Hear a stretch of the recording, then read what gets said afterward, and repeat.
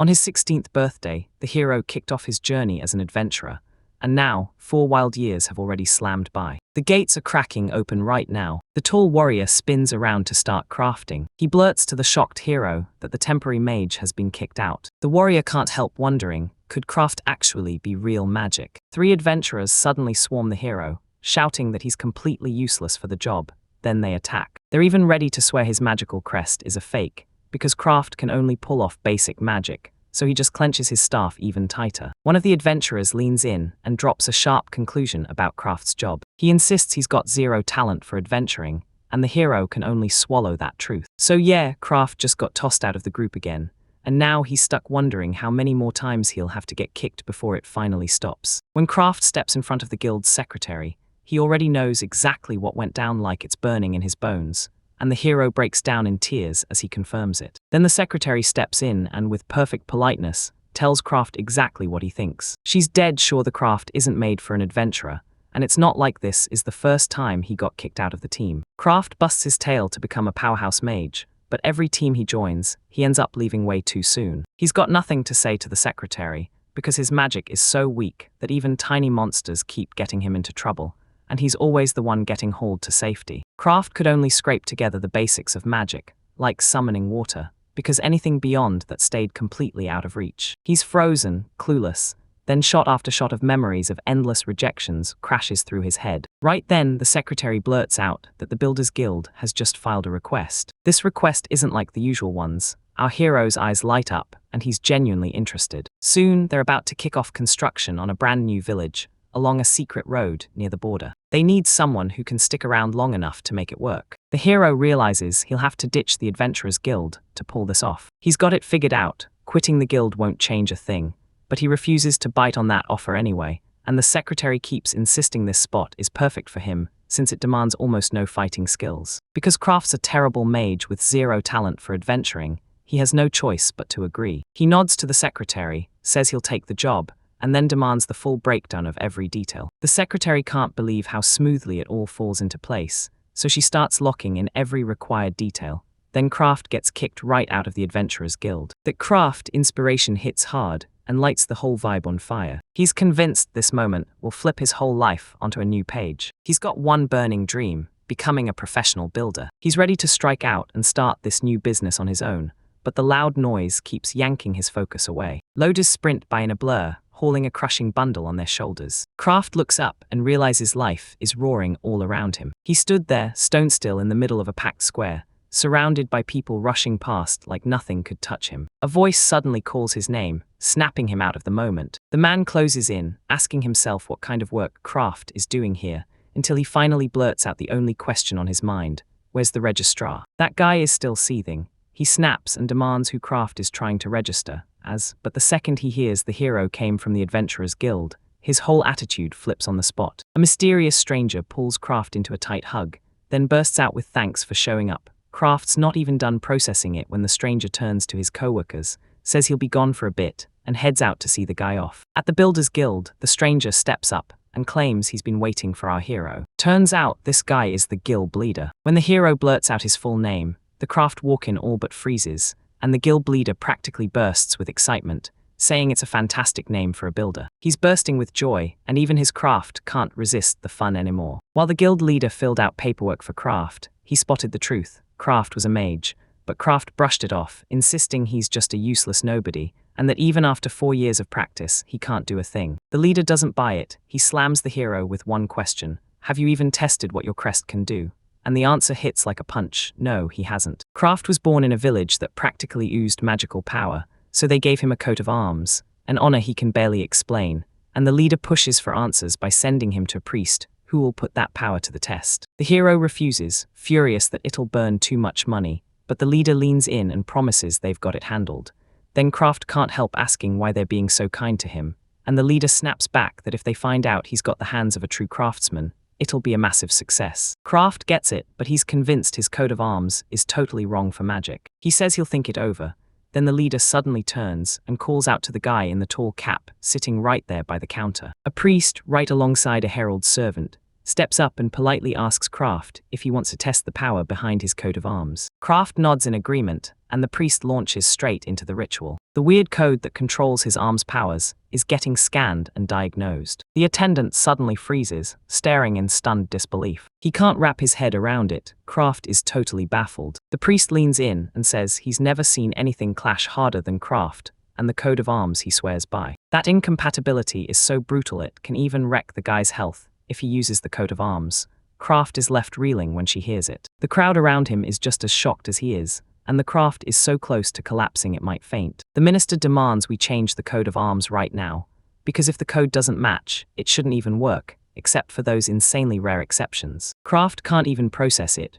Right before the stunned crowd, the priest vows to redraw the coat of arms on the spot, and Kraft doesn't hesitate, says yes. The hero leans in and demands to know which coat of arms fits him best. The attendant says the crest with the most special power is exactly the one that belongs in the craft. Twilight Alchemist's craft is driving everyone insane, because nobody has any clue what it really is. Everyone's blown away, and the guild leader snatches the craft with pure excitement. Turns out he'd never even heard of the Twilight Alchemist, because that crest isn't just decoration, it tweaks the usual alchemist just a little. So yeah, the alchemist's crest is priceless, but the Twilight Alchemist has never shown up. And here, the crests aren't just decoration anymore, they're ranked up, upgraded, and built from the basic crest. Twilight Alchemist hits the same tier as the basic alchemist. So right now, the main character isn't just strong, they're the deadliest alchemist in the whole bunch. That name sounds so weird because it's only temporary. Nobody ever had a coat of arms like this before. The minister pitched this plan to make it crystal clear. Once the protagonist masters alchemy, he'll be able to forge gold with his own hands. When someone asks straight up if he'll agree to change the coat of arms, Kraft freezes for a heartbeat, then says goodbye to the old one. Finally, he pleads with the priest to swap the coat of arms, so the old one can stop suffering. The minister pats him like it's all under control, then launches into the conversion ritual. At last, the minister roars out the name of the new coat of arms, *** Twilight Alchemist ***, and the ritual snaps shut, revealing a fresh mark blazing on the hero's hand. The hero's hand starts to glow, and suddenly, overwhelming magical power floods his whole body like a tidal wave. He can't even wrap his head around it. His magic is real. That hand bears a golden coat of arms, bright as victory, and the priest declares that out of every colored crest, the gold ones get top priority. He's never seen anything like this, and he's already itching to tell everyone about this pattern. The hero fumes at the servant, who just shrugs and says he was only doing his job. A mysterious girl bursts out in a loud, shocked shout,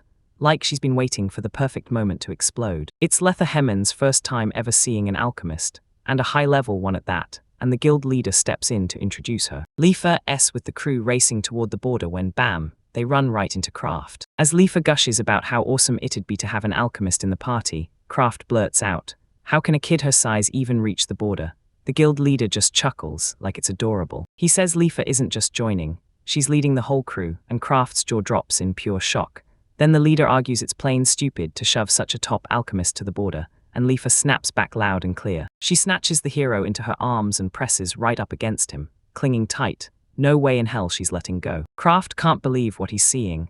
Lefa and their leader are still locked in a heated fight over where to send him. The leader clocks Kraft's confusion and snaps. Lefa isn't just an elf, she's part dwarf, and she's way older than she looks. Lefa erupts in rage, gripping a huge hammer as she threatens the leader with it. The leader drops his pride and apologizes to Lefa, and Kraft can't believe it. He thinks the man is actually seriously weak. Kraft grabs Lefa's attention and begs her to let him go, but the awkwardness still clings to him like a bad aftertaste. Then the leader cracks another joke about Lefa's age. She slams the hammer into the floor with bone-crushing force. The entire building shudders, and then the beams snap and collapse. Lefa says the repair money will be pulled from the Builders Guild, and everyone nods along, but Kraft shoots back that the leader himself is the one who's really to blame. The Builders Guild boss brags with full chest about how insanely strong Lefa is, but his smile fades fast, because he can't stop worrying about the village manager. The case traces a straight line back through the border counts. Kraft can't wrap his head around it. How can some nobleman rule over just one lonely border village? This chapter spills the details, showing exactly how he negotiates. But then he thinks, half-dwarf ally and a Twilight Alchemist right there, they can pull this off.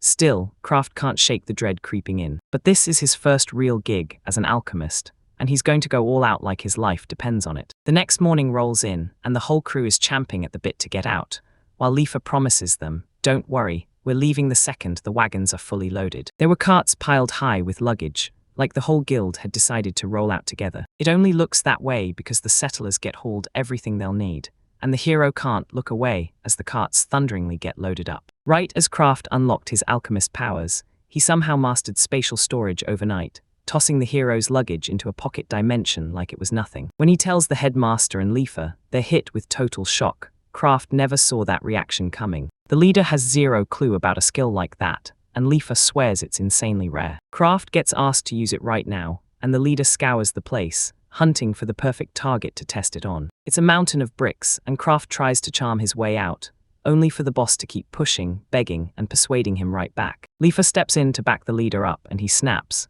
These bricks are insanely heavy and packed tight, so you can instantly see how much Kraft's storage can really hold. He even admits this is the best test for that skill. Sure, his powers couldn't possibly hold up. The hero throws a spell anyway, and whips it straight at the cart. To his shock, it all goes flawlessly. Boom, the cart vanishes straight into the vault, and everyone's left staring in total disbelief. It didn't take much effort, and honestly, it's wild the skill could handle such a huge load.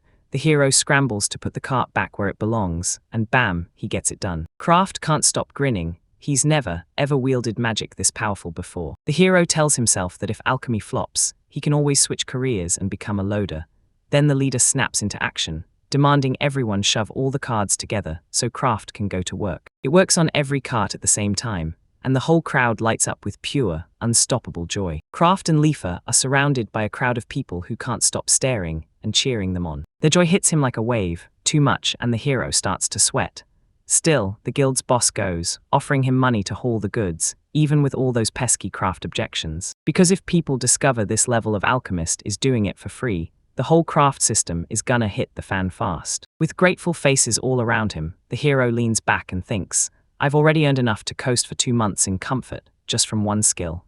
Then he stares at his new coat of arms like it's proof he's really made it. Leafa calls out to Kraft and tells him, drop the formalities, address me however you want from now on. Now every member of the guild is basically his family, and he can finally call her by her short name. Everyone's buzzing like they just hit the jackpot. Having teammates this strong is a total game changer. Leafa leans in and tells the hero to go kick some destiny.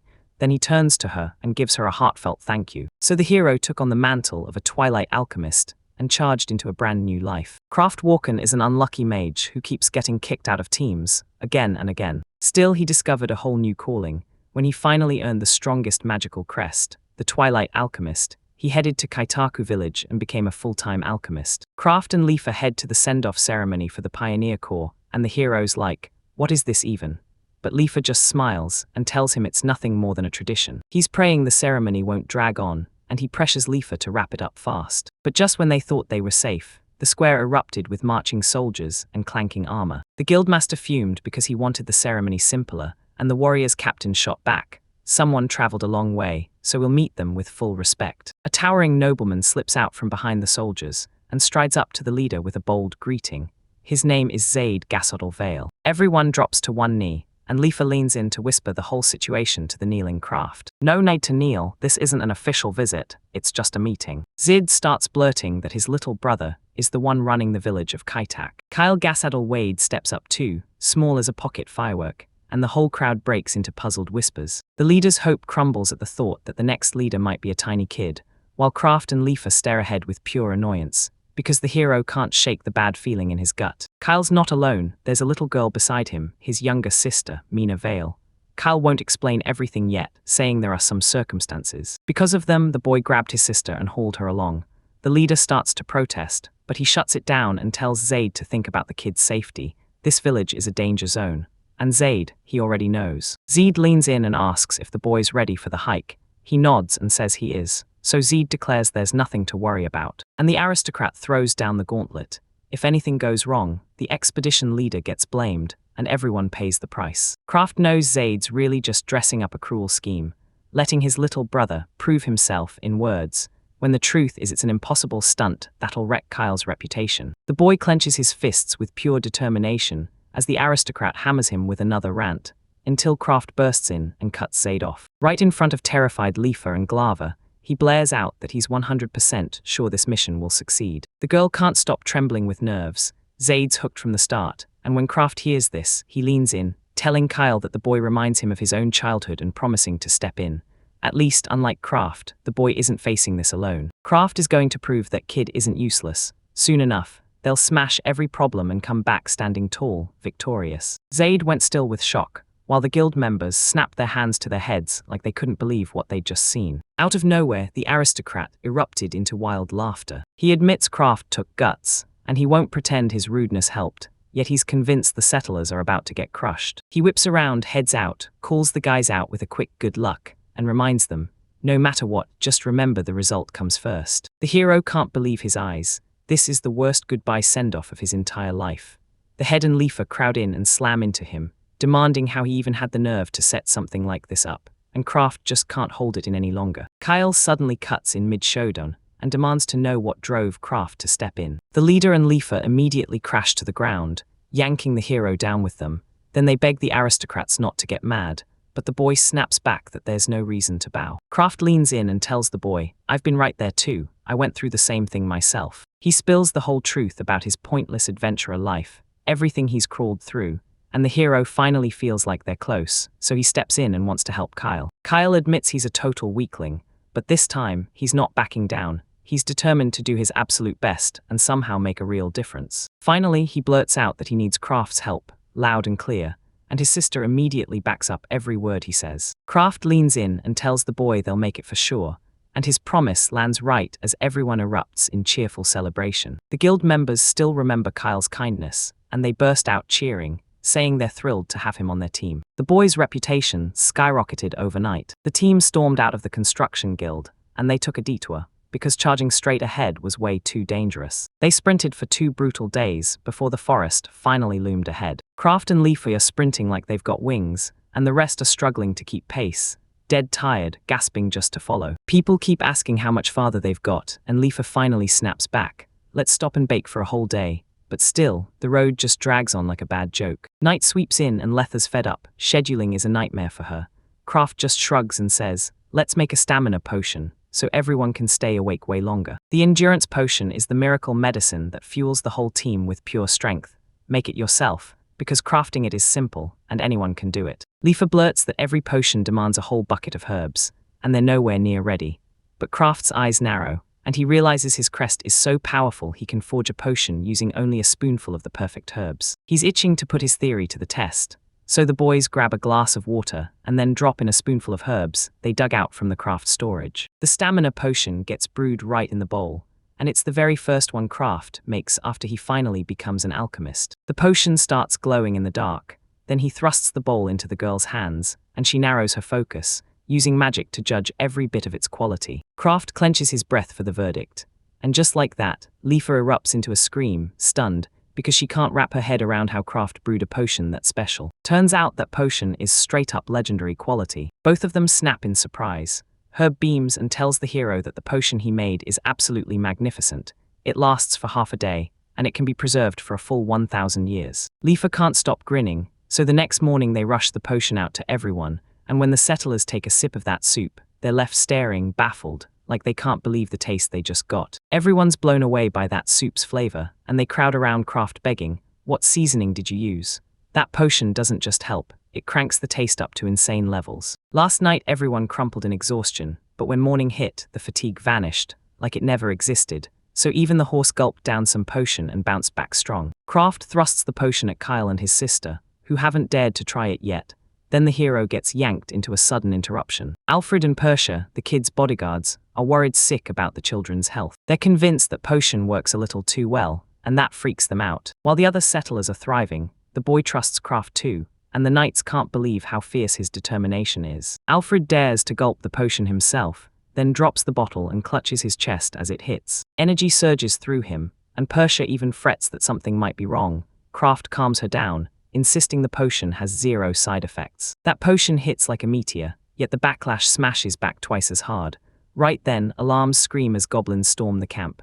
Persia rushes to judge the defender's strength, and the verdict is brutal. It's nowhere near enough. One lone fighter barrels forward to meet the goblins head-on, yelling that he'll take them all out. Goblins are pouring forward, closing in fast. Alfred slams headfirst into the goblin swarm, and blasts them apart with devastating strikes. No matter how brutal the technique gets, the knight never once tires, Kraft practically can't believe it, and he's overflowing with gratitude for the help. With fresh fire in their lungs, the settlers smashed their schedule. Planned for a full month, they still somehow arrived early. In just a week, the team slams into their goal, but the sight that greets them is downright bleak, because they stare, wide-eyed and skeptical, at the hulking ruins of houses gone wild with overgrowth. Turns out, Leafy grew up right here in this village. Kraft crouches and touches the rubble, and her childhood hits like a wave. Then a voice yells, "Leafy." The guys spot the perfect spot and decide, right here, to rebuild that village from the ground up. Kraft figured he'd be stuck building everything from the ground up in the wasteland, so he's relieved.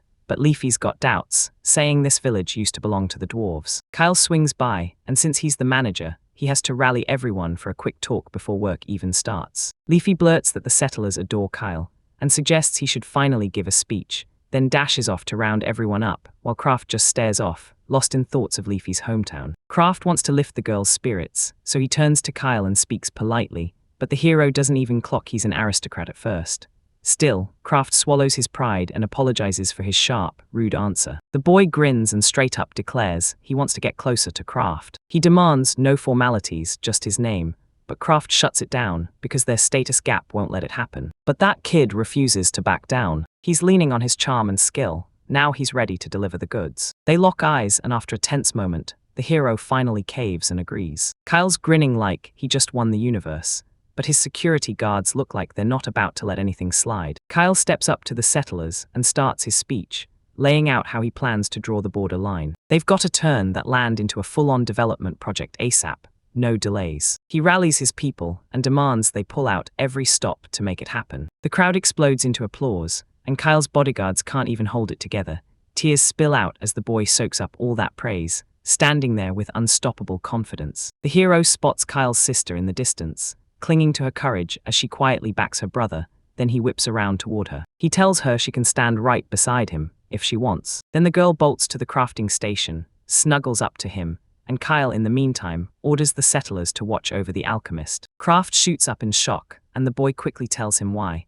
The hero has already helped everyone, and he'll be a game changer going forward. The settlers crave to honor their craft, and he forces the words out that they've all got to grind, right as the people start closing in. The builders cheer, seize the boy, and start launching him into the sky, while Leafa watches from safety and snaps that now, the craft is on the hook for all of them too. Even with everyone yelling for it to stop, this kept going for nearly a full hour. As soon as the guy finally gets freed, Leafa's already slammed with organizing everything. Leafa's determined to reward the bodyguards who rode with her, but all they'll trade for is one thing, a bottle of stamina potion. Kraft thrusts a bottle into their hands, but Leafa cuts him off and declares that only a special bottle can lock in the potion's quality, so Kraft can finally craft it right. Kraft shoots it out the second he remembers, telling everyone the potion lasts 1,000 years on a shelf, and the entire room just erupts in shock. Tucked inside a special bottle, that potion will stay sealed and untouched for a jaw-dropping 1,000,000 years. After downing the potion, the adventurers rush out,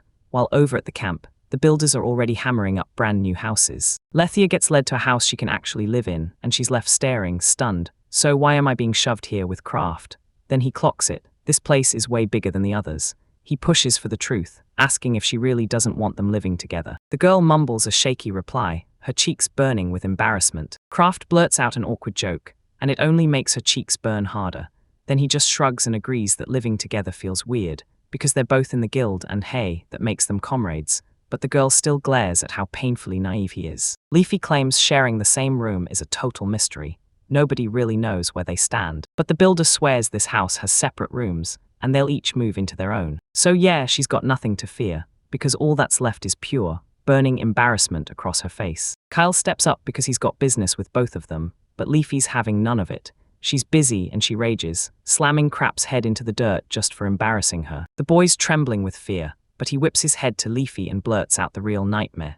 This village has no well, and running to the river every single time is a misery. Kraft agrees that the village needs at least one solid well right there in town. Leafy's sure they won't find a water vein that easy, but Kraft grins and claims he'll make water. Only Leafy scoffs, saying that kind of magic belongs to mages, not alchemists, and Kraft just fires back that he still remembers the water creation spell he learned earlier. With his brand new coat of arms, magic surges through him, and he's raring to put every bit of his hard-earned knowledge to work. Leafy and Kyle are thrilled, but Kraft drops a way crazier idea that blows them out of the water. He tells her to try dowsing. The guys are totally baffled. None of them have a clue what it is. Leafy thinks it's a trick to sniff out water or hidden ore, and she's right. Kraft's trying to use alchemy to forge a magical pendulum out of plain old stone. That pendulum swings even while it hangs above the underground veins. So they can hunt for water on foot, no craft at all, but right as they start, trouble hits. Turns out crafting won't work. There's no magic stone in sight, and there's nothing at all to make one either. These stones tumble out of monsters. Get ready, because the toughest, rarest beasts drop the best ones, and alchemists everywhere use them to make miracles. Kraft needs the orc's magic stone, but it's a nightmare to grab. If Persia and Alfred get sent out for it, who's left to watch the kids? You can buy stones in the city, sure, but because you need them in huge amounts all the time, getting enough won't be easy at all. Kraft swears he's ready to start hunting for stones. Then one of the settlers comes sprinting in like something's gone horribly wrong. He says his recon team spotted an orc village nearby, and Kraft can't believe his luck. At least 20 orcs are swarming the village, and the settlers are shaking in their boots. These aren't soldiers, just ordinary folks who know exactly how deadly orcs can be, but Lafayette, he's not rattled in the slightest, even with 20 of them coming. She tells them that even though she's retired from adventuring, she can still cut down a few orcs. Then Kraft snaps back that he's going alone. He's also a former adventurer, so he won't let her pull a stunt that risky. She fires back that she's an adventurer too. Kraft demanded that the reconnaissance be left to him. Nobody saw it coming when he volunteered for reconnaissance, but Kraft insists it all makes sense, because his awful mage skills are exactly why he's the right fit. So he had no choice, he had to take care of everything else.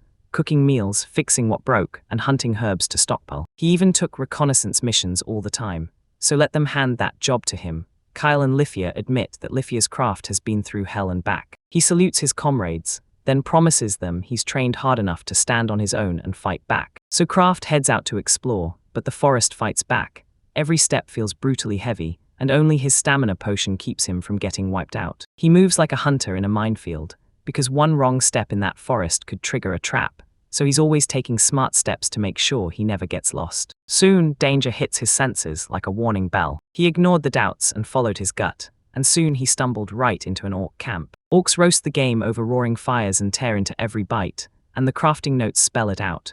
It's not 20 of them, it's roughly 30. Turns out, Kraft wasn't messing around.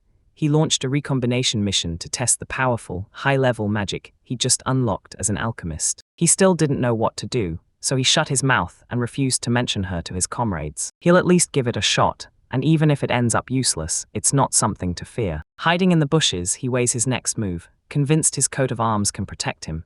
Yet if trouble strikes, he's already ready to bolt. He's great at running. Kraft finally rises and unleashes a brand new move. Ice Prison. A deafening roar hits as ice blasts into the orc clearing. The hero's jaw drops, he can't even blink, and there they are, orcs sealed in ice like they sprang out of nowhere. Kraft bursts out with excited cries. He finally unlocked a devastating offensive spell that turned the tide. The strongest spell he'd ever had before could only shove things around. But now his full potential is unleashed, and he's thrilled he gets to pull off dangerous magic, while that snowstorm he summoned is still prowling around. Right here, Kraft realizes the cold is hitting him hard, way worse than it should. He poured every ounce of power into that spell, and now the snowstorm was raging around him.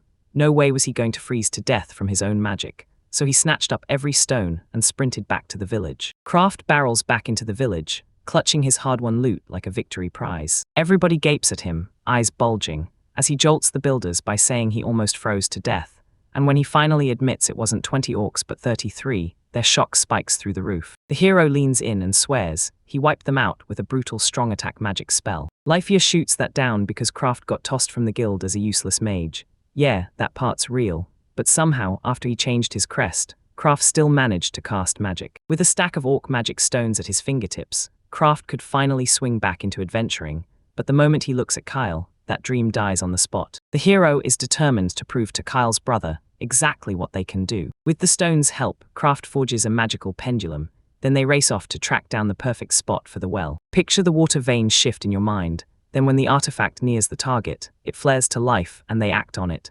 Just then, the craft suddenly dies mid-mission. Right where it finally came to rest, the artifact blazed with its brightest light. They start digging, and Leafa snaps Kraft away from the job so he can finally rest. Then everyone digs like crazy, until they suddenly freeze, stunned by what they find. Everyone's losing it with joy because they've finally found water. The builders can't even process it. They hit the vein on their very first try, even though it's usually a nightmare to find. Lifa goes off on this. Craft saved the day by smashing monsters and even locating a well, and the builders hear that and swear, then we'll build him the absolute best well. Morning breaks and it hits our hero with the wild news. A brand new well has just been built. Right as Craft digs into his breakfast, he spots a bunch of aristocratic kids closing in on him. Mina, Kyle's sister, grins and wishes him a good morning, and Kyle snaps back that this is no normal thing. It means she's officially latched onto Craft. But she won't step anywhere near the Craft. Shyness clamps down on her, and her manners won't let her. When the boy asks what he's doing today, Craft grins and says he's free, then admits he'll probably be knee-deep in potion research, and Mina gets genuinely moved by it. Craft sighs. The girl brushes his cloak, and he's totally lost on what that aristocrat is after. She's eerily silent, so Belcia, the girl's bodyguard, keeps a sharp eye on everything. She insists the girl is trying to worm her way closer to the hero. Craft instantly realizes Belcia is nothing like Lithia. The bodyguard can't stop staring at Craft's spatial storage while he reaches in and pulls out a handful of magic stones. He squeezes the stones to bits, brews up a powerful healing potion, and tosses it into a barrel. Then he just has to wait a little longer before it's finally ready. If it won't spoil the potion, they'll take it straight to the warehouse, and the girls can't stop watching. Minus glares at the young man, while Belcia snaps that they can't keep pulling the hero off course. They need to get back to business. But he shrugs it off and smirks that spending time with beauties like them is an absolute honor. He tells the girls they can stay as long as they want, but the moment he turns around, he clocks a sudden shift.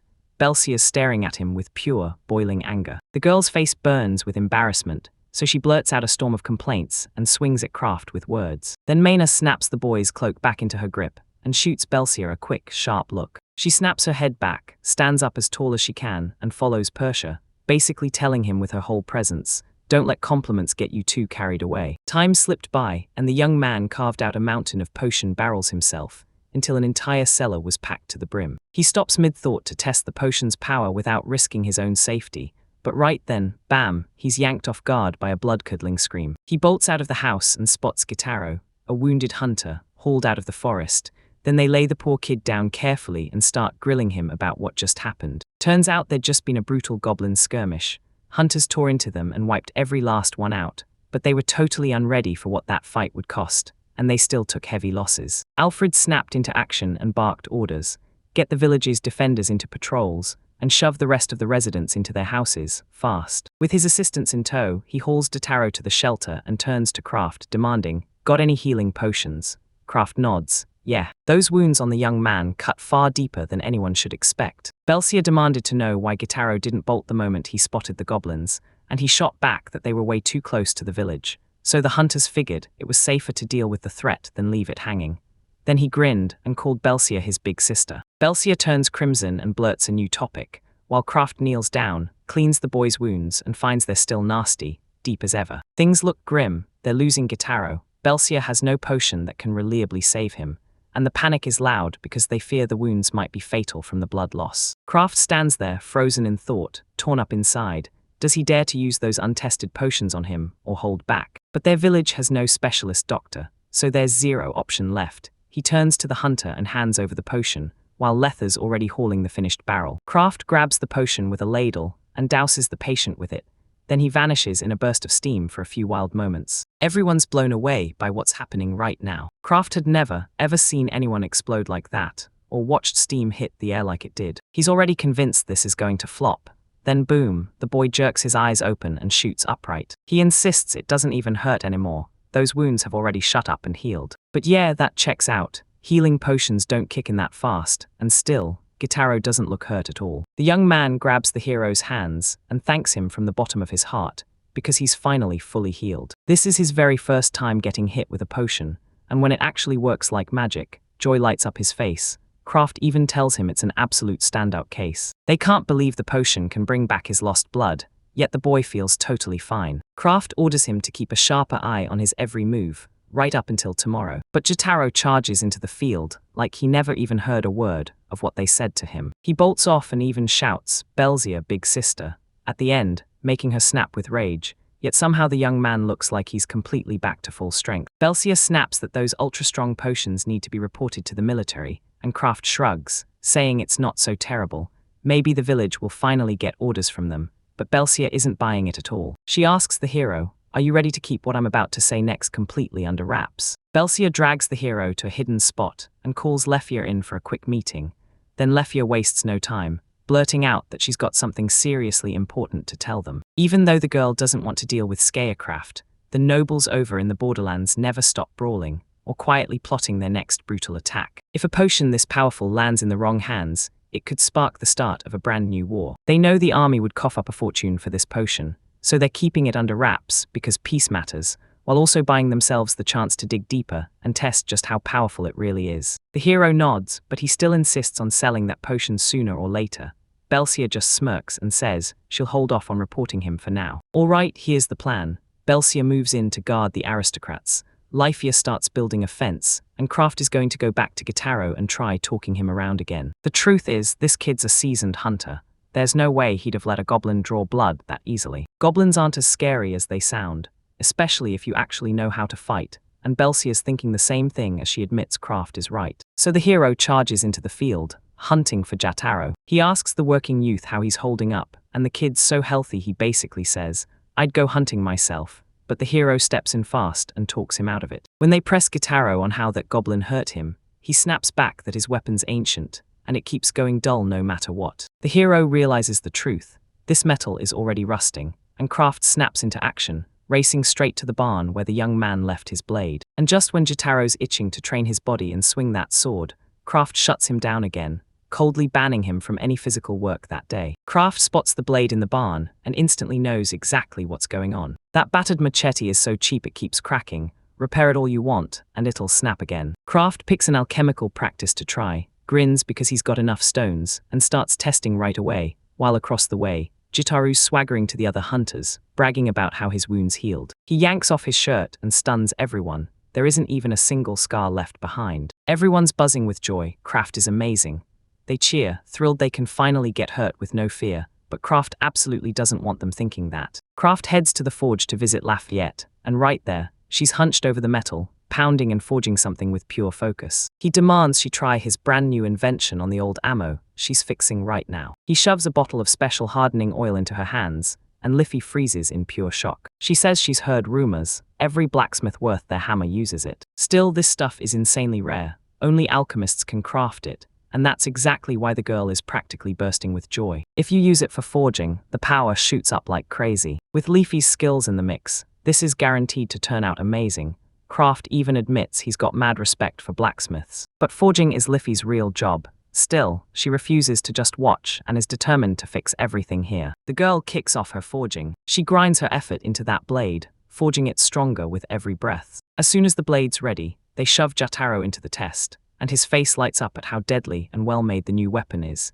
He whips it around and starts slicing things, and the boys immediately yell for him to slow down and be careful. Leafa leans in and studies the machete blade by blade, like she's searching for a hidden weakness. The blade comes out spotless, no damage at all, and the impact is absolutely massive. Tempered the simple way, that blade would have shattered like glass, but the oil supercharged it and made it perform way better. Now Kraft is itching to try a totally different potion. They slather the blade in that potion, and Kraft drops a weird hint. Jataro, take the machete and see what it can do on a tree. He rockets upward and smashes into a jutting branch. He slices through the branch like it's nothing at all. Jataro follows the branch, and the moment the blade brushes the tree, it tilts too. Jataro grins because now every cut slides through like butter. Everyone turns and sees it. The tree is crashing down too, and the kids freeze in total shock. They stare like they're stuck in place, frozen at the fallen tree trunk. Chitaro yelps at the top of his lungs, and Kraft grins, because that blade's power is no longer just machete level. The brand new potion is turning into sharpening oil,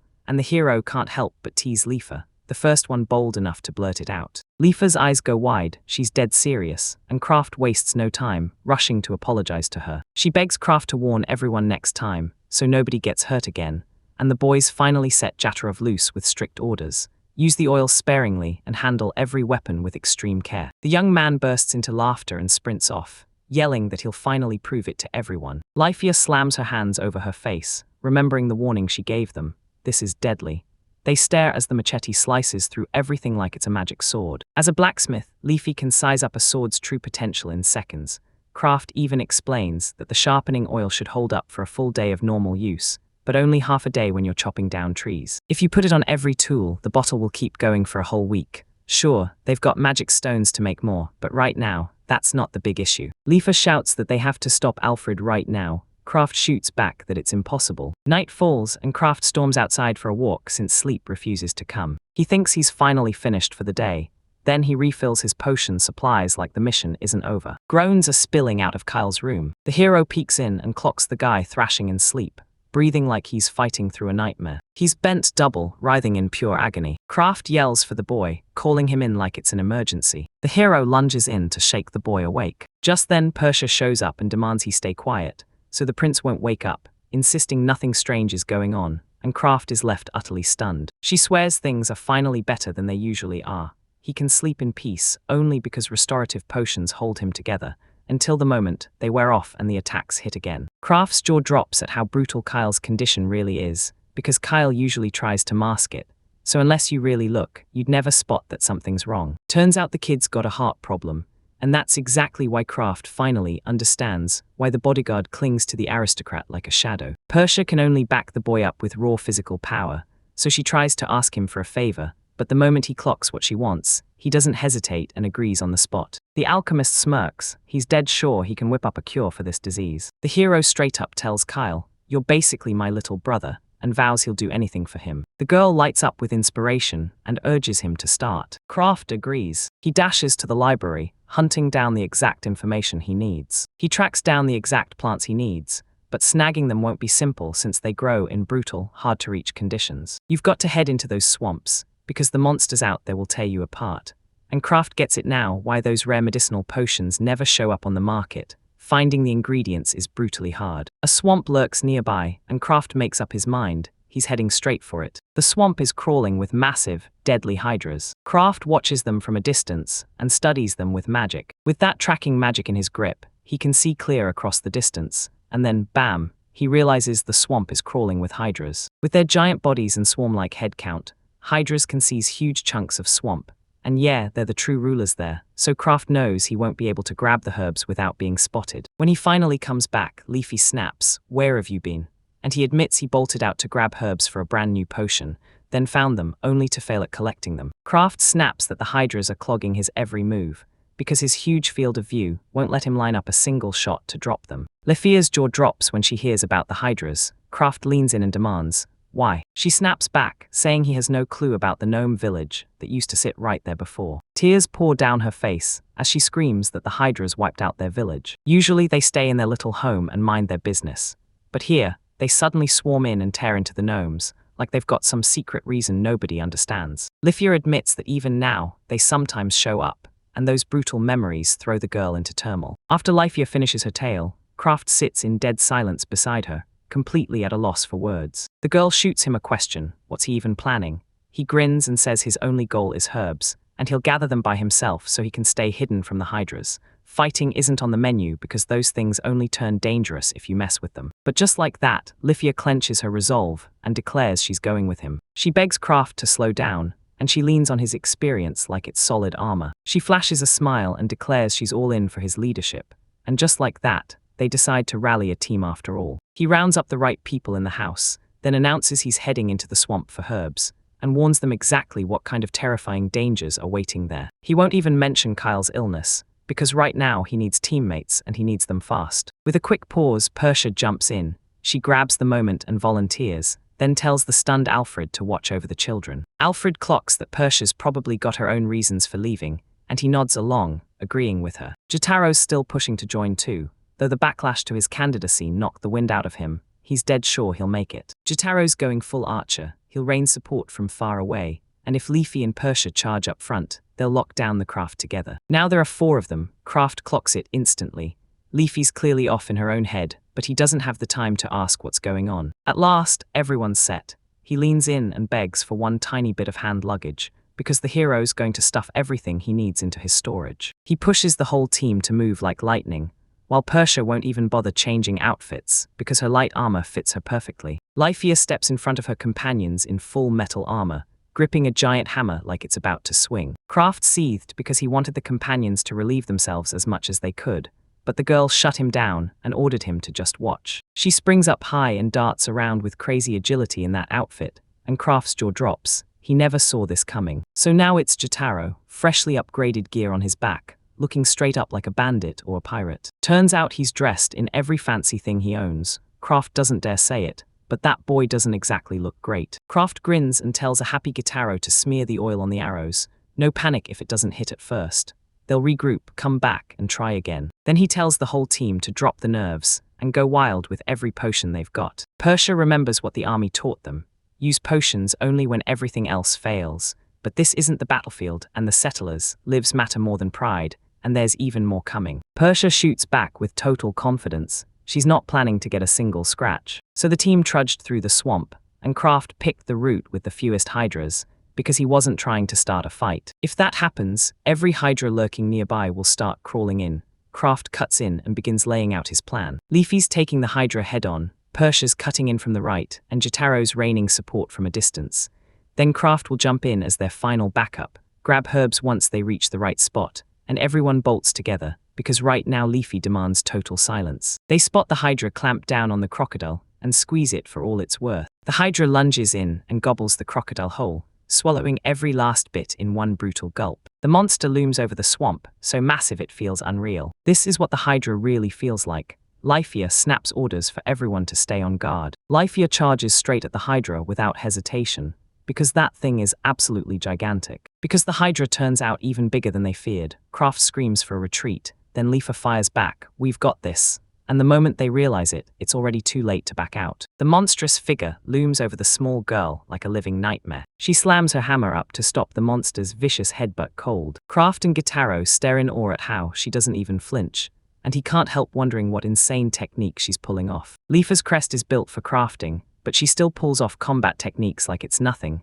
So yeah, the girl's been training non-stop. At last, the bodyguard lunges in from the side, and her sword glints slick with sharpening oil. Kraft still isn't convinced he can win against that massive monster, but the girl drops her Phoenix Whirlwind technique like a fiery answer. She slashes the monster's neck with a single strike, then whips past him like a blur. The instant Hydra starts ripping apart for real, all four snap in shock, like their world just shattered. The bodyguard crashes into the water, and right behind her, chunks of her wrecked neck splatter into the swamp, and Jotaro roars out loud how damn awesome the girl is. The girl declares the potion works wonders, and as if on cue Jotaro pulls out the monster's magic stone, while Kraft can't stop staring at the boy like he's a total bandit. Suddenly, Lyphia bursts into laughter. She keeps laughing louder and louder until her friends start to panic. The girl springs to her feet and bolts off like her life depends on it. Everyone is stunned, then the knight practically screams, "Catch up to her now," and she barrels forward, racing to keep her within reach. She rockets after him at a wild pace, and Kraft and Jotaro scramble right behind her. But once they finally catch up to the girls,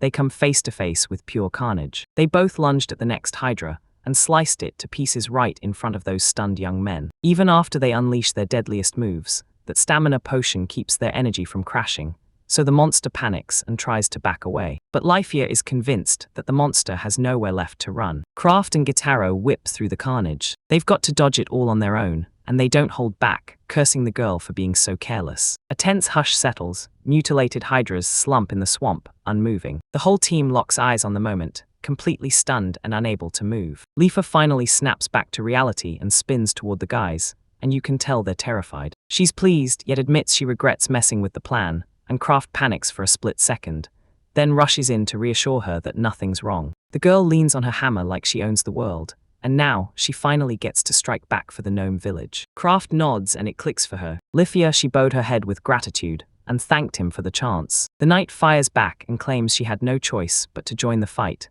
but it just doesn't sound believable at all. Good news for her, Kraft isn't furious about the plan blowing up, because at least they still got the grass. Kraft can't stop wondering if Lyphia's rampage is why they dumped her here, but it isn't, and soon everyone funnels back to the village. At last, the young man finally brewed the legendary medicine. If Kyle can't be tested, the potion never gets handed to him.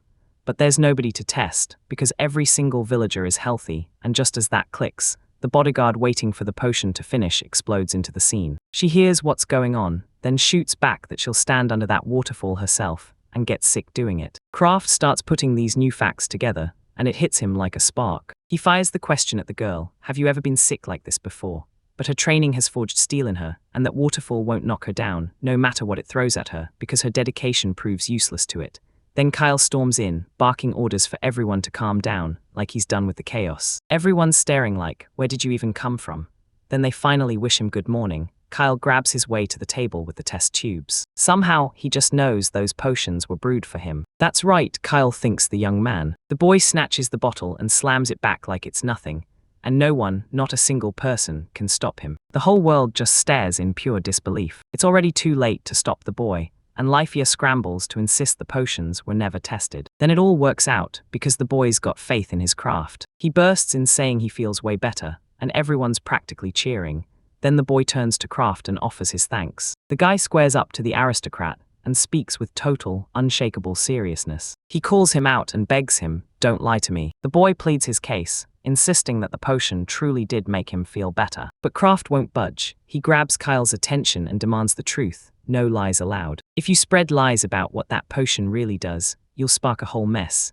Because Kraft's words are already rattling the bodyguards and warning them to back off. Kraft wasn't even fully convinced the potion could save the boy. Potions like that one swept away sicknesses, chasing off colds and flu like they never stood a chance. But these aren't just random illnesses. Some are triggered by outside forces, and Kyle was born with it from the very start. Kraft couldn't tell if that potion would really stand a chance against his congenital disease. The bodyguard snaps at Kraft, furious that Kyle might not be stuck like this forever. But the second the hero throws out his next plan, the whole room goes dead silent, because it just might actually work. Kraft snaps his attention to Kyle and tells him to hang in there with those stamina potions. Kyle just shrugs, says he's used to it, and admits he's done pretending. The bodyguard whips around, hardening his gaze as he gets ready to craft his next move. She blurts out an apology for yelling, and he waves it off like, "It's fine, anyone would snap like that." The girl tells her she's ditching the village's safety to brew her craft, and she bolts with the boy, but Lifea's left reeling when that legendary potion turns out to do nothing. Kraft says it has to be some kind of deadly disease, because the doctors tried everything and still couldn't fix him. He knows healing magic can't touch congenital diseases, and he thought they'd get lucky anyway, but then he realizes there's another way, and it's going to be a pain. For now, Kyle can smash the disease into submission with recovery potions, and the settlers need to push onward and expand the village. He's set on building his very own adventurers guild right here. This matters in every way, because the village is about to need its strongest fighters to stand guard and keep it safe. Kyle's got a potion that could heal him, but the swamp herbs won't cut it, and the real ingredients are so rare they're basically impossible to find. The only grass that matters is growing out in one of the most dangerous places imaginable. Inside the dwellings of dragons. The guy clenches his jaw and swears, Kyle will get cured no matter what. A tired group of travelers trudge toward a border village they'd dreamed of for ages. Sure, monsters had hunted them along the road, and now they were bracing for some wrecked, broken place at the end. Still, one of them leaned in and whispered, "I don't just want to survive this, I want to find the one I'm looking for." Travelers swear they're ready to take on the brutalist conditions the world can throw at them. But when they finally arrived, they froze, because right ahead was a thriving city they never saw coming. Everywhere you look, towering mansions line the streets, everything's spotless, and even a brand new well just popped up. Lifea comes face to face with the travelers, and one of them blurts out in disbelief, asking if it's really true their village was only built 6 months ago. She naively shrugs and confirms it, then leans in, saying she expects big things from the new arrivals, and they're absolutely blown away. During this stretch, the whole village lit up with smiles. People even lured fresh pioneers to kick off a local adventurers guild, and then out of nowhere, someone shouted, "Kraft." That's his buddy Reddick, the fearless adventurer, and Kraft stares at him, totally blown away. The hero once teamed up with him in the same unit, and now this young guy presses Reddick, "How did you end up here? Was it really just to watch the new arrivals?" Reddick says yes, but that's only part of the story. Riddick rolls in to get the job done, and Kraft jolts in shock. Reddick's just a C-rank adventurer, sure, but his party's packed with seasoned warriors, so Kraft doesn't get why they'd even show up in a remote spot like this. Reddick grins and says, "Plenty of monsters live here, and now that the village is here too, we can hunt them all without stressing about supplies." Riddick also admits he hates Kraft leaving the band, but when he tries to say it, Kraft freezes, red-faced, embarrassed, and completely stuck for words. The hero's got one thing to say to Riddick, and it's about to hit hard. He remembers how he hooked up with his group when he was still a total rookie, when everybody was fresh from the start and life felt like pure adventure magic. But once his friends leveled up and got way more skilled, he still couldn't catch up. Kraft started feeling like dead weight, couldn't match their pace, and finally walked away from the group. After that, he bounced from one team to the next, and the exact same curse still caught him, every single time. Kraft leans in and tells Reddick the truth, warning that this kind of imbalance never ends well. Then he shoots a question. Tell me, hero, did you know what they call you in the guild? Kraft already knows the nickname, the mage who insists he's the real deal. Turns out, only a small handful of people ever used it for real. Even then, they were nothing but worthless people. Still, there was one more nickname everyone whispered. Kraft was summoned as the mentor for every aspiring adventurer who dared to dream. These fresh adventurers who got swept into his group wouldn't say a word about it, and it was all pure embarrassment, because Kraft honestly had never heard of anything like that. Even though Kraft helped them rise, they had to shove him out of the band eventually, and now a ton of them still carry heavy guilt for it. Kraft digs into the old days when he trained fresh adventurers and ran wild on quests beside his comrades. He still remembers the moment everyone started turning their backs on him, until it finally blew up and they broke apart. Even while he was drowning in uselessness, he couldn't believe it. Inside the guild, people still cared about him. Redox told everyone that he and his friends are ready to repay Kraft's kindness by rolling up their sleeves and helping build up his village. The crew slaps hands together, sealing the moment with a loud, confident handshake. So the village is booming like crazy, and the biggest reason is the Adventurers Guild finally getting founded. These lands have always been crawling with monsters. Now it pulls in adventurers from everywhere, all itching to dive in and hunt their next prize. Because of this, the village starts booming on its own, and suddenly jobs show up everywhere. More and more people poured in, so fast that they ran out of houses. So the whole village is cracking down and expanding the hotel right now. But wait, now a potion and weapons shop has popped up out of nowhere, and the place is packed to the brim. The shop is packed every corner, wall to wall, while the owner stands behind the counter with her mouth hanging open, stunned by the sheer crush of customers, and she's left thinking, what am I even supposed to do? The crowd hangs on her every word, and Kraft just clocks it. Most people don't care about anything except Silura. The whole place is roaring with life, and then boom, Kraft gets called out. This is little Kyle. He hustles the hero straight into the negotiating room. Kraft pours tea and shoots the question, did something happen? And the boy answers that he needs to talk about something big, with his sister and their bodyguard Belzia right there too. Turns out the village has to be named, and that hits Kraft like a truck, leaving him completely stunned. He didn't even realize there was still no name left to claim. Every try to settle here before had crashed and burned, and now Kraft was pushing one idea hard. Call it Kyle's Village, like it belongs to the manager himself. Alfred and Belsia have already pitched the same plan, but Kraft's still blanking.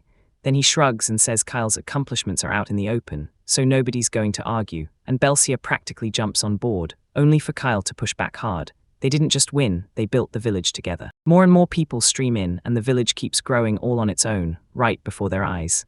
He grumbles that his name doesn't fit, while Kraft insists it's perfect, then pushes them to hash it out together. And with that, he whips around to Belsia, begging for ideas. But she digs her heels in and snaps back that there's only one answer, Kayla's Village, and nothing else will ever work. Then the hero whips around to Mina and throws out an even nastier name, Croft of Village. Even though Kyle likes that name, Kraft swoops in and insists they call it Lithia Village. But they snap back, saying the real credit is all on him, and even Belsia nods along. Then boom, someone knocks on the door out of nowhere. Lethia slips in and assumes Kraft and Belsia are squabbling over who runs the village. Then Kraft yanks her inside anyway. She zeroed in on the problem fast, and jumped into the creative process with both hands. She pitches the name Twilight Village, but they snap back that it sounds like the place is falling apart. Still, it's the perfect fit, because it links straight to the main character's coat of arms. And yeah, he's the Dark Alchemist, and it's his power that lifted this village to the prosperity you see today. Kyle thinks Kraft is a great name, but Kraft shoots the idea down instantly. Then Belsia points out that the setting sun is a bad omen. Kyle shoots out a new idea, Dawn Village. Lithia can't help but grin. This name screams a new journey, a perfect fit for a border village. Belsia nods right along, since Kyle is the one who threw the name out there in the first place. After talking it over with Mina, the boy steps forward and declares their fresh start, Golden Dawn Village. The second Kyle steps in, everyone starts showering praise on him, totally ignoring Kraft and brushing off everything he tries to say. The hero only catches this. The boy, back from grabbing the documents, leans in and tells Lifa he wants to name the village after Kraft. A little more time slips by, and Kraft suddenly feels it. This is the moment. He storms up to Lifa and addresses her, like the moment demands it. The hero leans in and tells the girl he's been dying to go mine ore, and now's the perfect moment. He's ready to dig up iron, copper, mithril, and adamantite, and he pushes her to come with him while pointing to the map and showing exactly where he planned to go. The Artisan Guild swears their predictions point to the rarest minerals here, and when Lifia studies the map, her brows knit tight with sharp focus. Kraft says it's a nightmare to reach this place because the forest swarms with monsters, so when Lafayette hears it, everything clicks, and he finally understands why the village begs for adventurers. Yep, you can file an escort request with the Adventurers Guild and cover the costs straight from the village budget, but fair warning, mining the ores is gonna drag on for ages. But you can craft picks from top-tier steel, dip them in sharpening potion to turbocharge the grind, and thanks to Lifia, the dwarf, you'll even have help hunting down the ores. The hero blurts that he wants to try something else, and Lifia stares him down like she's trying to catch the lie in Medea, because she's sick of him hiding secrets again, yet the craft won't give up a single clue. At last, everyone's finally set and ready to go. Ever since Radok joined the group, he thanked Kraft for setting up this fresh quest, and Kraft just smirked, saying he handpicked the best people in the village, but somehow Gitaro showed up too, even though Kraft never invited him. So the whole team kicks off, racing to grab the ores. This is also the first move towards saving Kyle's life. Radok shoots a wary look at Lifia and asks why she's keeping Kraft under a microscope, but he brushes it off. With the Radok squad by their side, the guys set out to hunt down rare metals. Then Radok, the squad's leader, steps up and introduces his crew. He carries the swordsman's crest himself, and he throws everyone off by casually saying that he and Kraft used to be teammates. In the group, there's another girl who radiates pure menace, Solol, the ranger. Kraft nods at her like they're just acquaintances. Sure, they met in that village, but life never gave them a real moment to talk. They can't even hide it. Both of them burst into the same happy words, all fired up just to finally meet. Back when Kraft teamed up with a bunch of adventurers, he fell hard for her, but once he looked closer, he knew it just wasn't going to work out. Because she loved Radok, he shoved those thoughts aside. Then somehow, they ended up meeting again, and honestly, that's wild. Radok throws open the doors and introduces the others, Priest Bep, Magician Bardak, and Warrior Morda. Turns out Kraft knows all about that. This mess mage still crushes with magic, even without a coat of arms. That mug packs more power than any normal person could handle, and even though he's quiet and keeps to himself, he always drops every single key detail you need. Then Jotaro crashes in, blares his name and declares, "Right there, I'm a young hunter." Radok snaps at the young man, demanding to know right away, "Are you a bandit?" He's fuming because those are his best clothes. Radok scrambles to calm him down, insisting they look just like the nameless bandits everyone he loves talks about, and Gitaro shoots back in protest. So the squad pushes deeper into the forest, hacking their way through monsters left and right. Retic blurts out whether they'll be allowed to snatch those incredible magical stones and all the other goodies sealed inside the monster's body, and Lifia nods. Yeah, absolutely. Kraft can't help but praise the adventurers, because they crushed every expectation and came back even stronger than anyone thought. It's all thanks to the stamina potions. The warrior and the rangers swear they turn fights around. Then the mage grumbles that he can't get anything like that, and right when the complaint hits, Kraft steps in and says he's got something for the mage too. This is a mana potion, drink it, and your magic surges back to life. Kraft hands it to Bardak, and the whole room erupts with joy, because this isn't just expensive as all get out, it's also legendary through and through. Retic swears this plan could take down even a Cyclops, right now, and Lifia can't stop herself from fearing he'll jinx it. Suddenly, the travelers spot a cave, just a stone's throw away. The heroes are going in, because that pendulum isn't lying, it's screaming that the place is packed with ore. The magician and the alchemist fire up glowing spheres of light at the exact same time. The warriors snatch torches, and since the heroes already cracked the lighting, they charge straight into the cave. The travelers push deeper into the cave, chasing whatever waits in the dark. Water dripped from above, lizards scurried along the walls, and the passage they picked was so narrow they barely fit. But Lifia studies the ground and locks onto the idea that ore has to be buried here, while Kraft has no clue how she pulls it off. Even in pitch-black darkness, Lifia, dwarf that she is, can still spot every ore like it's glowing. As the drop begins, Lifia keeps her eyes on the ground, testing the soil with every step, because everyone's counting on her, praying this place hasn't turned into a living dungeon. As Retic says, there's zero dungeon vibe here. This place is just a cold cave. Dungeons are crawling with wild, otherworldly monsters, but that's not all, because those places are packed with rare treasures too. Meanwhile, the passage starts to stretch wider with every step. The heroes stumble into 3 stone lizard monsters, all plated in brutal, unbreakable tough skin. The adventurers snap into action at once, charging into the monsters with a tight, coordinated assault. The lizard rakes the warrior's shield with a savage claw strike. The ranger snaps his bow up, praying the arrows hit like sharpened blades, slick with oily precision. The arrow thunders into the reptile's forehead, and it drops dead instantly. These adventurers catch the spark from that and decide to storm straight into the cave to search every dark corner. The fight with those lizards is still raging, and it shows no sign of stopping. The ranger fights right beside a warrior who shields her from every hit with his massive guard. At last, the fight finally goes quiet, and Reddit is already calling it. The lizards are wiped out. Now they just need to snatch the materials, pack up, and roll out. And Kraft has got a good feeling about how solid the guys are as a team. Crafter dials up a call, and with a bittersweet ache, he recalls the days when he himself was out there adventuring. Retic smirked and said the lizards were a breeze, because his skill as an adventurer was impossible to deny. But they both admit the heat from the oil had a hand in it too. Redok can't help but smile. The craft got upgraded for the better, and the hero nods in full agreement. Then the priest from Redic's team steps forward and says he wants to test his own power too, and they all agree to pick it up another time. Suddenly, Leafa blurts out that the earth has shifted.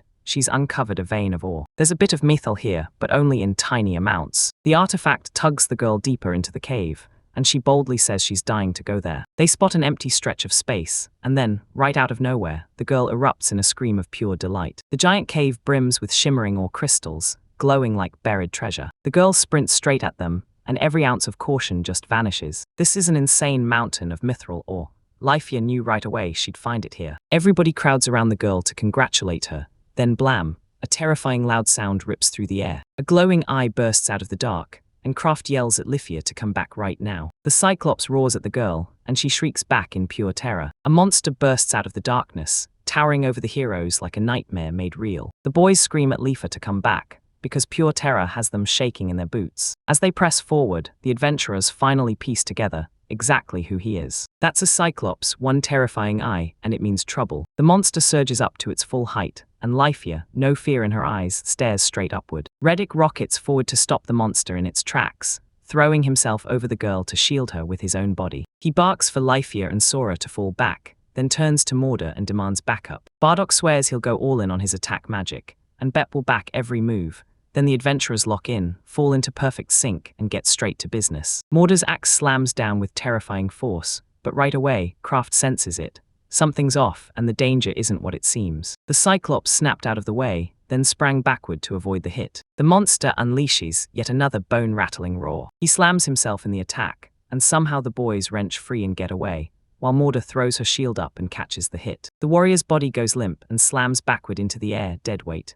Bep shrieks his name, begging him to come back, but then a cold hand with a coat of arms drops onto his shoulder and cuts his hope short. This guy's an alchemist. He steps in, shouts at the warriors to keep battling, and promises that his potions will heal the wounded. He crouches over the fallen Morda, yanks a potion from his chest, and slams it into use. The warrior snaps back to his senses, and relief hits him hard. He feels way better in an instant. He bursts up to his feet and charges straight into the fight, landing hits from the very first second, and everyone's left staring in shock, because he bounces back faster than the adventurers ever thought possible. Turns out this Cyclops is way faster than anyone expects, and Reddick wastes no time, urging Cyril to blast the monster straight in the eye. But she locks her aim on the Cyclops, who's getting pounded by Morda's non-stop assault, and snaps, "No way, it's impossible. The monster is just too damn fast." The Cyclops lunges back again. That monster is insanely powerful, and Reddick flat out swears it's a total one-sided slaughter. Kraft can't shake the fear that there's nothing left for him. Fire and wind are too deadly to risk underground. Earth magic is still a mystery to him, and he straight up can't even remember any area attacks. He suddenly has a brilliant idea. Then the alchemist lifts his hand, and snowflakes explode upward around it like they're obeying his command. Everybody turns to the hero in a heartbeat, and pure amazement hits them like a wave. Kraft molds an elongated object, shaping it carefully in his own hand. And this is his brand new move, the Ice Fang Dart. The boy whips a dart straight at the monster. A crackling magic projectile rockets straight through the monster's chest. Cyclops crumpled in agony, arches twisting with every wave of pain. Everyone staring, mouths wide. This kind of magic has them shook, and the impact site starts freezing over right before their eyes. Reduk rallies his crew, slams the command to Sora, aim for the eye, and he and Mordor crash into the Cyclops with renewed, unstoppable fury. The warrior unleashes his fury, Storm's sword slicing the air, then the wolf's devastating strike to finish it off. The warriors pounce on the Cyclops and slam it with brutal hits. Sorrel finally fires off the shot and nails the target dead on. The monster slams to a stop, freezing mid-motion and starting to tip.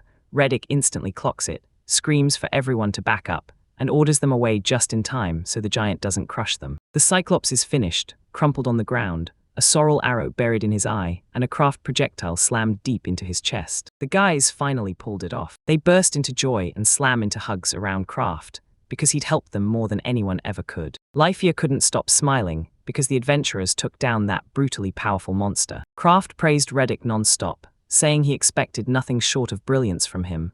Then Reddick shot back and objected. Reddick insists it was Craft who brought the monster down. Reddick blurts that the alchemist has mastered unreal magic, and Sorrel nods like, "Yep, everything's done.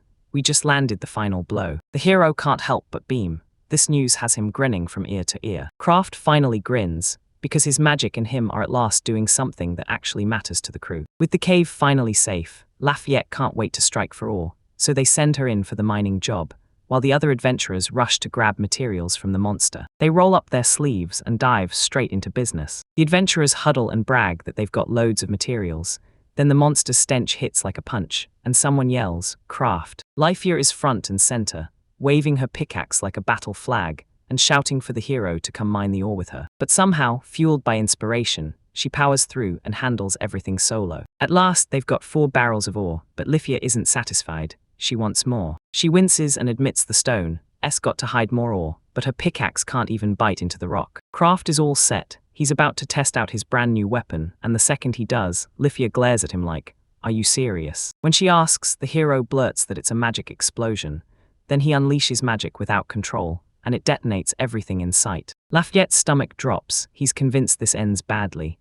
Craft argues that without his signal the explosion won't go off, but that's not the real issue. She's terrified of the blast itself. Craft leans in with full charm, swears he's never once failed, and promises he won't start now, while the adventurers close in, begging to know what the hero has cooked up this time, but Lifeyear snaps, demanding they back off right away. She panics, screams at everyone to duck behind the rocks, and Craft calmly tells her there's nothing to fear. Meanwhile, Gitaro can't wait to get a look at the hero's brand new invention, but Leafy shuts it down and insists they shouldn't see it at all. Redoc's stunned and confused because Craft is a magician-level pro, but Lifeyear swears the hero's got an annoying, unreasonable streak. She pulled it off, only Sorrel bought the story completely, while the others swarmed around Craft, jamming in close to study his brand new device. Craft's seconds to launch countdown is about to begin, and he turns to Lifeyear, telling her straight up that she's been worrying herself sick. He counts under his breath, clamps his hands over his ears, and peeks past the rocks with sharp suspicion at the girl's stare. That explosion is finally going to blow everything open. And the explosion roars like thunder itself. A blast wave nips them too, even the girls crouching behind a pile of stones. They spot the poor adventurers, and right as an explosion hurls them back, the attackers scatter, launching into the air and fleeing before anyone can recover. Smoke blankets everything so thick that all anyone can do is cough. Lifeyear spots Craft coughing through the smoke, and she steps in to address him. Craft says he's relieved he never tried it on the Cyclops, but Craft's got nothing on her, because she's convinced the boy took it way too far. Craft snaps Lifeyear's fury off course by pointing straight behind her, right into that crevice where crystals shimmer like treasure, so they can haul out even more ore, and Craft grins that it's a win because they finally used his magical explosive. Lifeyear fires up and says, "Use explosives right and they'll do wonders. Plant them in a rock hole, set them the right way, and boom, the rock gets drilled straight through." Craft is blown away that she's made it this far with a single explosion, but she doesn't let Craft steer the conversation anywhere else. She snaps that the jokes are finished, and right then the hero hears something creeping up behind him. From the dust, enraged adventurers claw their way back up, desperate to corner the hero and tell him the truth about something urgent. That night, Craft dropped to his knees and sat there for 2 hours, grinding through safety lectures, only for the trust he'd just clawed back to get smashed to pieces. A few days later, they barreled back into the village, and everyone erupted with joy because the Cyclops was finally beaten. The kids couldn't wait and started bombarding them with one question: "Did you find Mafrel?" And for them, it felt like a holiday, like the world finally stopped fighting back. The guy greeted Craft, then Maina slid right beside him. He shot him a quick reply, and then the young man leaned in and demanded, "Where Esley Fawn?" Those traveling merchants in the village couldn't believe their luck. Mithril was actually theirs. They demanded when the sale would kick off, and Lafon rushed in to shut them down. That's why it's running late. The traders are itching to get their hands on Mithril, and they'll pay any price to do it. Kyle pushed to delay the report until Lefon showed up, and the hero nodded right away. Then the girl slid down and took a seat beside him. Is it really okay if she stays away from Kyle? She's always glued to him, so why can't she even meet his gaze? After what felt like forever, Lifon finally showed up, late, but with a sincere apology on her lips. The merchant surged so close they nearly trampled her, and Kraft couldn't help noticing how her hair was a total mess. Lafont threw out the idea of pushing straight to the report. They kicked open the cave in the exact spot they planned, and inside, rock lizards skittered, will-o'-the-wisps hovered in the shadows, and giant pillbugs clung like living tanks. Kyle stared at the cave and said it looked downright dangerous, and the girl nodded, but she insisted they could still pull out a huge haul of ore fast, and she had 5 big reasons why. First comes the magic explosion, then the oil of sharpness, next the special storage, and finally a reliable escort. Kraft finished with the 5th reason, Liffen and her secret know-how for hands, and thanks to Redox Group, they blitzed through it fast without a single injury. And most importantly, that stamina potion was the real game changer. It fueled every battle, because without it, they never would have stood a chance against the Cyclops. This thing is so brutal it's even known as the adventurer's killer. Cyclopes hunted people down to the very end, and the unready who got caught paid with their lives. Kyle was relieved they'd made it. Then Kraft seized the moment and brought up Mithril. He said it looked like someone had already swapped them out, and the girl's body went ice-cold with panic at the thought. Kyle begged them to keep him in the village for now, and Lyphon nodded, because a fresh revolution hit Mithril blacksmithing. Craftsmen who couldn't touch Mithril before suddenly mastered it, and just like that, the demand for Mithril exploded overnight. So they should wait until the price hits its peak to sell. Kraft insisted it was only a personal request, but did they really have to offload some of their gear to the adventurers who just moved in? Kyle lit up and said it was the perfect move. He wanted a plan, and with the cash they were raking in, Reddick's team could slam dunk upgrades to their gear fast. Then Lyphon should start hammering out mithril ingots tomorrow, because Kraft is desperate to pull the girl into doing something. A few days later, Leffin swung back around and marched up to the guy. She told him she was done with what he wanted, then hauled him in to come see it for himself. She's praying he'll finally like her, and the hero's thinking the same thing. He can't stand the wait to see her, because she's absolutely sure it'll happen. Lafon shoved the alchemical crafting cauldron right in front of the guy, like, "Look at this." The young man stared at it and immediately said, "This is incredible," and the engravings were just as breathtaking. It's like she painted the whole thing with her hands, pure talent, real craftsmanship at its finest. The girl pushed the idea to move it into the guy's alchemy room, so he shoved it into his storage instead, and the second the hero grabbed the thing, the whole world started to fracture around him. Kraft couldn't make sense of it at all. He just dropped and hit the ground. Lyphon rushed over and demanded, "Are you okay?" Kraft gasped at the moment he touched him. His head started overflowing with information. When the girl forged her first special anvil, the exact same thing hit her again. She practically gasped. So, was this some secret special power tied to the artisan's coat of arms? The guy was drowning in information, so fast his head felt like it would split, and the new data landed right when he needed it, pushing him to fire up the boiler at the same time. Kraft started pouring all kinds of liquids into the cauldron, then slammed the stirring until the whole brew churned. Everything in there blazed with light. Life thought it was the most beautiful thing he'd ever seen. The young man flung magic into the air and everything exploded with bright light, and the girl leaned in and asked, "Is it ready?" He grinned back, saying, "Yeah, it worked. Now we've got hardening oil for mithril. Pour it over super pure mithril, and boom, it transforms into hard mithril, the metal that's one whole class higher." Lyphon crunched the numbers and swore this method would forge the metal in its purest, highest quality form, so they didn't waste a second and went straight for it. She stormed out, then raced back a bit later yelling, "I've got great news," and told everyone she was forging a brand new hammer and anvil, while devouring a ton of fresh info about weapons and tools. Now she could do a ton of stuff she never could before, and even Kraft was stunned, saying it was amazing, while the girl shot back that he was the amazing one. 38. They owed him, and when she finally got the chance, she thanked the guy. He cringed in embarrassment and blurted that it was nothing, just an accident, but if she was happy, then so was he.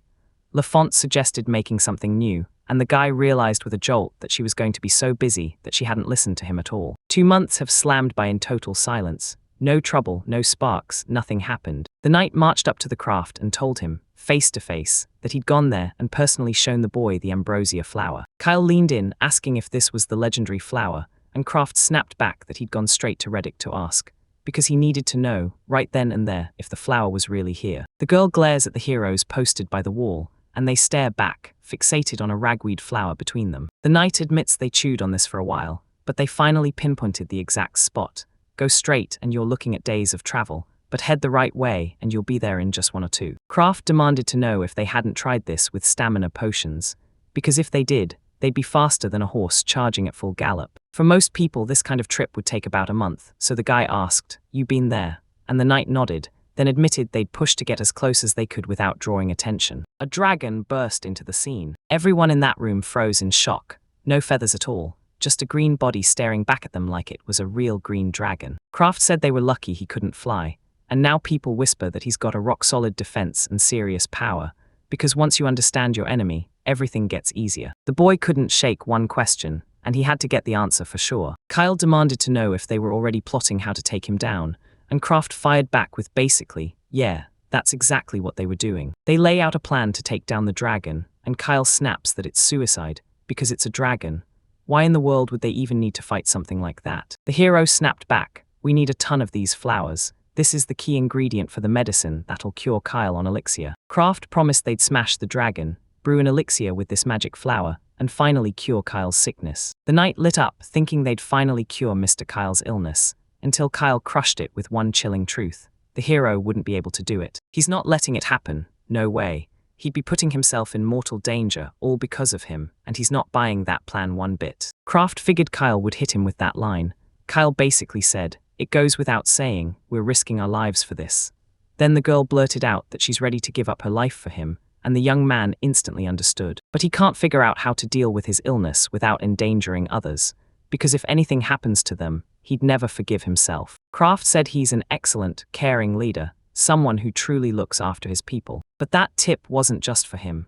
This young guy didn't get what the hero meant, so he grabbed the moment and told him to show the map. The dragon's lair sits exactly on the spot where they're gearing up to build the road. This settlement's got a mountain of work ahead, but the one mission that matters most is building a road into the city, because that route will link them to 2 neighboring countries, and they won't pull it off unless they go to war with the dragon. But could they honestly beat that dragon? Because even a whole army would rather turn back than face one. Kraft shot back that they actually had a shot. Monster fighting experts flooded this place, and that's exactly why he founded the Adventurers Guild here in the first place, because they've got the raw power to back it up. They've even got healing potions and tough mithril gear, so this should go smooth. Alfred nodded like the hero was right, and Kyle wasn't about to let trouble win. Then Kraft suddenly dropped a bombshell. He had yet another reason. If Kyle helps them cook up 2 elixirs and hands one straight to Margrave Vaylord, wouldn't that be the biggest win ever? Alfred and the girl kept repeating the hero's words about that ghostly medicine and the offering. Then Kyle stared at them, frozen. Those words lit a fire in them, convincing them this would be a huge win for Mr. Kyle. The boy froze in crushing despair, fists clenched so hard they trembled, begging them to wait, while Kraft promised he could brew this elixir, cure Kyle, and pull off an achievement no one had ever even heard of. Alfred and the girl nodded along with the guy's plan, promising to back him in any way they could, and Kyle told them to hold tight and wait. He launched in front of them and snapped, "Don't you dare speak however you want." This is the last thing he wants. He doesn't need credit or medicine. He doesn't want people to suffer because of him, not ever. He can't take it anymore. He pleads with them, begging them not to risk their lives for him, and the boy breaks down, crying loud enough to shake the room. Kraft's servants were freaking out over the kid, so he decided to apologize to Kyle and clear up the worry he caused. He ruffled his hair and promised, "Don't worry, I'll show you our secret plan." They burst outside and the hero pressed Gitaro for an update on the preparations. Gitaro snapped back that everything was set. This huge space was more than enough, and he could start right away.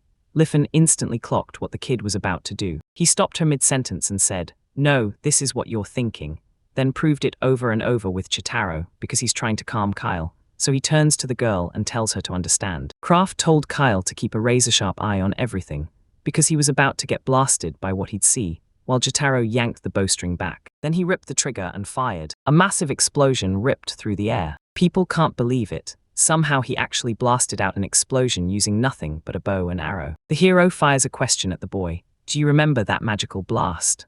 The boy nods and says he remembers the hero mentioning it in the report. Then they've upgraded it and strapped it to an arrow this time, because even if they can't plant it perfectly, they'll just launch the arrow straight to the spot. And with the hard mithril bows Leafon forged, they can unleash crushing shots even with barely any force, so the enemy can't get within striking distance, and they'll keep blasting powerful attacks from far away. Kyle said it sounds like the most insane weapon ever, and the knight didn't just believe it. He was sure they had a real shot. Belzia barges up to the master and demands permission to jump into the battle, right now. Alfred also demands permission, and the knights press the boy hard, but he only doubts them even more. Kraft leans in and tells the kid to surrender, because no matter what, they love him more than anything. And they aren't even the only ones. Every single person in the village has heard about his sickness. All day long, people hustle, searching for anything that might help him, because nobody dares to bring it up, not when a failure would feel like a disaster. Everyone's here, ready to jump in and back him up. Big Kyle jumped in to let them save him. The boy snapped into tears, saying he'd acted in a disgraceful way, and pure panic tore through him. Because he loved them all so much he couldn't stay composed. Now his judgment would decide whether they lived or died. So when he takes charge of the village, power surges through him, then he grants them his permission. And in exchange, they have to swear, no matter what, that they'll come back safe and sound. They made the promise. Right now, their preparations were fully locked and loaded. Then the day finally hit, time to hunt down that dragon and end it. When the blacksmith stepped out, he spotted a crowd of people and demanded whether all the adventurers had finally shown up to hunt down that dragon, only for the knight to grin and say, just showing up is glory enough. Besides, they're thrilled to help both him and Kyle. Everything clicked for Kraft. Those faces looked set in stone, and he knew it with his own eyes. The joy of being able to help someone who's in trouble. Lafon tells the boy to step out of the village's protection and hand the rest to them, and the boy answers, I'm counting on you. Suddenly, the guy whipped around like something just hit him. Mena grabbed his cloak and yanked him close, and the young man demanded to know what went down. She swore she'd hold the line until he came back, begging him to return safe and sound. The young man gently stroked her head, told her everything was okay, and swore he'd come back for her for sure. The adventurers fired up their courage and set off on the journey. And just like that, the crew launched straight into the hunt to tear down the dragon. The adventurer raised their binoculars and stared the dragon down, then the shock hit them like a punch. That green dragon towered over everything, absolutely massive. Even from this far away, you can feel his greatness, because the knight has seen him before, and still, now he's downright terrifying. He spun toward Kraft and demanded, tell me, everything's ready, right? He lit up with a yes and told them, go ahead, we're starting now. The guy barked orders and demanded every adventurer listen up. Then they launched the very first phase of their plan. He says, if you mess up, they'll kick you loose right away, so don't even fight if you know your strength isn't enough. They launched straight into the dragon and hit it with everything they had. A dragon's eyes snapped onto the adventurers the second they came into view. Redux blared, we are starting now, as the whole place locked in. They charged toward the fight screaming at the top of their lungs. When the knight called out, Velsia snapped back, yeah, I get it, you're coming too. The guy unleashed a soaring strike, and Belsia snapped back with a lightning-fast Skypiuser. Other adventurers rushed in too, launching a full-on assault on the dragon. The adventurers stared down the dragon with cold, hostile glares. The girl's eyes snapped to it. Blood was pouring from the dragon. The knight roars at them to keep going with the same fire in their hearts. Suddenly, the dragon jerked its head up, and Kraft caught it right away. It's letting loose its breath. The protagonist strode forward and planted himself right in front of the roaring fire. He dropped to the dirt and called forth a massive earthen rampart. The creature lunged out from behind the wall. Kraft recalls the exact second he spoke their plan, and right in front of his breath, the hero slams protective magic into place. Once the dragons boxed in, the flames will ricochet off the walls and swallow it whole. The walls started splitting, a chilling hiss rolled out and it warned him, this won't last for long. That night, the shout hit everyone, get ready to lay down the explosives. They knocked arrows on the dragon, drew back, and then blasted it with a fierce volley of fire. An explosion tore through the air, and the dragon erupted into a blood-curdling scream. Pain raged through him, then Belsia blurted, we're doing great, as the creature's strength finally started to slip away. That night felt like the world was screaming. Everyone kept piling pressure on him, non-stop. They have to unleash everything they've got. No hesitation, no mercy. Suddenly, the dragon shot upright and blasted out a terrifying scream, and a blinding light flooded the adventurers in an instant. They're totally lost, then that dragon's horn suddenly flares bright. This has to be his attack, so everyone get ready right now. Nothing changed, no attack, no chaos. This dragon just stood there with its head held high, staring straight into the sky. Kraft just realized nothing happened. So then what was the point of that magic circle in the first place? Someone brushed it off as just an empty threat, but others heard the danger loud and clear, so they geared up, ready to strike again. But the arrow never made it through. It slammed into a barrier and got stopped dead in its tracks. One of the other magicians lunged in to strike too, but as soon as he cast, his magic fizzled out and vanished. The spell failed again, and Kraft was already breaking it down, piece by piece, like it owed him answers. Then it hit him, this was protective magic, guarding him like a shield. The hero yelled at Radok that this light could wipe out every spell, including the magic blast itself. And if that's the truth, nobody has any idea what it might unleash next. Reddick snapped that it was time to fall back. Suddenly, the dragon jerked awake and started drawing in a deadly breath, because Kraft knows the great earth and rampart won't be able to shield anyone from that far away. He kept yelling at them to sprint, right now. He clung to every word they'd laid on him, promises of hope, and the truth that they were betting everything on his next move, because he could not let them die. Kraft whips around to face Reddick and Bep. He told them to wow him with their skills. No time for excuses, no time for explanations, 150. A sudden speed boost slammed into him, and then a fierce shoulder grab drove him to the ground. He screamed like it hurt way too much. Then he tumbled across the ground, and the dragon unleashed its deadly breath. Kraft slammed into place and blasted straight back to work with the mighty earth shaft. A massive wall burst up from the ground and smothered the dragon's flames the second they reached it. The hero barely scraped through, pulling it off at the last possible second. They can't take him down, trying would be pointless, a total waste. They'll never beat that dragon, so what happens if they retreat? If they run, they'll bleed for it.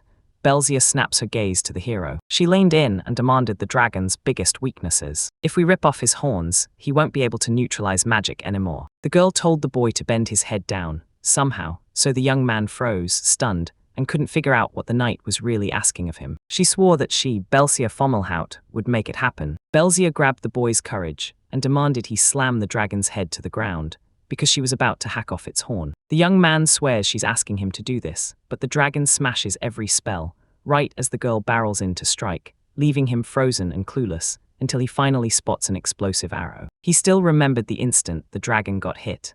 An arrow punched through, even with no explosion, like the shot wasn't supposed to work at all, because magic explosives are supposed to be fully blocked, pure magical damage. So even after all that, physical hits still land, because there's a real shot they can pull it off. But doubt crept into the guy's mind. Then Red Hat yelled at the hero. He told me if there's even a sliver of a chance, you've got to grab it, because if you don't, everything's just going to spiral and get worse. From the start, he was willing to throw his own life away, because beating that dragon was worth every last breath. The young man stared at his fighting comrades, clenched his fist tight, and begged them for forgiveness. He screamed that it was only one single breath, then demanded they hold on through every last second of it, right to the bitter end, and the comrades nodded, locked in. He's putting everything on them, because once that moment hits, he'll seize his power and unleash every last bit of his magic. So yeah, he and Bardak can still throw magic around, which means someone just found the crack in dragon magic's defenses. It only works within a tight, limited radius. So yeah, this is their shot.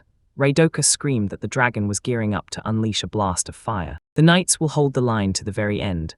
Bardak and Kraft fight their battles in different ways, with Bardak guarding against fire and searing heat, while Kraft strengthens up with a shield that's even bigger. They fight side by side, pushing back that dragon together. The monster spat out fire, and it kept closing the distance on the heroes, faster and faster. They kept their fire in check as much as they could, because even with the full might of the Redox group, that attack was downright brutal. Bardak bared his craft and lunged in. Kraft slammed into him like a crushing blow. Then he shoved his pride aside, apologized, and hurried to check on his comrade's condition. Adventurers burst out of the smoke screen, their silhouettes sharp against the chaos. Kraft unleashed them. They still jump in and help out. One of the girls spotted the dragon winding up for another breath, and the hero snapped. Too late, there's no time. A massive stone hung in midair over the dragon, and the guy grinned like, this is the chance everyone handed to me. And no way is he letting her go. He hurls the rock straight at the dragon. A monstrous boulder crashed down on the dragon, and everything shook. If magic fails, then build a shepherd out of cobblestones. And when you're done, the creature bows its head like it understands. Kraft snapped at Belsia to cut it right now, then hurled a potion straight at her. She snatched it out of the air and gulped it down. This special potion bursts through your limits, and lets you tear past human capabilities for just a short, wild window. This breakthrough potion, one sip and it'll do the trick. The girl sprang up into the sky, and the very next second, she sliced clean off the dragon's horns. He erupted in a violent roar, and white foam spilled from his mouth. The girl started to slip away, and the boy screamed her name. She just gasped, told him not to worry about her, and begged him to take down the dragon. Kraft declared the defense was broken, and right then everyone unleashed everything they had, no holding back. The adventurers are back on the offensive. This time, it ends tonight. Kraft slammed out Heavenly Thunderclap, while Reddick hurled Great Boulder Smash, and the dragon instantly knew it was the final moment. The battle raged on. A villager stood there on edge, waiting for the heroes to come barreling back. When they saw those crumpled forms, panic hit them, like, we totally failed to win. Kraft told everyone they'd finally come back. Kyle sprinted in to hug the guy, and blurted that he was so relieved the hero was still alive. And the young man froze, completely stunned by the sudden warmth. Then Lyphan lunged into his arms, her voice shaking as she told him everything he'd survived, and that it was finally good he made it back home. He tried to write up a report, but before he could even start, these two broke down in tears and kept repeating, "It doesn't matter, you're alive and that's all that counts." And somehow he didn't lose a single soul, because retreat isn't cowardice, it's courage, and they fought with pure honor. Then the hero shut everyone up by choosing action, not explanations, and showed them instead. He snatched the proof of their victory straight out of the vaults. The dragon's head crashed to the ground. Kraft said it was way too heavy, so the hero hauled it into his vault, and everyone watching went totally speechless. Lifon's eyes rolled back as pure horror crushed him, and he collapsed into unconsciousness. The hero finally got it.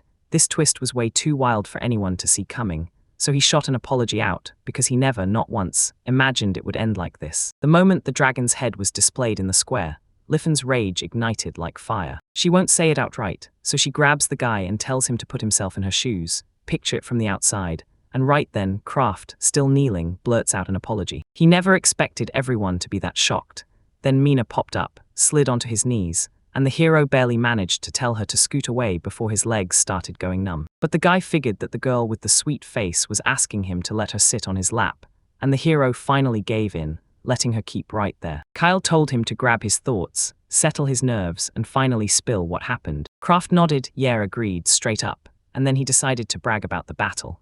They'd wiped out the dragon with 0 losses, no kidding, even though the gear was wrecked beyond belief, and Lifon couldn't believe they still pulled it off. They also nailed the main job, snatching enough ambrosia flowers and other rare herbs, because sure, beating that dragon was the real target, and everything else just played second fiddle. They hauled in a mountain of precious ore and clutch-worthy magic gear. Kyle was like, if this stuff is this valuable, adventurers will come hunting for it. So he pushed to wrap up the talk with the guild and get going, and she promised, don't worry, I'll handle it. Kraft said Reddick could spill every detail of the battle, and as the hero kept talking, Mina cozied up on his lap like she belonged there. At evening, the hero planted himself beside the sign, shouting it like a victory spell. Yes, victory over the dragon. But the young man stared, confused, because he had no idea what kind of name that was. One of the adventurers swore that everyone pitched in on the decorations. Right in the middle sat the dragon's head, and Kraft couldn't shake the feeling they were setting up a dark ritual. Kyle strode onto the stage and demanded everyone's attention, then told them, because of your efforts, we've finally driven one of the horrors haunting these borders out of here. Up until now, this land was feared as the monster lands, where settlers kept throwing themselves at it and failing again and again, until the day the dragon got beaten. Now, thanks to that incredible victory, everyone can finally breathe easy across a bigger territory, and the settlers, adventurers, merchants, and every resident of Golden Dawn Village are met with his heartfelt gratitude. The boy pushes to celebrate their dragon-slaying victory right now, no delays, no second thoughts. He lifted his glass and fired off an invite to toast together. Every villager's partying in their own way, some chugging drinks, others plotting to get the hero good and drunk. Then, out of nowhere, a stranger bursts in and calls out to him. It was Rudoka. He leaned in and asked his comrade if he'd already written it, and the guy shot back that he hadn't gotten drunk.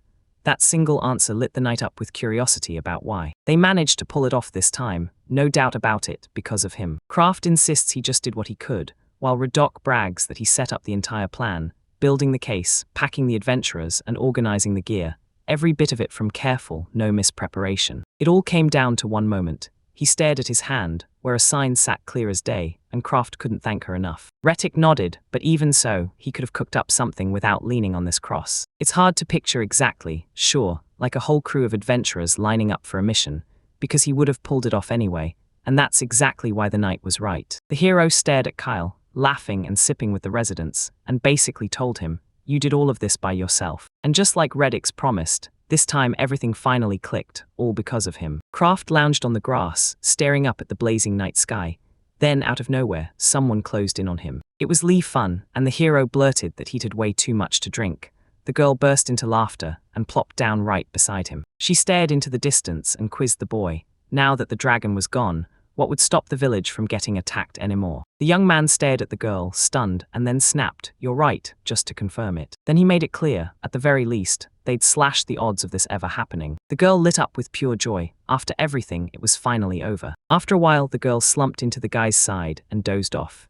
Then tears slipped out as she sobbed in her sleep, crying for her mom and dad. The hero stayed put, gripping his breath so he wouldn't wake his friends, sleep. A few days later, Kraft strode up and announced the elixir was finally ready. A tiny jar sat right in front of Kyle and Mina, and Kyle leaned in, asking if it was cream, Then the boy nodded like, "Yep, that's it." Then he blurts out, "Eat it. No tricks, just shove it in your mouth." Alfred and Belcia are left utterly stunned by the audacity of it. The hero tells him Kyle's disease is congenital, so the cure has to start from the inside. "My cross says so," Belcia warns him, spelling out the deadly cost of messing up, and Kyle grabs a spoonful of cream and shoves it into his mouth. Alfred and Belcia immediately swarmed him, firing questions about whether he was okay, and the hero snapped, "Chill, I'm fine." The boy tried to shrug it off and say it was nothing special, just sweet. Then a cold jolt hit him, and his nights turned into non-stop worry. Could things really get even worse than this? Tears streamed down the boy's face, and nobody had the faintest idea what was happening. Kyle said the pain and the victory in his heart hit him like it had been swallowed,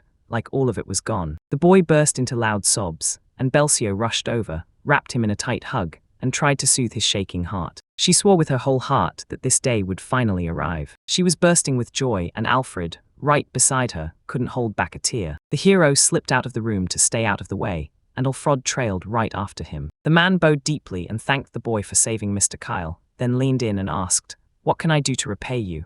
Because charity alone didn't even come close. The hero lets out a relieved breath. The medicine actually worked, no glitches at all, and the knight claps in awe, calling it truly wonderful. Still, with the master saved, he can't help wishing they had more of it, at least one extra bottle, 256. Then Mr. Kyle would finally be totally healthy. That's the dream outcome. And Kraft says there's still a cure out there. There's still plenty of elixir left, but the man is frozen in shock. The kid busted out everything he had, crafted from the loot they snagged after killing the dragon. 129 bottles of Sura, that legendary drink that boosts your powers for a short time, and 73 bottles of Amrita, with one bottle capable of shaving a whole year off your age. And somehow, they still had 47 bottles of elixir. Kyle blurted out, "Was it wrong?" And it felt like those tears hit for nothing. Belcia snapped at him, and the hero just shrugged and admitted he'd gone a little too far. Still, these rare potions were everything. If they could sell them in the city, they'd cash in and get richer fast. Kraft basically shrugged and said, "We'll get in trouble either way," then urged them to dump everything straight into His Excellency, Margrave Baylord's hands. Alfred, Belcia, and Kyle froze in shock. Baylord Margrave, Kyle's father, sat locked behind his desk, eyes racing over a stack of papers, and his oldest son wheeled around to face him. The man leaned in and greeted Zid, then blurted that he'd just gotten a message from Kyle. Zaid heard Kyle talking all big, but deep down he knew the settlement had probably already swallowed him whole, problems and all. Then the kid asked if his brother was bawling yet, and Baylord just shook his head and said no. He said Kyle had sent something unreal, so the guy opened his brother's package, and instantly, his jaw dropped in shock. They finally brought the dragon down, then rushed to hand over the legendary elixir, brewed from the herbs they'd gathered, to the Margrave. They're about to crash into the Margrave's territory any minute now. Kraft clapped Kyle on the shift, told him to come show off what they'd built, and the kid lit up, then eagerly agreed. Kraft said the moment they stepped forward, a jaw-dropping view unfurled in front of them. It had been ages since he'd been anywhere near Gandhara, and Kyle instantly clocked that his older brother had been there already. So when the kid called the hero "my brother," the whole place erupted in pure shock. Kyle finally got what he'd done wrong, snapped an apology to the hero, and swore he wouldn't repeat it to anyone else. Then Belcia locked eyes on him with a murderous glare. He panicked and started scrambling to justify himself, claiming the girl had misunderstood everything. The hero can't forget when Kyle offered him a spot as his older brother. Then Belcia storms in, barks at him, and demands he knows his limits and stops chasing that title. They march toward the city where the Margrave lives, packed with people and secrets. Kyle leaned in and said the capital is even more jammed than this place, where the gates never shut, because the flow of travelers is so constant that there's no toll. The hunter admits that if he'd known, he'd have showed up way earlier, and the boy even offers to let him look around while they're here. But Kraft had only wondered about it before, then barged in uninvited and plopped down beside the nobleman like it was nothing.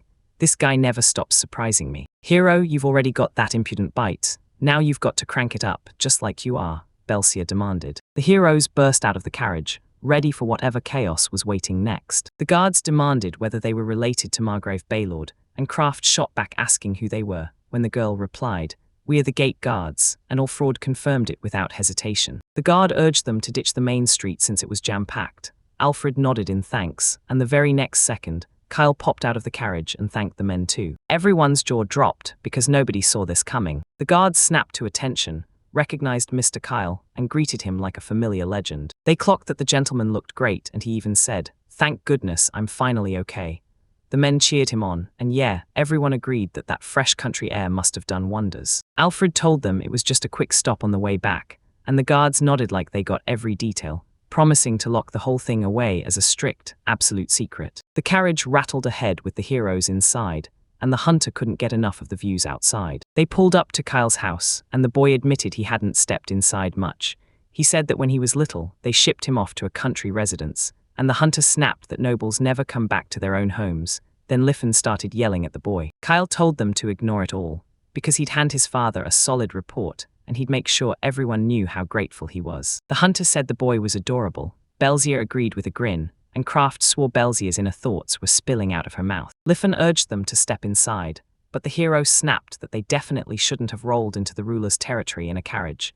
Then the young man demanded Mina get off her knees, and Mina refused to move. Leifon admitted she was starting to like him, but the young guy couldn't figure out why she'd been so damn stubborn. The gates swung wide, and the crew stormed into the territory. The heroes grinned at their fresh haul, then they froze, because someone was watching them from behind every window. It was Zed, and right beside him, Fretten. The heroes were inside the mansion, holding their breath as they waited for what came next. Right there before them sat Margrave Baylord, along with Zed, the second son, and Fratten, the eldest. Then the man stepped forward and greeted them. The Margrave said Kyle sent back an interesting answer, but did he really come all this way just to clear his name? The young man nodded and made it crystal clear. He was calling for a direct meeting, because he had a ton to spill. Baylord demanded they start with potions, and Kyle spun toward Kraft. Show me the potions. The hero demanded answers about just ditching them, then froze when he realized he'd totally butchered his wording. Now he's standing in front of a nobleman, shaking with nerves. The hero hauled out 44 elixir bottles, 129 suras, and 73 amrita, and Kyle's family members were left staring in total shock. He hauled in mysteries you couldn't even measure, in piles you couldn't even count. Kyle snapped that it was too much for him to handle by himself, so he decided to hand it over to his father instead. Kyle's father was right, none of this was easy, but he'd still pulled off something huge, and Kyle felt pride hit his chest before he finally thanked him. The Margraves told them, send a good chunk straight to His Majesty, because if they dumped it all on the market, the economy would crash hard. Now let's talk about slaying that dragon. Sure, the potions might hint at something, but does he have any real, hard proof of the deed? Kyle blurted out that they snatched the dragon's head and carried it off. Then the man's face went wide as he asked how they'd done it with no cart in sight. Because it's locked away in Kraft's special storage. So the boy shot a finger at the hero, scratched the back of his head, and tried to hide his embarrassment, while the second son stared at those claims like they couldn't possibly be true. Zaid said everything finally clicked for him. By dragon, he meant some scrawny lizard, and somehow Kyle had started bragging like a full-on aristocrat. Kraft recalled that the usual storage facility couldn't swallow items that big, so Margrave pushed for the back garden, yet Kyle shot it down, saying it would be way too small. One of the sons blurted out, use the front garden. Everyone walks right past it every day, and he swore that if it was truly that spacious, it would win over the regular people in a heartbeat. And yeah, as always, Zed knows exactly how to get under people's skin. All Fraud and Belsier would have cut him down already if he wasn't Kyle's brother. So Kraft swallowed his pride and asked permission to speak to the Margrave. He said it still wouldn't be enough, because they'd smash every flower bed in sight, and Zed burst into laughter. Then he said no issues at all. Baylord gave them the green light to do it there, and the young man hurriedly thanked him. Kraft stormed into the front garden, determined to rip the dragon's head free. The Count's family stared out from the window, and the young man clocked it instantly, then let out a slow, tense breath. He snapped his fingers and unleashed a special magic spell. It sounded like a blaring loudspeaker. Then the young man started calling out for everyone to look his way, and Liffen couldn't believe it. She could hear his voice crystal clear. The hero lanes in and tells you the latest news. Lord Kyle Baylord's third son just pulled off an insane feat for the ages. He didn't just survive the monster lands, he claimed them, rallied everyone with sharp leadership and real unity, and together they crushed that terrifying beast, no questions asked. But since nobody could trust words alone, he made them witness the results for themselves. And they had to heap praise on Kyle, the young ruler with a bright future. Then, right on cue, he yanked out the dragon's head. That head was so massive it barely squeezed into the front garden, and the whole place went dead silent. Everyone was stunned. Suddenly, everyone started cheering for Mr. Kyle, because this is the biggest monster he's ever faced, and he absolutely crushes it. He's thrilled they've got his back, and you can tell the whole crew is buzzing with excitement. He snapped his gaze toward Kyle's friends and family, and Zed's jaw dropped in pure shock, while Belsier and Lafawn wore that he's done it again, hasn't he look? The young man snapped to the truth. He'd messed up again, and he knew it. Crowds surged toward the dragon's head, craning for a glimpse, while the guards wrestled everyone into a neat line, yelling that they could look, but only if they stopped squirming and stayed put. The butler hustled the hero into the right spot, and just as Kraft caught the guards whispering that they had everything under control, it hit him. There was no way to stop this now, and they definitely would have wanted a heads up, which meant more trouble on their hands. The guy looked genuinely gutted about it. The Margraves were tearing into dinner when the hero slid in, and one of the sons immediately pitched a wild idea. Charge people a fee to see the dragon's head like it's a tourist attraction. Baylord snapped back that going in with zero prep would turn it into a powder keg, and he definitely wasn't letting this achievement spread around. Then he ordered the man to dump whatever fallout came next onto Fomalhaut. Kraft finally clocked which Fomalhaut they meant, and right then Belcia snapped her gaze away, clearly fuming, like she couldn't stand it. Kyle's father threw him a proud grin, and said he'd taken care of the dragon brilliantly, and then he made it clear he wanted to thank everyone who'd helped Kyle. The report confirmed the settlement had already exploded to 1,000 people, but Kyle immediately shot back that they still didn't have enough houses for all of them. They can't squeeze in another new arrival, so the man laughs and says he's already blown past every expectation. Then, out of nowhere, screams rip through the air. The dining room door slammed open, and every single person there snapped their heads toward it. Two girls stormed into the room and immediately bowed in apology for barging in. The Margrave snapped his head toward Vela and Rayla, saying it was time for a big, important talk. Then Vela grinned, already knowing, giggling like she'd been waiting for it. Sure, she might not belong in this conversation, but that woman refused to stay silent.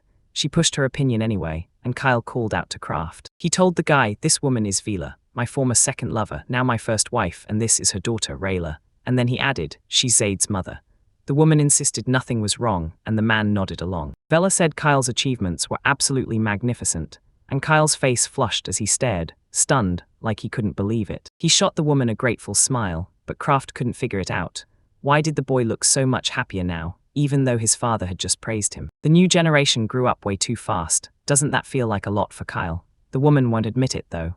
Luckily, the new village sits just a short trip from Zaid's territory. After proving he could run the whole place, Vela stepped forward and offered to hand the settlement over to Zed. Everyone gasped at that statement, totally thrown for a loop. On paper, his territory is close, but in real life, there's a massive stretch between them, way bigger than anyone could have ever imagined. Vela went on, saying that the medicine had broken Kyle's illness, and finally, he was free from that deep-seated weakness. So wouldn't it be smarter to have Kyle step in and help her here in Gandhara? Her arguments sound totally legit, but it's just her using power to push her own son forward, plain as day, right? Zid nodded, confirming every word his mother said. Kraft snapped to attention. This was their move to cash in on Kyle's return, and Zid even told him, "I vouch for you for settlement." Then he smiled. The sickness was gone, so Kraft finally didn't have to worry anymore. He tells his brother to handle the rest. A young man erupted in laughter, and Fratton seized the moment to pitch his idea. After Mom's suggestion, why not hand the settlement to Zed, and give Kyle a brand new one too? The Margrave barked at the butler to fetch the map, and there it was, laid wide open across the table. Lifon stared at the map's crazy detail in disbelief, while Kraft wondered, shouldn't this be a secret weapon the aristocrats are hiding?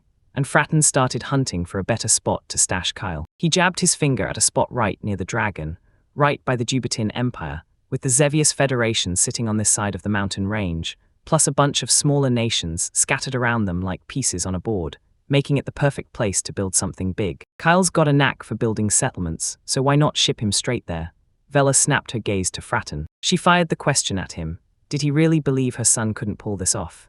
And he shot back that even if Zaid tried, on top of getting a brand new settlement, that demand was way too much to swallow. Kyle plans to roll in and set up a whole new settlement, just like last time, while Rayla tells him her brother's proposal is absolutely brilliant. If they both kick off at the exact same time, won't it finally settle who's truly the best? Silence swallowed the room, and the Margrave wore a deadly, unwavering seriousness. Vela said this could be Kyle's shot to prove it wasn't just luck, and the second Kraft heard it, rage exploded. He was furious they'd even question Kyle. The boy didn't hesitate, he agreed to the offer. Alfred, Dulcia, and Lafon were stunned.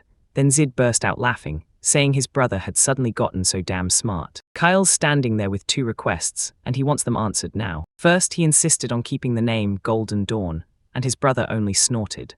His father pressed him about the second condition, starting with Kraft. He'd already taken beatings and carried burdens alongside everyone in this village. So Kyle decides to roll out with anyone who's ready to go. Most peasants never get to leave the area they're born into, but places like theirs are the rare exception. Vila swore she'd stop them from hauling a single scrap of the village's resources or property out. Kyle's outrage exploded. He said it was too much.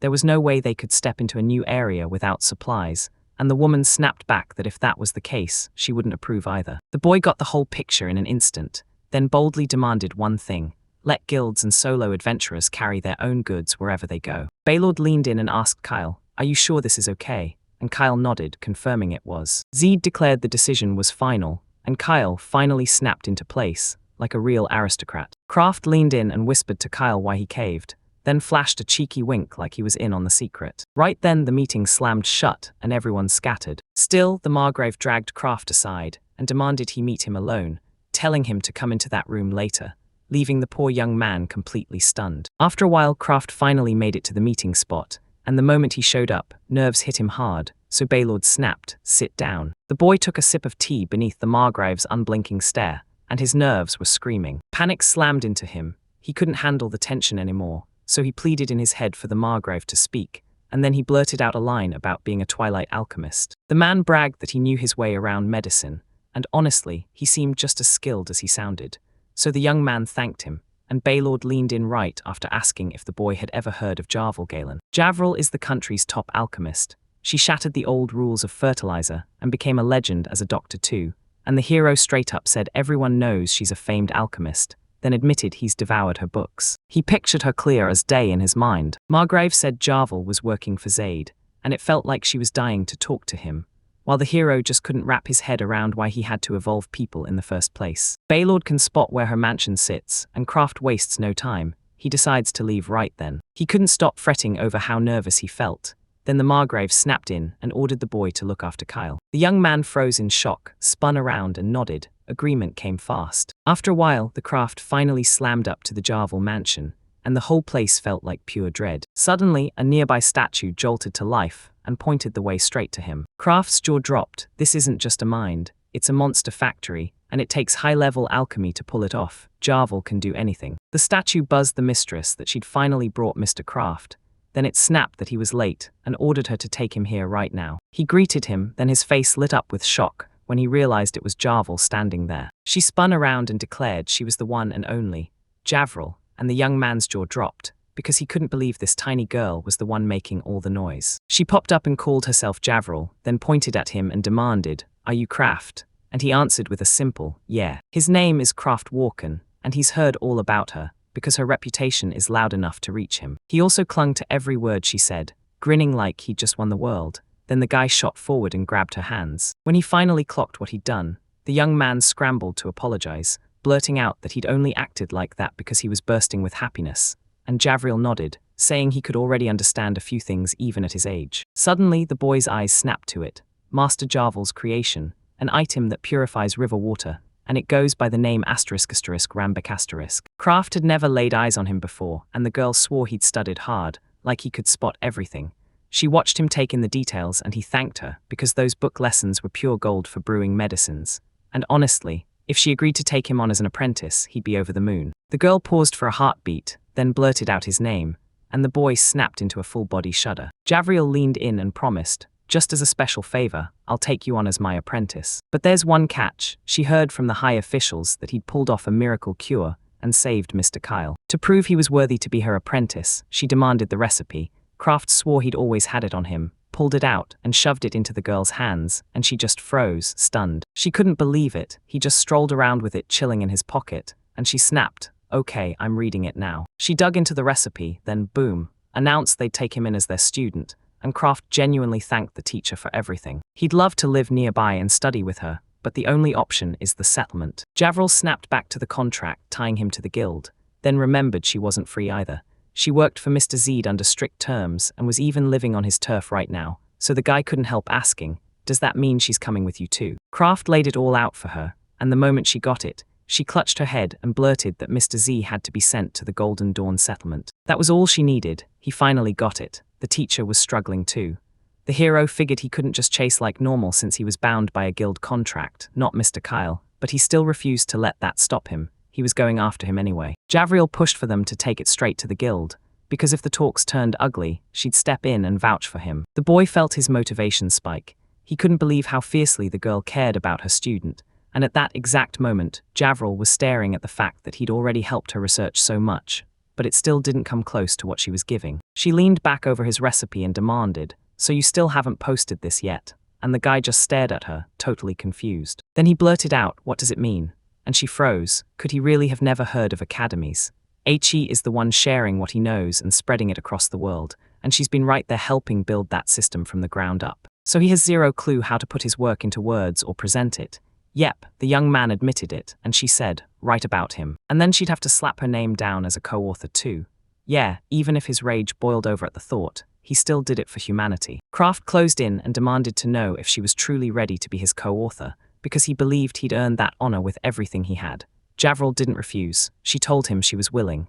Then the young man started thanking her non-stop and practically begged her to go ahead and do it. The alchemist couldn't stop wondering if he was doomed to doubt everyone. She only spiraled deeper and deeper into guilt.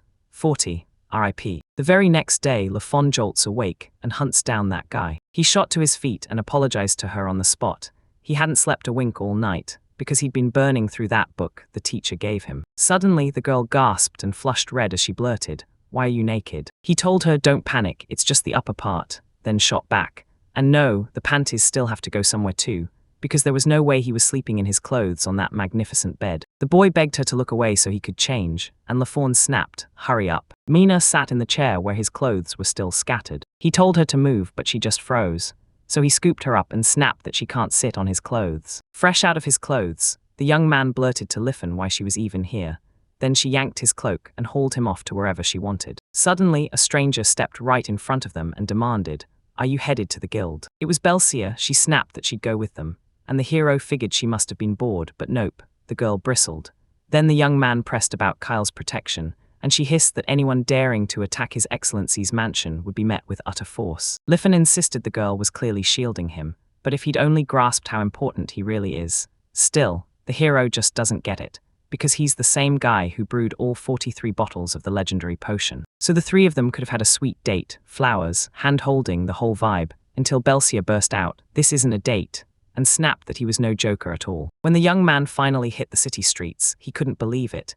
Nearly no demi-humans were around, and everyone knew they meant intelligent species that weren't human.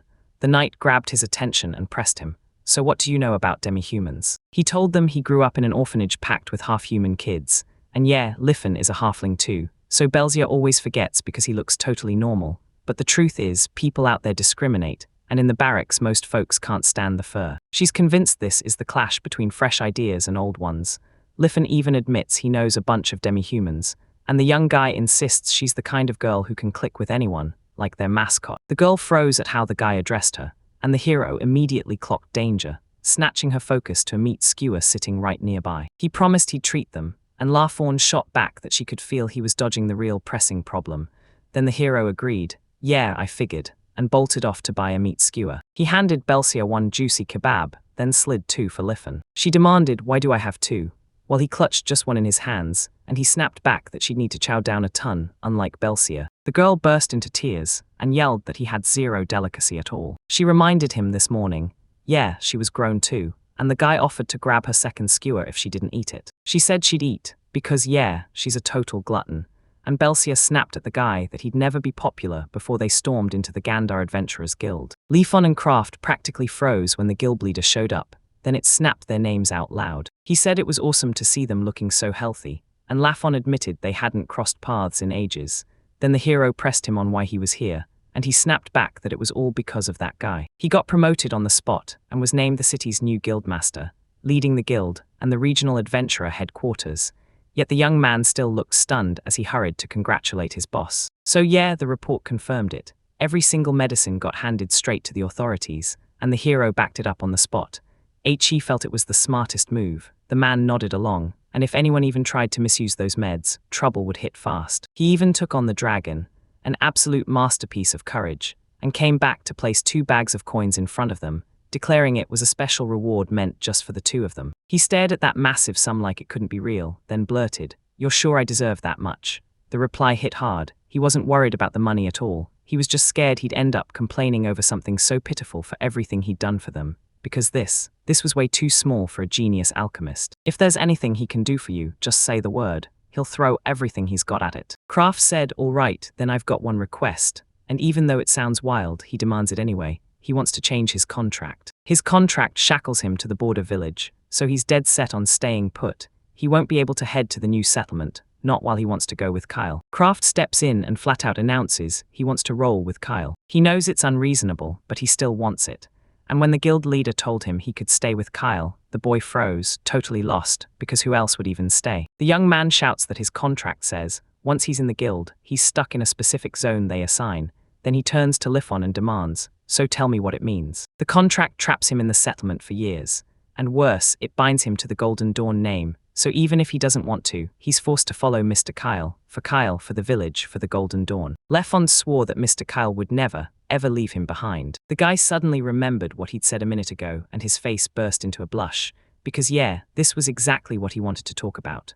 The man clocked that the young one was still green, so Kraft cut him off cold and demanded he be quiet. The guild leader leaned in and told the boy, "Don't panic, nobody's trying to rip you away from Mr. Kyle." With his final worries fading away, the heroes headed straight for the orphanage after the guild, and the young man instantly remembered he'd grown up there too. After all this time, the church was still pulling his strings, so he decided to slip away, just to satisfy his curiosity. Then he caught the kids trash-talking half-humans, and right there, they decided to start pelting them with stones. The half-humans fought to shield one another, until Kraft snapped up his rainbow barrier just in time. Stones exploded outward from the newly rising wall, and they slammed right into the people who dared to throw them. The kids suddenly realized they'd stumbled into a magical barrier, and trust me, it was the exact opposite of fun. Suddenly, Kraft locked eyes with them like a predator and glared so hard that the kids' fear vanished completely. The kids bolted, and the young man just stood there, stunned.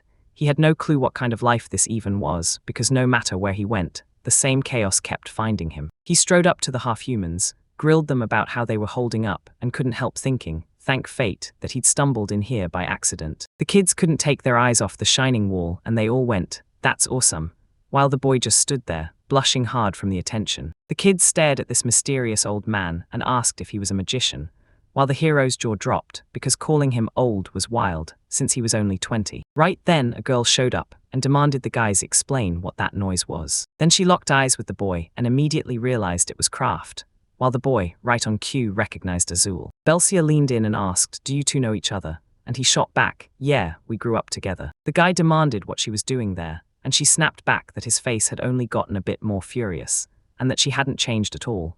The girl didn't get what he was really saying, and Kraft finally admitted she'd totally misunderstood him. He clocked it instantly, her clothes screamed priest's apprentice, and the hero's eyes went wide. Lafont even said it was brutally hard for half-humans. Azul demanded who you were with. La Fawn stepped in and introduced herself, and when they said Belzia was his bodyguard, you realized they'd roll in with him just to make that donation. Azul lit up with excitement and ordered them to follow her. She promised tea for everyone, then the heroes flat out refused. The shelter was in total ruins. It's not really an end, it's a shelter in name only. Azul even apologized because the view is rough and the whole building is ancient. The place is so wrecked that even his money can't patch it up, and the kids start begging Kraft to show his magic again. Leifan bent down to the kids and demanded to know their ages. Then they laughed and said she was barely older than them, telling her she shouldn't boss around like an adult, and that she was just short. Rage flared across her face, and she started screaming that she looks like that, but she's way older than them. So the kids bolted in every direction, and Belzia was left completely clueless about what was happening. Then one of the girls sauntered in at night, spotted the real sword, and immediately squealed, "Belzia, you're cute." And yep, she blushed hard. Kraft noticed the girl was already old enough that people start paying attention to that kind of stuff, and as the night howled, it warned the kids to stay out of the adults' business. Azul dropped off food and told the young man, doing great with the kids. The girl lit up as she explained her promotion for all her hard work. She'd thrown everything she had into helping the parish priest, and Crafter swears that's exactly what she means by being a kid, a real, no-nonsense tomboy. He figured he'd bounce right after the donation, but now he wants to do more somehow. Lafon stepped in and offered to help with the repairs here. Azul refused, snapped that the shelter would shut down any minute, and the heroes were left staring in shock. Yeah, that's the whole story. Churches are kind, sure, but orphanages cost a fortune and don't last long, so if the donations fall short, they shut the doors, and the girls swore they'd found new homes for all the kids. But then bam, every single one of them gets split apart. The kids started shouting they wouldn't move an inch. They wanted to stay with Azul, and the girl snapped at them, telling them to stop being selfish. But they just can't bear to leave everyone behind, because being with Azu feels like home, and when it's time to go, they break down and cry. They can't figure out why Azul won't let her stay. She's shaking hard, begging them for forgiveness. She wants nothing more than to stay with them all, but fate won't let her keep everyone safe.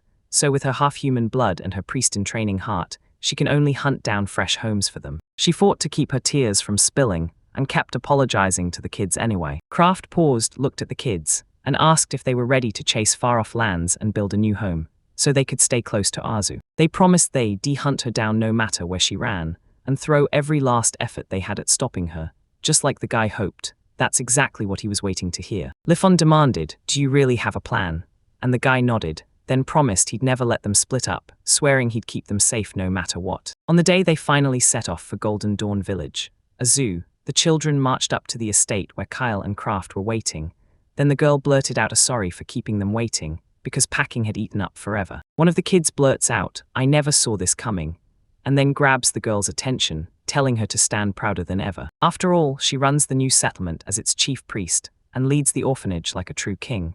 So the boy leaned in and asked the hero how in the world he managed it. He said Kyle first pitched the church and the orphanage to their settlement. There was no church there yet, so they snapped up the offer fast. Then Kyle drafted a recommendation letter for Azul, and with that push behind him, the church backed Azul and moved to promote him. Then the cardinal stepped in and credited it to Azul's grind up to this point, saying the church already ended discrimination against demi-humans, but society's ugly roots still clung on tight and kept her from moving up. This whole incident lit up even them, because they finally got to honor Azula's priest with the respect he earned, and the cardinal sent her off with nothing but good luck for her new home. Kraft and the kids stared at the scene. Then a hunter barreled up to the hero and demanded, "Who's this adorable priest?" The young man spilled every last detail to him, and he couldn't believe it when she agreed to go with them to the new settlement. The girl stared at him and he instantly blushed and grinned. Then he sprinted up, introduced himself as Gerato, and claimed he was her bodyguard, like he'd already fallen head over heels for her. Kyle rushed to apologize for keeping everyone waiting, then told them he'd said goodbye to his father. The boy gets it, there's no way he's seeing Gander again anytime soon, while Baylor can't help but watch from the window. Kraft can't forget the second father Ultros demanded the hero protect Kyle, because in his head, the hero already reassured him, "Don't worry, Kyle's covered." Then the half-human girl leans in and warns her friend not to do anything that'll throw Azu into an awkward spot. Kyle finally recognized these people, and Azu thanked the boy from the bottom of her heart for his unbelievable kindness. The kids started admitting they might not have much experience, but they lit up anyway just to meet him. Kyle clocked how polite they were, and Kraft suddenly realized he'd totally fallen for their little act. Azul frets over what this grueling trip might do to the kids, until Gerato, Alfred and Belcia step in, telling them not to stress at all, because the road won't last long, and they're already gripping a stamina potion to prove it. Carriages thunder forward at breakneck speed. Alfred unleashes Stormstrike, Gerardo hammers back with never-ending onslaught, and Belcia keeps on slashing the enemy down. "If this keeps going like this, we'll sail through, no one gets hurt." Azu blurts out that this energy and this speed are completely abnormal, and she can't pin it to any logical reason at all. Liffen thanks her, like he already forgot just how insane this really is. Then, sure enough, they're there just a few days later. Zed strode into the settlement, Golden Dawn, and froze. He had no idea what any of it meant, and the silence was terrifying, because not a single soul was out there. The guildmaster rips into the moment, saying he's been waiting for the master, and then he demands an answer right now. Where the hell did the entire 1000th settlement vanish to? Kyle said he'd fork over 5 gold coins a month for a whole year to anyone who stuck around. Right. The leader snapped back that Mr. Yakyo had shouted it publicly, and even posted the announcement. But the second Mr. Kyle stepped out, everyone else vanished, no one stayed behind. Zed laughed it off like it was some kind of joke, because there was no way they were actually serious about heading for the same deadly frontier as Kyle. 2 weeks before Zaid even showed up, Kyle marched into the village, declared they'd be ruled by Zaid, and said Kyle himself was heading off to new lands, so the villagers erupted in fury, and the boy had to beg them to cool down. He urged them to look ahead, to think about what the future held, and if anyone wanted to chase him into the brand new lands, he'd open the way. But before he even finished, the young man barely had the words out when the crowd shot their hands up and shouted, "Of course we'll follow you." They weren't staying here. Kraft demanded to know if they were absolutely sure, because if they stayed, Mr. Zed would hand them their full payment. The villagers erupted, swearing they'd make their village better than this one, and they'd take that smug aristocrat, shatter his pride, and knock him off his high horse. Kyle swings into action, and orders everyone to get ready for the relocation. Kraft figured most people would rather hang back. Then he caught himself and praised Kyle in his head, because the kid really knows how to pull people together. But Kyle has no clue what that look on Kraft's face even means, and honestly, Kraft's popularity is probably doing the talking. The heroes brace themselves before the boxes, and Kraft quickly lays out exactly what they're grabbing before they move on. They've got to haul out and leave behind nearly half the stamina potions, because the rules won't let them carry the village's resources off with them. At least Keeler's shop already bought up half the stock, so they're not walking away empty-handed. Kyle had already snagged the blacksmithing and alchemy supplies in Gandhara, and if they ever ran out, they knew they could always go right back for more. Under the guild contract, he's stuck right here, until things finally get better. Then they'll open a new guild branch and move the head of the Adventurers Guild over. They tore away from the village and kicked off their journey, charging straight into the unknown. They were headed straight for the part of the district where the locals lived. Dangerous territory, barely mapped, and a trip that usually took months. With potions in hand, they became basically untouchable.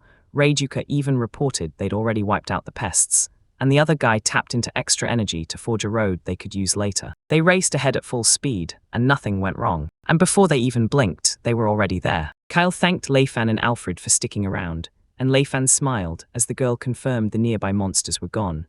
Then they huddled up to map out where the houses would go, because Kyle declared it a great job, and told everyone it was time to start building temporary shelters. Everyone in the settlements jumped in, no one sat back, as they built the place together, hand to hammer. Kraft realized on the road that they were way too abnormal for this, and after everything they'd survived, they were already grinding through hard work like it was only getting started. It's only a theory, but for muscle growth he strains hard, then crashes into rest, and repeats that loop again and again. Yet thanks to the potions they can sprint through the day without ever hitting fatigue. So after all that non-stop work, their muscles end up monstrous and incredible. Reddick wipes out the Cyclops solo, and Leifon finally puts it together. It's all thanks to that legendary potion, so she begs them to stop handing it out. Kraft already warned Kyle about it. If the fallout got too brutal, the military would come sniffing around to recruit them, so they'd better start weakening the potions handed out to regular folks. He's relieved they've got strong arms, but he grabs Lefan and tells him to spell everything out to them. Lefan nods and the girl jumps in, asking about the potions being sold to adventurers, saying they should be as strong as they can be. He tells her to sell them the usual way, don't let those muscles get in the way. A few days later, Merchant Akindo can't believe his eyes. How fast those workers built everything is blowing his mind. Kraft thanked them for showing up, and man, Akindo snagged another insane deal after being gone for ages. Like you asked, he dropped off a storm of volcanic ash and lime, and then he leaned in and demanded, "So, why do you even need that?" Kraft shot back that as long as they pay, he'll gladly trade, though he warned their purpose was downright strange. With rainstorms soaking everything, it's normally a hassle, which is why it's so cheap, so moving it in huge batches doesn't scare him at all. Ash and limestone are the key ingredients they need to forge that vital building block. Mix limestone, alchemical reagents, fine gravel and water with volcanic ash, and watch it set up hard until it looks like a boulder. Shape it before it finishes cooking, and you'll forge yourself a solid building block. Akindo leaned in and demanded to know how strong it would be in the end. Then Kraft snapped back, "Go on, take a look." They built this as a damn test, already got a dent right on the side. That block shrugged off every sword strike, and Radok's rage flared, so he charged in and swung with everything he had. But even after Radok goes in and tries to crush it, this thing just won't fall. It's insanely tough, so what are they really planning to build from blocks like these? Kraft shot back that they'd raise the biggest fortress city the world had ever seen. Akindo didn't even bat an eye, because he'd heard talk like this 1,000 times. Kyle's plan said it would take 20 years, but while the hero sifted through Teacher Jarvel's books, his cross suddenly gained a brand new power. Then the alchemically tempered stone got studded. If they can forge boulders on demand, they won't have to haul a single rock. Construction gets cheaper and lightning fast. And that means they'll burn through a ton of ash to make these rocks. Honestly, it's a cakewalk for them. You can't beat a deal like this. Does Kraft cave in and keep cooperating with them? Yeah, he agrees, and he actually trusts they'll deliver top-notch goods. He begged them to keep it locked down until they were done, because if word leaks, prices would skyrocket and chaos would hit fast. Akindo vouched that they could be trusted, and the order came straight from Kraft himself. Safety is their motto, and they'll push the delivery through as fast as humanly possible. The traders slip out, and one of them leans back, grinning as he says that this craft is way too interesting. He thinks bigger, but to them this deal is pure profit. So yeah, they're ready to celebrate, until the boss flat out refuses and demands they finish another case first. The guild leader snapped his head toward Mr. Z. He said a caravan was barreling toward here from the direction of Mr. Kyle's settlement, and then the guy flashed a sly grin. Akindo lit up when he finally met Mr. Zaid. Every leash in sight screamed serious business, and the moment he noticed it, he knew this guy was a massive trader. Zed asked where he was headed now, leaving Kayla village behind. And man, that place must have been gut-wrenching, because the merchants were still reeling, staring in disbelief like, no way, does he really think we're going back after a failed trip? Akendo says he wants to finally put down roots here, if things get going. But Zed shuts it down. No new settlers have arrived yet, so the best he can do right now is offer to buy the merchant's goods. Inside the barn, 4 barrels of mithril and 9 barrels of stamina potions sit waiting, special treasures forged by an alchemist named Craft. Akindo got fired up. Zaid was already picturing the money rolling in, thinking he could slap Kyle's sweet gifts with a massive markup and double the settlement's starting funds. The merchant knows there's no way this guy will budge for a cheap price, but he can't stop wondering if that offer is really enough for him.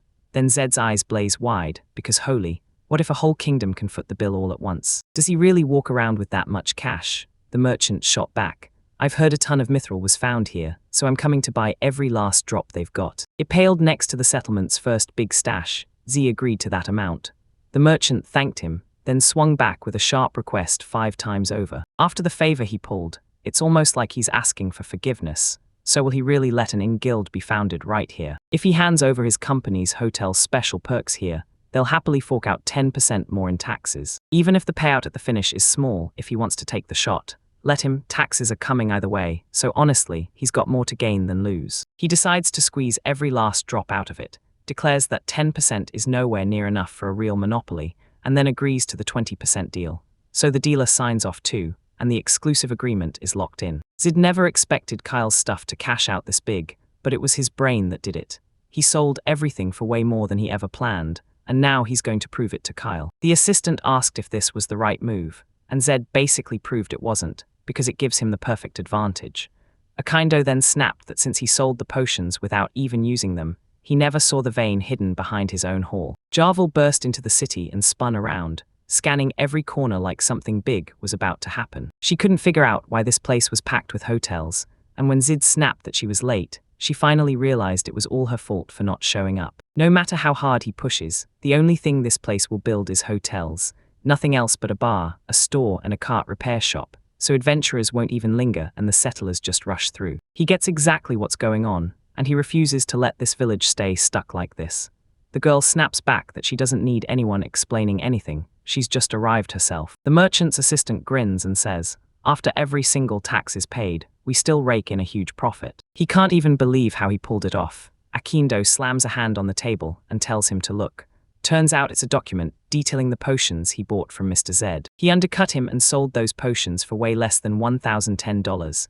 The market price was crying for them, because he clearly didn't clock how valuable they were, and the payoff was massive. These potions are a fortune, especially since Kraft only sold them in tiny, limited batches. But Mr. Zaid missed the bigger truth. These adventurers and settlers weren't here to stay at all.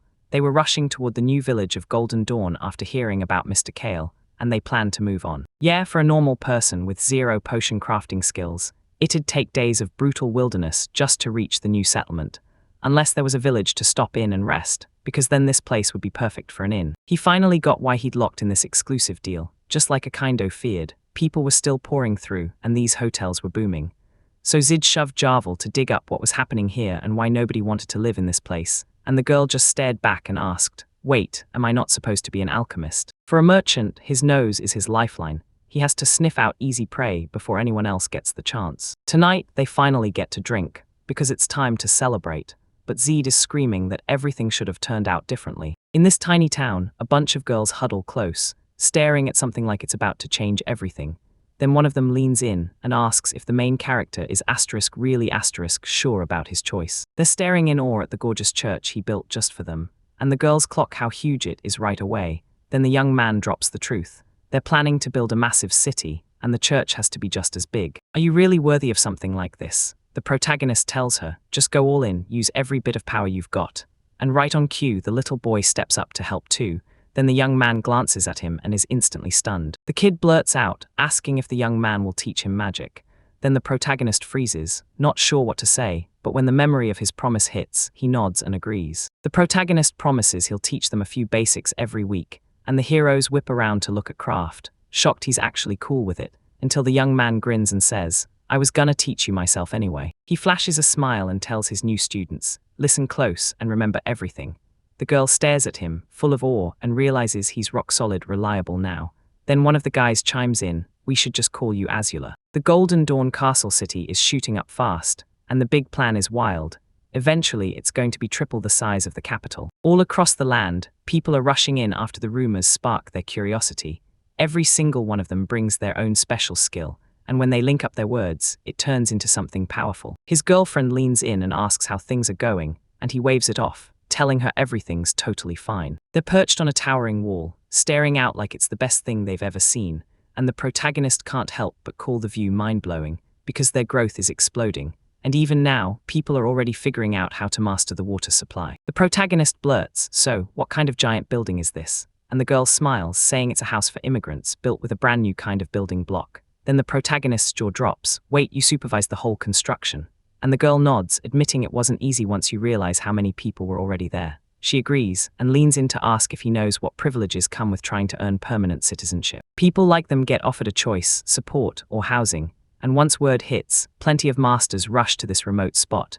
She then turns and thanks everyone for making the trip. The hero leans in and tells the craftsman, "Tell me how it's been," then instantly asks, "Wait, will we get housing?"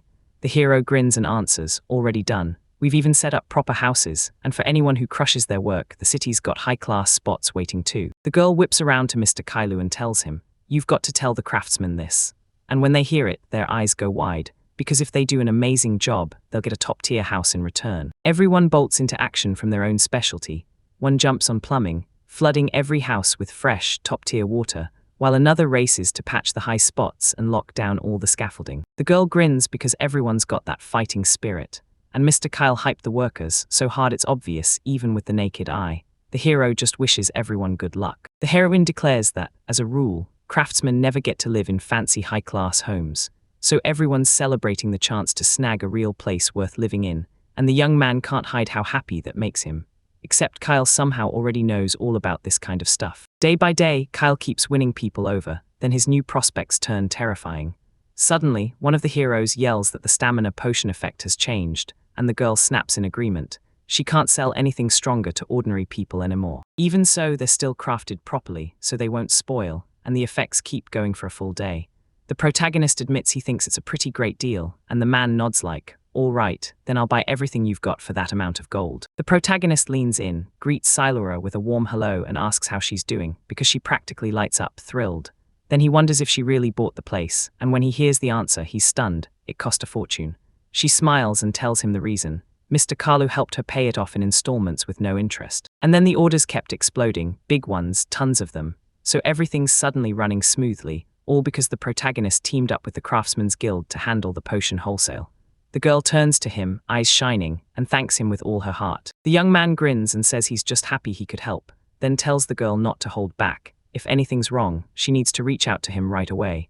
Just then, another guy slides in, greets the craft, and it's Radok. He confirms everything's on schedule and says he's got something he needs to tell him. The young man leans in and congratulates his buddy for finally hitting B-rank adventurer, and he says, with total conviction, that they more than earned it. The protagonist boasts that he's the one who crushed the dragon and that he can take down the Cyclops solo, and his partner fires back, crediting the potions and his tempered mithril. Then the protagonist snaps, "So what's my reward?"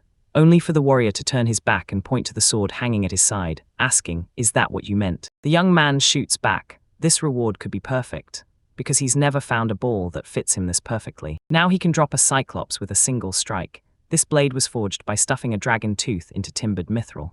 The hero grins because his friend actually loves it, and the girl who made the sword is sure he'll live up to it. Reddick blurts that he wants to swing and cut down a Cyclops every single day, and the protagonist just stares like, "Sure, try swinging that sword all you want, but mess around with it too much, and you'll regret it fast." A kid storms into the protagonist's room and blurts out, "Are you going hunting?" He even repeats it, but the young man just stares. He can't see why he'd leave. It's not that he's refusing, he's got plans. Then the kid drops the real reason. A huge herd of wild boars has been spotted out in the forest. He tells them, "Once this is over, I can't haul everyone away all at once," so he's thinking, "I'll ask the main guy for backup." and the young man gets it fast. His buddy just needs him to use that spatial storage. He pops up and claims he could use some exercise anyway. Then the protagonist freezes mid-step and snaps. Wait, what herd of boars are you talking about? He can't wrap his head around why his friend won't just grab them and come, so he hammers the question again. Who's he even talking about? And then, finally, everyone shows up. The man calls them fresh hunters, then asks the protagonist if he can lend a hand and guide them through the forest, and the protagonist lights up. Nice to meet you. Because everyone's hyped to team up with him today. The hunters demand to know why kids are even on their team. The young man says they're from the church, and asks to check how their magic training is going, so the posies grin and say they can't wait to team up with experienced hunters, even though the hunters doubt it'll be wise to bring them along, but the little ones are bursting with excitement, and the head hunter can't help but mull it over. The protagonist leans in and demands what he just found, and the man says, tracks like orcs. The hunters freeze in pure horror, then blurt, what does that even mean? The hero tells them there are loads of them, and points to the exact group. Then the hunters slam the brakes, saying, this isn't all that bad, but it's way too dangerous here. We're turning back. He whips around to the children and declares, all right, now we hunt orcs together, and the adults bristle with outrage. They're shocked you talk to kids like that, telling them they're here for the boars. So the hero throws up a gesture to stop them cold, saying, everything's fine, don't panic. Even though he hasn't forgotten the boars at all. He just figures they can handle the orcs too, and the heroes can't believe how laid back he's being. Before long, they were crouched in the bushes, holding their breath and scanning the area for their enemies. The hunters trade questions like, so, how many are there?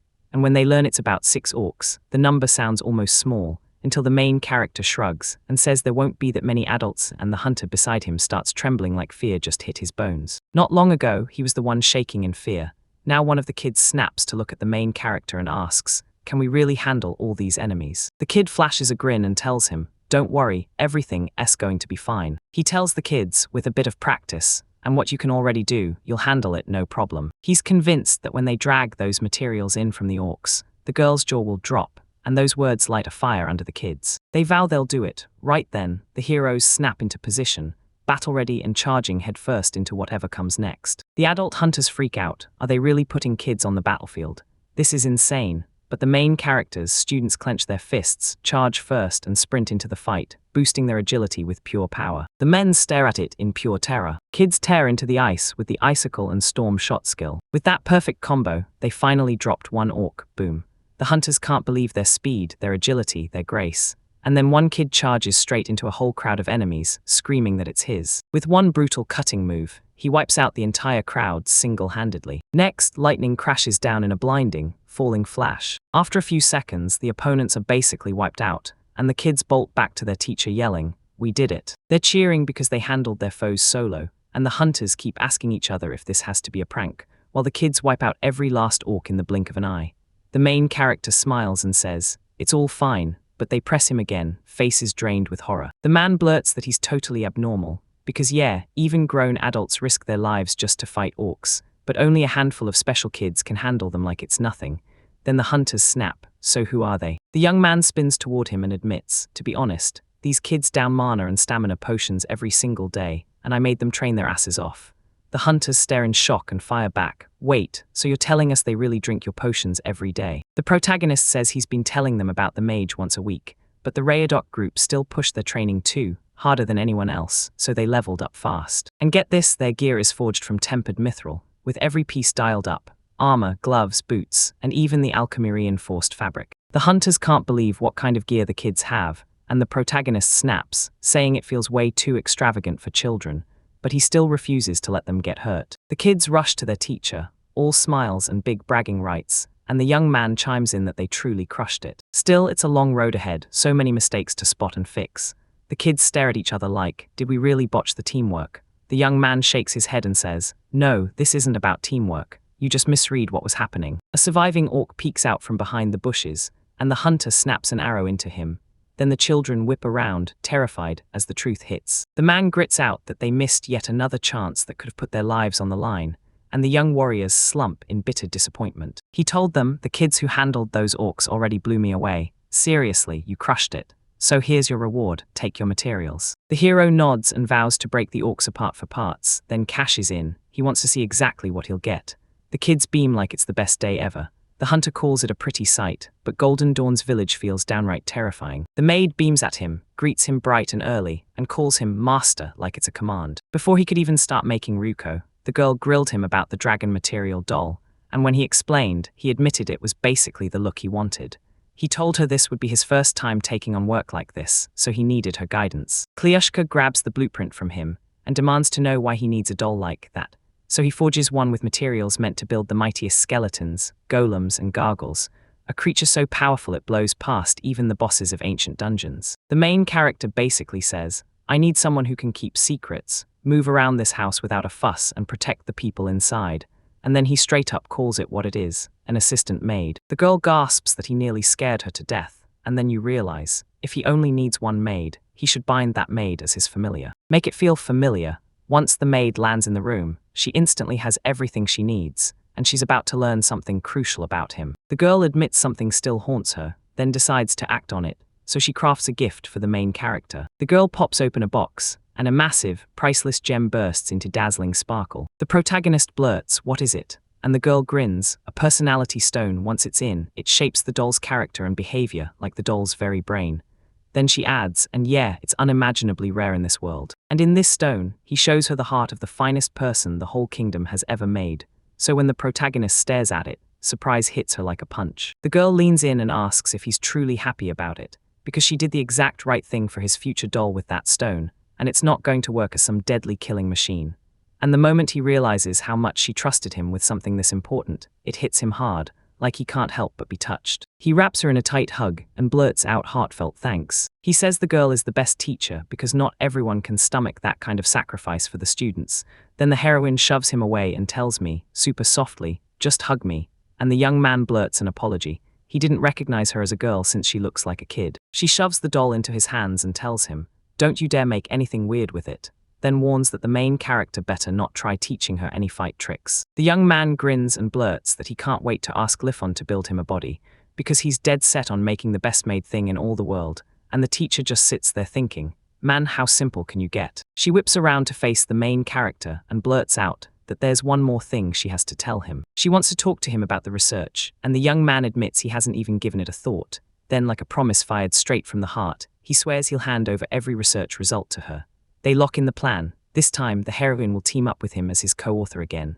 And when it's all agreed on, the young man can't help but feel moved by her offer. The girl starts badgering him, he shoots back a quick apology, and boom, he finally gets the stone from the teacher. Because of that, he finally crafts his first doll familiar, and the moment it's made, it greets him with a cheerful good morning. The maid barges into the main character's bedroom and yanks the curtains back from the window. She asks where he wants breakfast, and he tells her to bring it straight to the living room. He's over the moon that Ruko finally got it. She nails everything on the very first try, so he can hand her anything with zero stress and trust the result completely. It feels like pure divine luck. The young man shoots his teacher a grateful nod, praising how insanely good today's breakfast tastes, and the maid grins back, saying the day's schedule kicks off with dinner with Mr. Kyle, while the protagonist suddenly remembers today's checkpoint, those intermediate results from the dry individual fields, and mutters that they'll have to talk about it. The young man goes to work the fields, and everyone hopes it'll finally pay off. Then the hero stuffs his thanks for the meal and heads out, but first he fires off the question, "What's that doll gonna do while I'm gone?" She says she's got plans to clean up, and the hero begs her not to let him down. Then the doll sends him off with a heartfelt goodbye and wishes him a safe journey. The young man can't stop mulling it over. Cleaning, such a weird word because the house is already spotless. So why would she clean even where no one can see? The hero can't help but smile. His maid's got him impressed. After the hero bolts away, two watchers huddle on the house roof, staring after him, just waiting to snatch their legendary potions. They're plotting to grab the protagonist as a hostage and cash in. Then they start arguing about how his body holds up, and whether he'll really be able to join the raid on the dragon. Out of nowhere, a doll pops up behind the robber and calls out to the dear guests. But then they press the guys, "How can we help you?" So tell me, did they really show up on some official appointment? These guys charge straight into the fight, then freeze when they realize the dolls slipped in from behind so quietly, they never even heard them coming. One of the men swings his hand over her head to strike Togo, but his plan instantly goes sideways. Sure, when the sword plunges straight into her, she snaps around like she's already moved. She snatches the blade using just 2 fingers, then the maid blurts out, "Now it's obvious.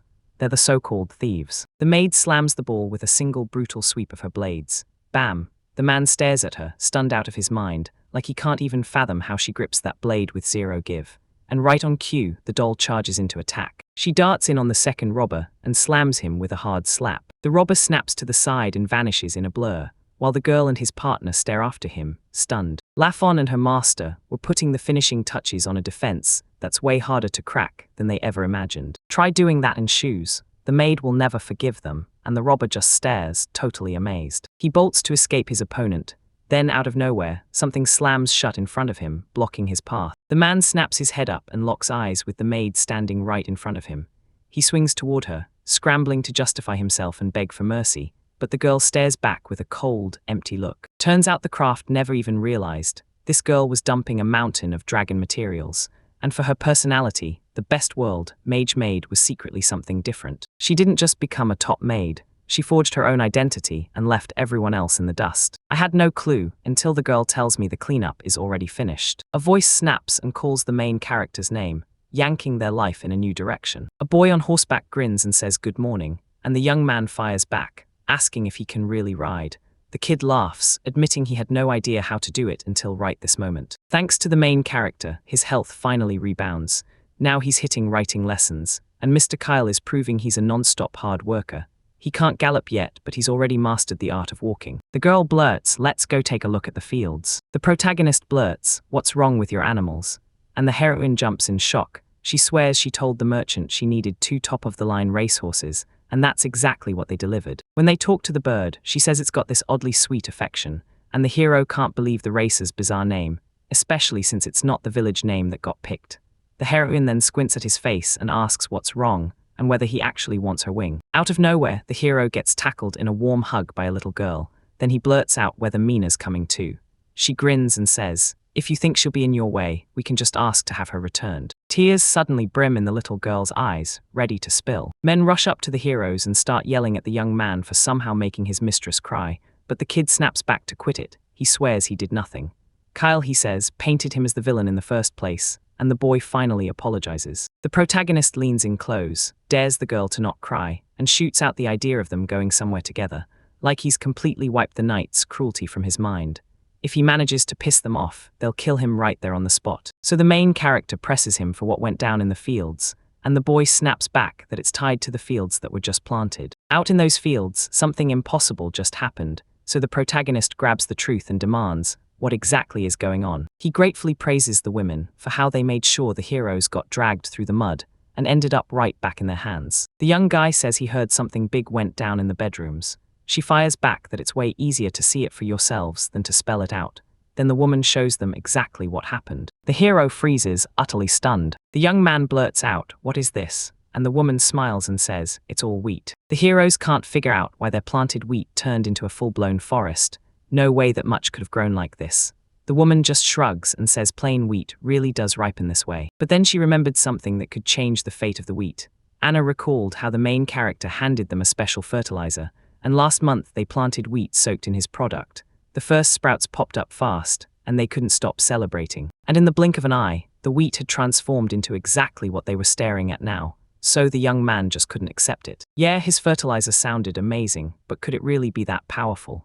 He wonders if it's their fertilizer, and the land they're planting the weed in, that's making it so packed with nutrients. He can't believe his own ears. He asks the kids straight up whether that wheat has been tested for safety. She tells them to test it. We cooked up a whole mountain of dishes, no glitches at all. And when they tasted, every single one got rave reviews like that pastry made from wheat. So come on, she grins, try it yourselves. The hero takes a bite, then lights up and blurts, "Whoa, this is insanely tasty." The moment that stale bread hit his hands, it still felt strangely soft, almost magical. Pull it, and it stretches with this silky snap. And when he bites, he's swept up in that perfect chew so quickly he forgets the flavor, until the warmth blooms through his whole body. Yeah, this bread is pure art. The boy blurts that he wants a shot at it too, and the guard snaps, "Stop right now." He tells them everyone can see it's not normal wheat, just keep watching a bit longer. Then, out of nowhere, the girl snatches a piece of bread and tastes it. Scary doesn't sprint over to Mrs. Maynor. He simply asks if the bread tastes good, and the girl chomps it down, then nods like, "Yep, that's the stuff." The boy blurts, "Can't I just?" And the guard shuts him down cold. Then the kid starts to tearfully beg, pleading like his life depends on it. The protagonist shrugs and tells him nothing will happen, then urges the kid to just try a little. The guard snaps at him to quit these baseless claims, but he stays firm. There's nothing to fear, and the workers should be trusted with him. He admits a man has to say things like that, but then he snaps. If he bans the boy from bread, what's the point? The kid will just start resenting him. In the end, the man caves to the boy's push. He decides that no matter what hits them, they'll still be ready to react, and the kid grabs a bite of the bread.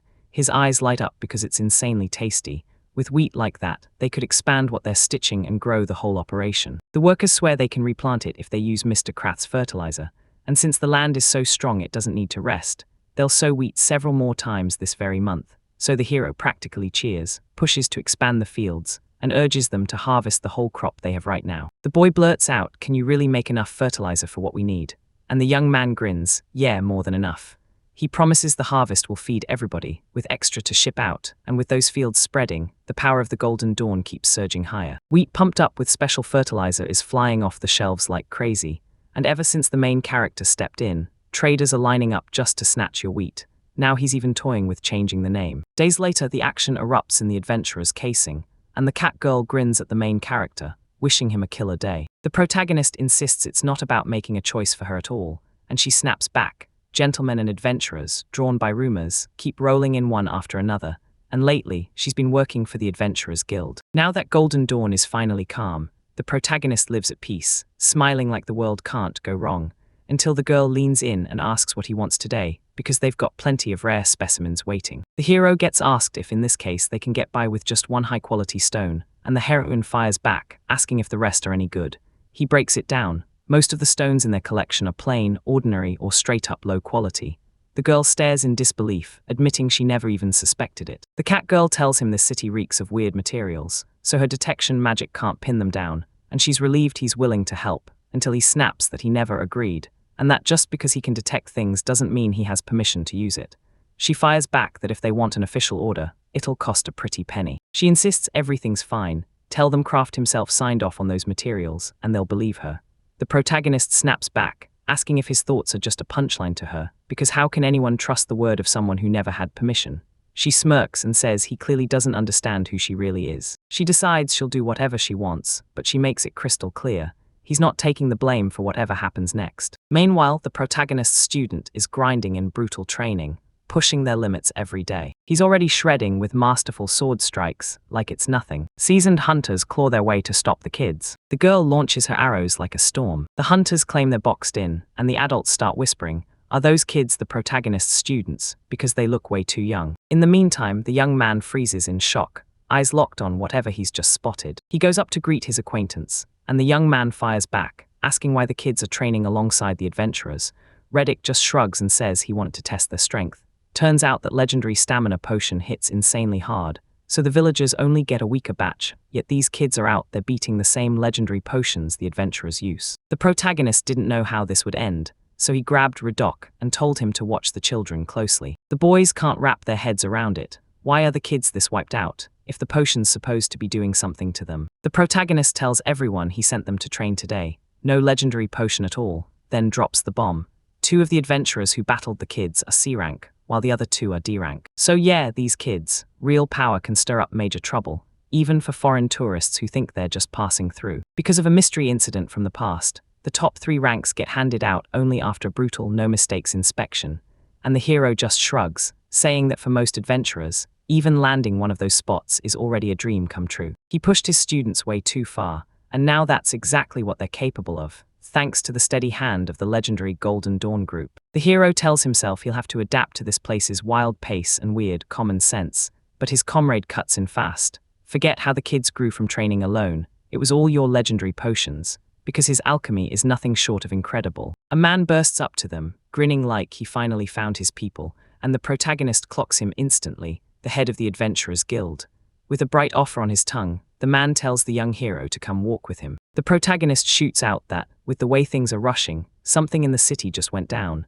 Then the man nods hard and snaps that they've got to hurry. The whole chaos kicks off inside the Adventurers Guild, and the protagonist blurts out, what urgent thing was that guy even talking about? He fires back that he'll say it straight, no beating around the bush. Right now, they've found massive numbers of cockatrices lurking around these lands. The youth pushes his luck again, and this royal Tamil beast, stitched from dragon and serpent with a rooster's head, starts locking up the moment its breath meets them. slowly crystallizing as a living body turns to stone. Their influence sprawls everywhere, but nobody knows the exact number of where they show up. The protagonist spins to his comrade and fires off. "How's your crystallization resistance?"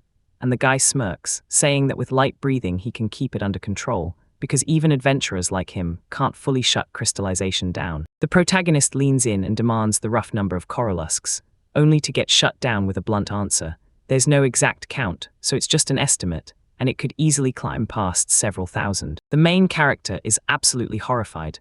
No one has ever seen this many people gathered in one place before. The hero realizes this. If that many enemies swarm the city, there won't be anything left standing. They raised a fortress built to shrug off brutal raids, yet the real nightmare was crystallization.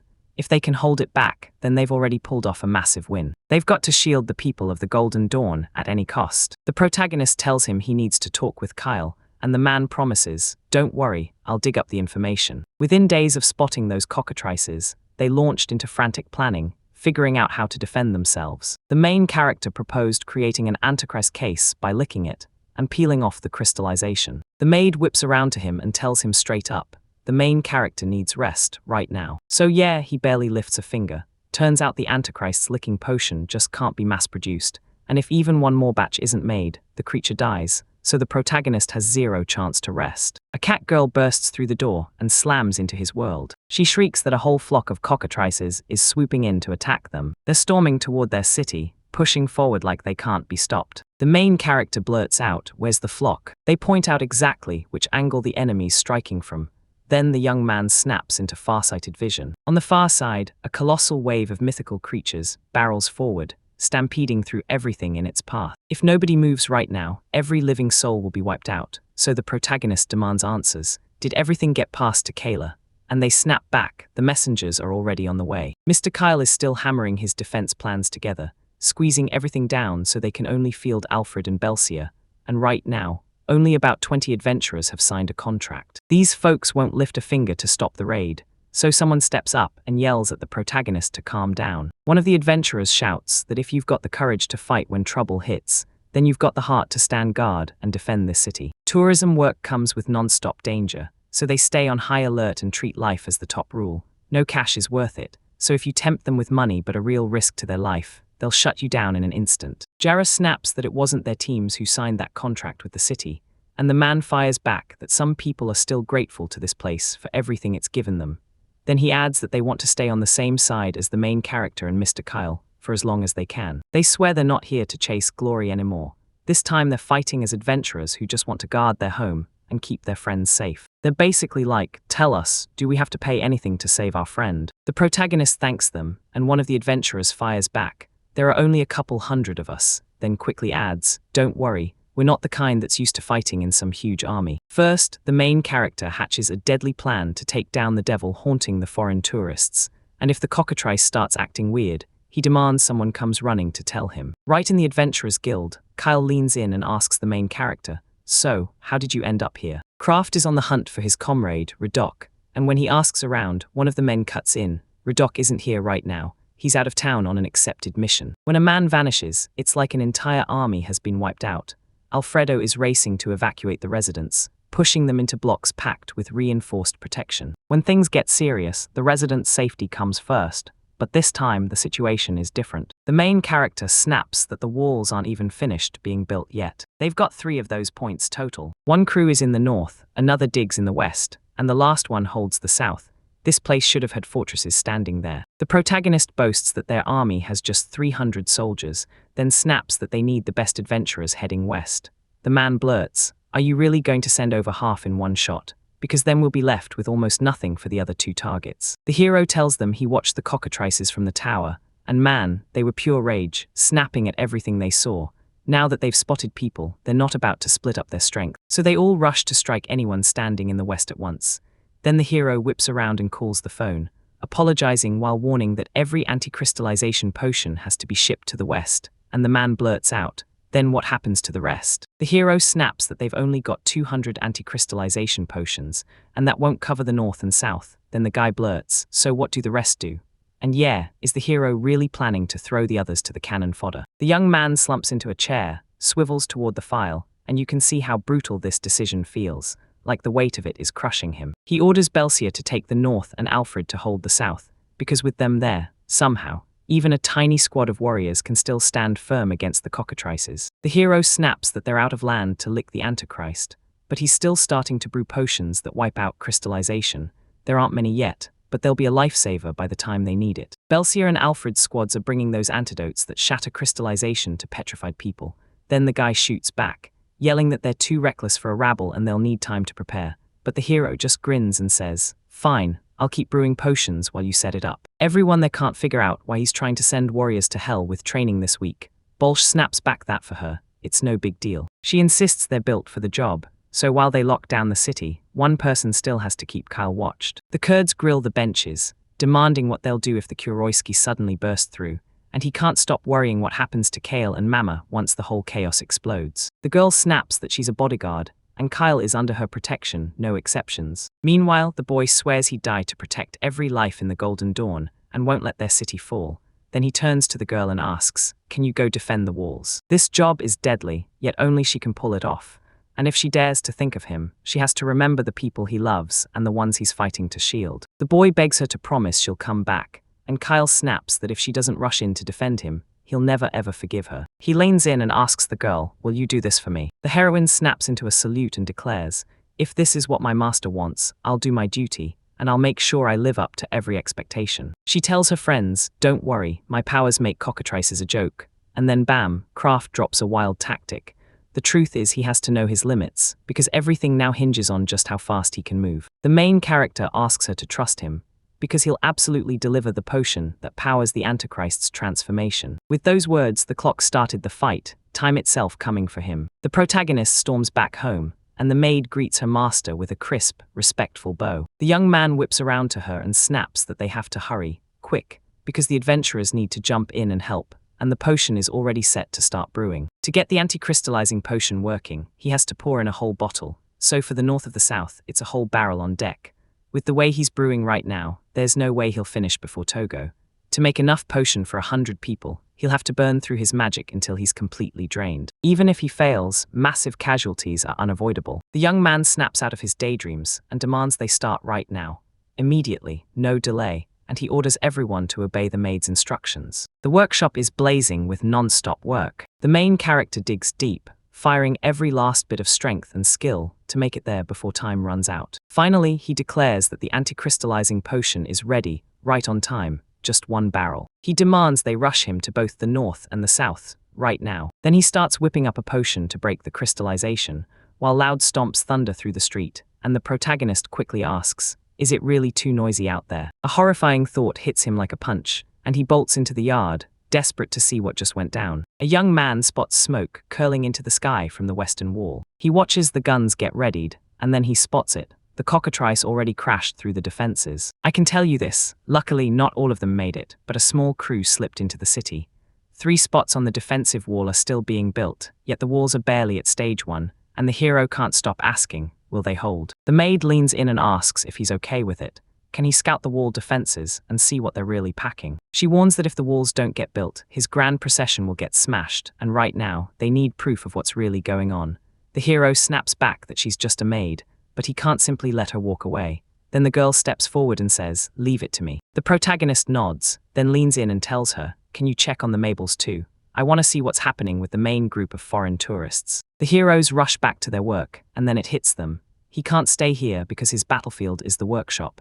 They've got to brew potions right now. If he'd just had one ingredient, he would have wrapped up cooking ages ago. The hero can't stop asking himself where on earth he's supposed to get a cockatrice egg. Just a few days before the attack hit, one of the main character students snaps and dares her friends to march in and smash the orc. Her friend blurts that she has no clue why they're even here, and she wastes no time. She decides to go fetch the hunter, while the cat girl insists they're going solo, just like before with nothing but a picnic. She challenges them, if they aren't strong enough, then they should just handle it perfectly fine without adults, especially since they can totally manage with potions, and Kraft's brother proves it. She reminds them they were told they can take as much as they want, and her friend snaps back that it still won't make it safer. Then the girl proposes they just walk over to that big boulder. Once the adults vanish, the whole thing turns into an all-out adventure, where their mission is to smash the orc, grab the magic stone and rush it straight to their sister, Azu. The girls start dreaming about the moment their little sister will gush about them. She asked if the stamina potion was ready, and the moment she heard a yes, she snapped, "We are set," then ordered the girl to launch. She pitches a wild idea, let's sprint to the mountains in a race. Meanwhile, brutal clashes are raging right up against the city walls. The commander barks at his soldiers, screaming at them to hold their ground and not sprint into retreat. A colossal monster rockets through the sky, barreling straight at him. The man yanks his own head clean off. The monster crashes to the ground, slamming into multiple soldiers and knocking them back. The knights beg their comrades to trust them, while the commanders bark that they can't just stand there. They need to rush into battle, but most adventurers can't seem to sync up at all. He knew this would be hard, yet the scale shocked him, and one thing is clear now. He has to seize control of the whole situation. They can somehow hold their ground with what they've got, but if those enemies swarm in together, they're done for. Tiger the fighter blurts out, "Should I follow you?" But the commander shuts him down. No, he doesn't think they'll quit, not even like this, and Tiger just can't figure out what to do next. A stranger rolls up to him and demands, "Tell me, are you really Commander Degard?" The man snapped around, and his body froze as terror slammed into him. The maid sprints toward him at full speed. She bursts in saying she's got messages for the commander, and the man snaps, "So what are you doing here?" The girl insists the cockatrices can't bring down those whole walls anymore, so their protection is finally pointless. Still, I can jump insanely high with my wings. The enemy can't soar over the walls, so chill your nerves and keep swinging until your last breath. Then the commander thanks you for the intel, and says the breach has to be held at all costs. He whips around to the neighboring group and barks for them to hold fire, then rush into formation and lock in a defensive line. The maid clocks that this situation looks bleak, and the man nods, confirming it. He says it'd be way better if they finally started giving these groups actual numbers, because then contacting them would be so much easier. The maid leans in and asks if she should hand the adventurers the squad numbers. He's stunned to learn she's only a maid, and there's no way he's letting her slip into the vanguard. The girl tells him he's no trouble at all, then promises she'll borrow their axes. The commander grabs her attention and demands she stop, because she's already swiped his spare axes. But the heroine is suddenly gone, nobody can see her anymore. One fighter blurts out, "When did this commander's support turn one-handed?" But nah, it's a two-handed heavy axe, and most guys can barely lift even a single one. But the maid snatched two at once like it was nothing. The commander squints and snaps, "So who the hell are you anyway?" Right now, in that stretch of the battlefield where the leader hasn't fallen yet, the fighting is still raging non-stop. The soldiers charge the coralisks head-on, fighting with fearless grit. The cockatrice crouches behind the little enemies, using them like a shield as it stalks forward. The soldiers clock him at once, and slam into him with the full brutal weight of the enemy's sheer size. A gigantic monster rips its jaws open, and the whole scene feels like it's about to swallow everything. The soldiers lunge to fight back, but the truth hit them. This was getting ugly fast. Then the monster's eyes rolled back, and it crumpled to the ground in slow, terrifying silence. The soldiers snap to attention, totally stunned, like they can't even figure out what's happening right now. A maid silhouette rockets through the air at insane speed, slicing her opponent into pieces as the crowd on the ground stares in shock. The girl slams down, crossing the two axes that stretch between them. She scans the crowd with blazing, war-ready eyes that look like they want to start a fight. In a blink, the hero snaps to it. This whole situation is the main characters playing out exactly the way they're meant to. She surges again with jaw-dropping speed, rocket launching straight at her opponents. She moves like a pro, yanks the supports into place, and then takes down a whole wave of monsters like it's nothing. The girl whips around to the stunned soldiers and tells them, "Now you can finally talk in peace." She whips around to Mr. Lactone and snaps that his group owns this mess. Then the cockatrices start smashing through the defense line. She warns them that if they keep peeling away from Mr. Degard, they'll splinter into smaller groups, easy pickings for the enemy, yet they still won't be able to take down the leader of the cockatrices. The man shoots her an apology and admits they've truly separated, and now the squad has to scramble back to the defense line. The girl declares that from this day on, Lacton's crew will be number 1, Adzifir is number 2, so he and his squad have to obey every command they get, and the hero is totally stunned, blurting out why the maid even knows his name. The girl drops a confident bombshell. She claims she knows the names of every single resident in the whole city. The soldiers stare in disbelief, and the heroine shrugs it off. This is just the maid's duty. She begs for forgiveness, tells him she still has more messages to send, and prays like her life depends on the battle going her way. Then the girl lifts off, rises into the sky, and vanishes into the air. The squad leader snaps, asking if anyone saw it, because not a drop of blood stains her, not after everything she's pulled.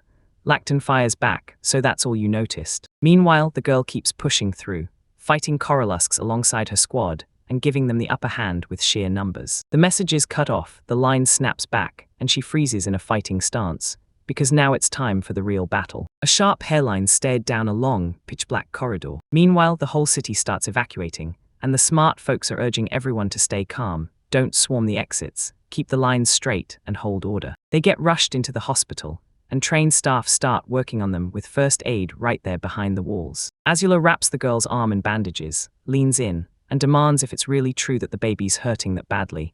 Then she hushes the child with "it's okay now," while the protagonist is handed steaming drinks and told, step by step, to sip carefully. The girl whips around to the boys and tells them that once they're done, they've got to check the street for anyone hurt.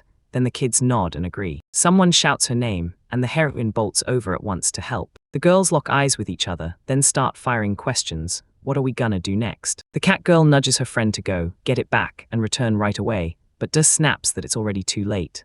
She wanted to talk to her sister, Azu, yet Azu's slammed with something and can't be bothered right now. A friend says, then head to the guild, and Kaggle snaps back, yeah sure, if you do, Azur's sister will be furious, and everyone else will come for you too. She warns that they, and maybe even their little sister, could get chased out of this city for good, and the girl drops to her knees, panicking, hands clamped over her head. The kid blurts that he only wanted to make his sister smile, but everything spirals out of control. They should just quit chasing adventure for good. The kids whip around and stare at that cabinet, because inside is something only they understand. Had they not chased adventure and hauled this egg all the way to Ural City, the catastrophe would never have been born. The scene rips to the main character's home. Then a man comes sprinting up and blurts, "Is the petrification cure ready yet?" The young man snaps around, shouting that they'll have it ready right now because he's still in the middle of making it. He demands to know what unit those men belong to, and they spit back that they're from the right wing, Alfred's group. Right as the protagonist realizes, the fighters have started to abandon their positions. The center has already rolled in, most of the cactuses with it, and now they're badgering him non-stop for fresh potion supplies, but the main character can only cling to one bright spot. The left wing is finally under control. He blurts out that their commander can't wait just a little longer, and the man snaps back asking what he even thinks will happen. Then their enemies, fueled by pure rage, lunge straight for the mind, and Alfred himself can't keep up. The protagonist gasps in horror, asking if they really cracked through to the city. Then the warriors snap back that no, they're still keeping the enemy at bay for now, while the adventurers who charged into the fight freeze solid, petrified by the cockatrice's breath. And then the Carillions crushed every last one of them so hard that all that was left behind was nothing but dust. The protagonist blurts out, crushed, that he just brewed a potion to stop petrification. Then the man jolts in shock and demands, "Say it's true," before ordering the protagonist to hand it over to him right now. The young man snaps, "No way, I'm not doing that," and promises them only a tiny taste of what's been prepared, while the rest gets hauled straight to the center, and the other guy's furious with indignation. He blurts out how that tiny part could possibly help them, then rage takes over and he starts cursing, swearing they'll all die there because of the main character, until his comrade grabs him and stops him. He demands the young man trust his own judgment, because no matter how you spin it, the center in Seoul is everything. Break through there, and an unfixable wave of enemies will pour into the city. The main character pours everything they've got into it already, and if they have to sit around waiting for the next game, they won't make it. The man admits they were ready to grab everything for themselves at first, then begs the protagonist to understand. "It isn't easy for us," he says, while the protagonist pants hard and folds over the barrels. All he can think is, make the most potions, right now fast. Then wait, did someone just call his name? A girl bursts into the room and yells, asking how she can help the main character, and the young man is completely stunned by Liffin's look. He even asks if she's finished with the fence, and she snaps back that the final touch is already done. They ask how the petrification meds are going, and the men dump the cure straight into our main character's sari. The girl clocks exactly what the young man is feeling and rushes in to lift his spirits, telling him the hero can't afford to slump right now. He just has to push everything he's got and squeeze every last bit of strength out of himself. No matter how hard he tries, he can't magic up what he needs, especially right now, because even in the middle of chaos, everyone has a limit. She pleads to let the others step in and lend him a hand somehow, then shoots back, "Why are you doing this? We're all already here, so why?" The moment she spoke, his heart got slammed by her words. He says, if that's the case, then the medicine has to hit the right wing, and that the girl can run circles around everyone else. Before the men can react, the heroine yanks the barrel out of their hands and snaps. This should have been settled way earlier. She begs the protagonist to trust her with everything, swears she'll get the barrel to the target as fast as humanly possible, Then the protagonist cracks open the mana elixir. He digs in, throws everything he's got at it, and pushes, until that medicine is finally within reach. The story snaps back to the defensive line, and the pressure spikes again. In the left wing, the commander stares out at the horizon and snaps. They're here, the enemy has arrived. She orders her warrior to follow the plan to the letter. Right now, they've got to get ready for war. She leaps onto her steed, swings around to the wing, and tells him straight up that he still holds her hopes. The opponents slam toward the wall at full speed. The squad barrels into the chaos of battle, and up front on her steed, the heroine slams forward, screaming a war cry that lights a fire under everyone. Fight until the very last. Cockatrices surge ahead non-stop, but he slams himself in their way and blocks their path. She snapped her steed forward, wings flaring high as her fiercest foes refused to back down. The heroine barrels straight into the fight, then starts hacking the cockatrices apart with everything she's got. Loud, nasty screeches fill the air, and the girl snaps her sword up at them, declaring without mercy that this is their dead end. The opponents stall for a beat, then start pulling in deep, shaky breaths. The squad's warriors are stunned by her power. Belzia-san taps every trick the wing has, and she just grinds the cockatrices into nothing. And here's how the left wing laid out its game plan. The team leader smashes the enemy into one tight pile, while the others rain down arrows from range, fighting shoulder to shoulder with their commander, roaring at the girl to keep the foes trapped and stop them from slipping through. The heroine keeps hammering forward with her sword, pinning her opponents hard into a corner. Once they're all piled into one big heap, the girls scream, "Now!" and charge the moment, while the archers snap their bows into action, arrows ready to fly. They unleash a full volley of arrows, raining hell on their opponents. Explosions rip through the battlefield, and the squad erupts in celebration, convinced they've finally won, until the heroine cuts in and snaps that they're not done yet, no matter how loud the victory sounds. A cockatrice suddenly pops up right beside her. The monster swings its jaws open, then the commander squirms free, and dread hits him like a final verdict. This is it. Right then, an arrow whistles through the air and nails the enemy. She snaps a punch straight into his head, turns on her heel and locks eyes with the hunter. Then he blurts out, "Are you okay?" The heroine bursts into joyful cheers, then throws heartfelt gratitude at the young man for saving her life. The young man backs the warriors and urges them to hit the second wave with the exact same brutal thrashing, while the squad leader just smirks, thinking that maybe next time she'll finally introduce him to a knight girl. The young man grins and blares, "I'll do my absolute best," while the heroine's jaw drops, stunned that he actually heard her. The young man screams that he'll wipe out every opponent, and the girl just smirks, like they'll last somehow, while a fresh wave of enemies closes in from the other side of the wall. With that kind of pressure bearing down, the defense won't hold for long. Right wing, at this very moment, the commander strides in and fires orders at her subordinates. He tells them the boys still haven't swallowed the potion of fortitude, so they don't have to shove themselves forward just yet. They've drained every last petrification cure potion, and one more loss will crush them, so tell me, who in their right mind would side with a guy like that? The warriors demand, "So you're saying he fights solo?" The commander nods and answers, "Yeah, mostly. He'll face the end alone, but you all still have to mop up every wounded enemy." The man smirks and says his fighting style is about to get a little special. He dug his heels into his horse and charged straight for the front. The man bursts forward at insane speed, spear thrust straight ahead,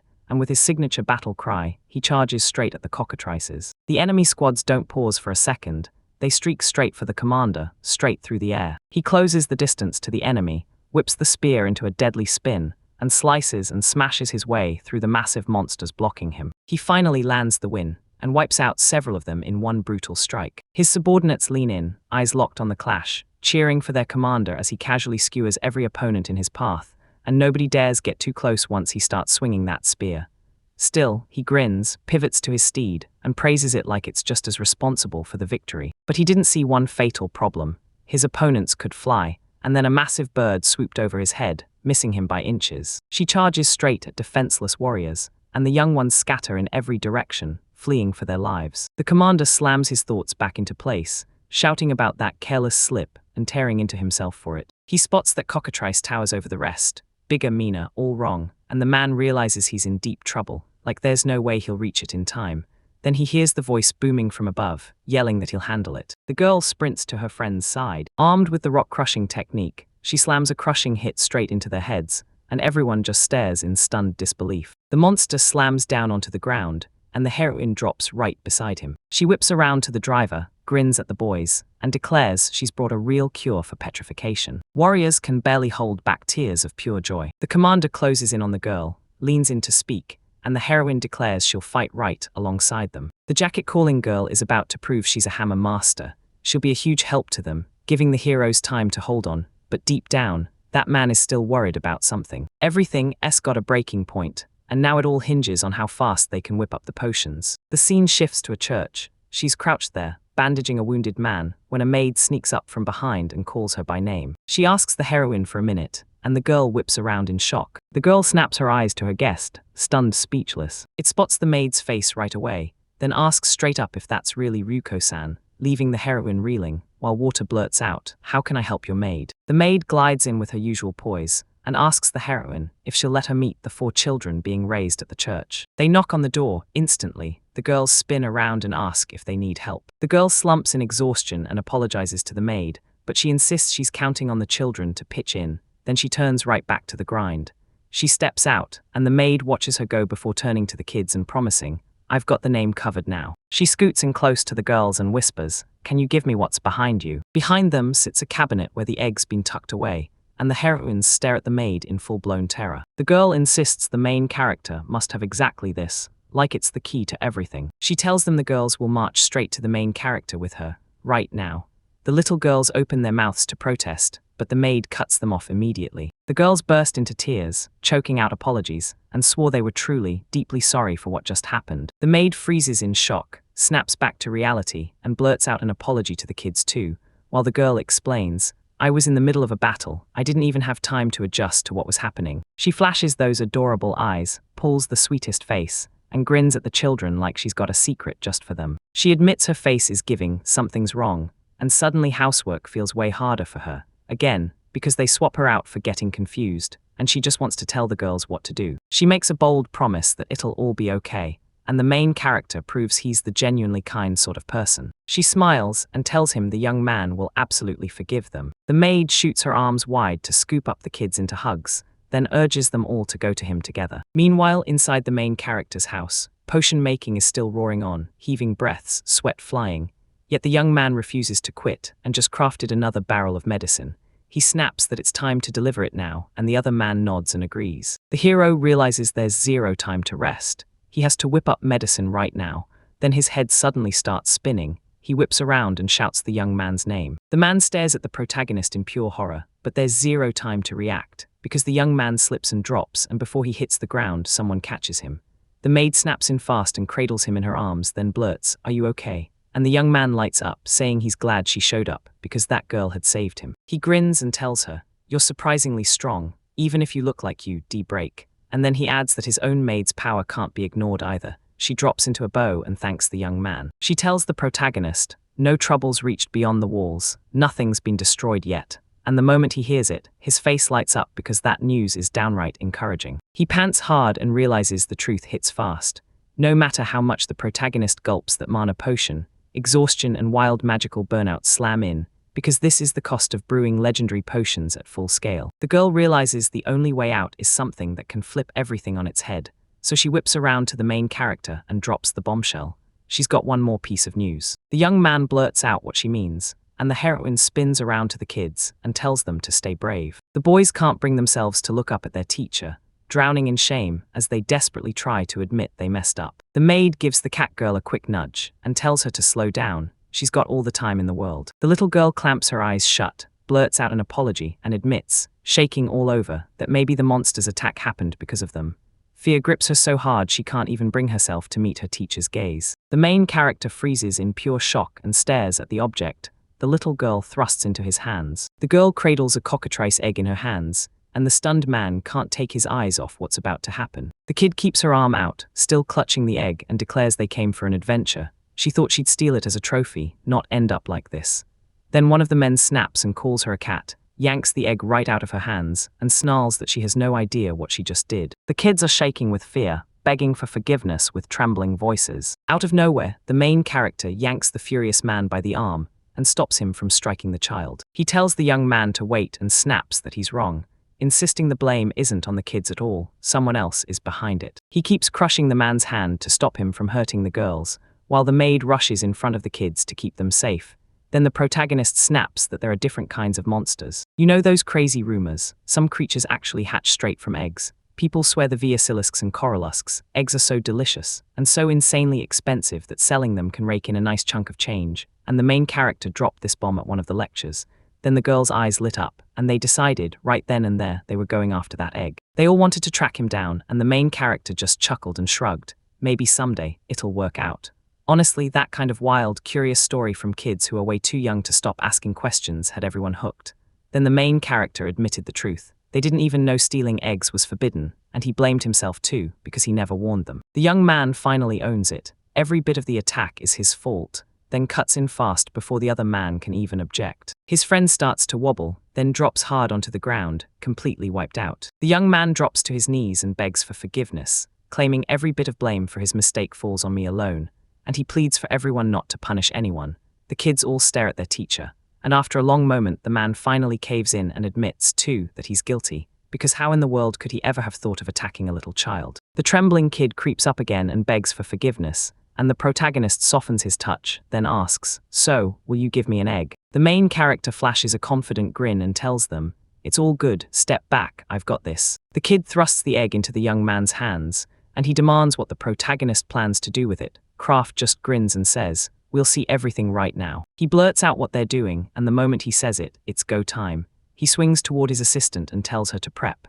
She answers that they've got to get the 6th and 9th potions ready, and the protagonist grins, saying it's perfect, so they can start right now. He slips a single egg into the barrel and launches a burst of magic spells to make it happen. This egg in his hands lets him pull off the impossible. The entire room blazes with harsh, blazing light as those rays pour straight out of the egg. The main character tightens his grip and tries to hold that magic back before it explodes. At last, he bursts out in pure joy. He's finally pulled off exactly what he set out to do, and he can't believe it. The protagonist declares that the cockatrice panacea is ready, and the man blurts out in shock, "Wait, what panacea are you talking about?" Before the protagonist snaps, "Everybody, listen up and listen closely." He claims this crazy potion is special. Just by reflecting it, it steals all the damage meant for an enemy and reverses it, so breathing stops being a problem for anyone, and even the ones already turned to stone snap back to their old selves. All eyes lock onto the main character, and everyone's jaw drops in pure awe. The man snatches the young man's hand and crushes it in a death grip,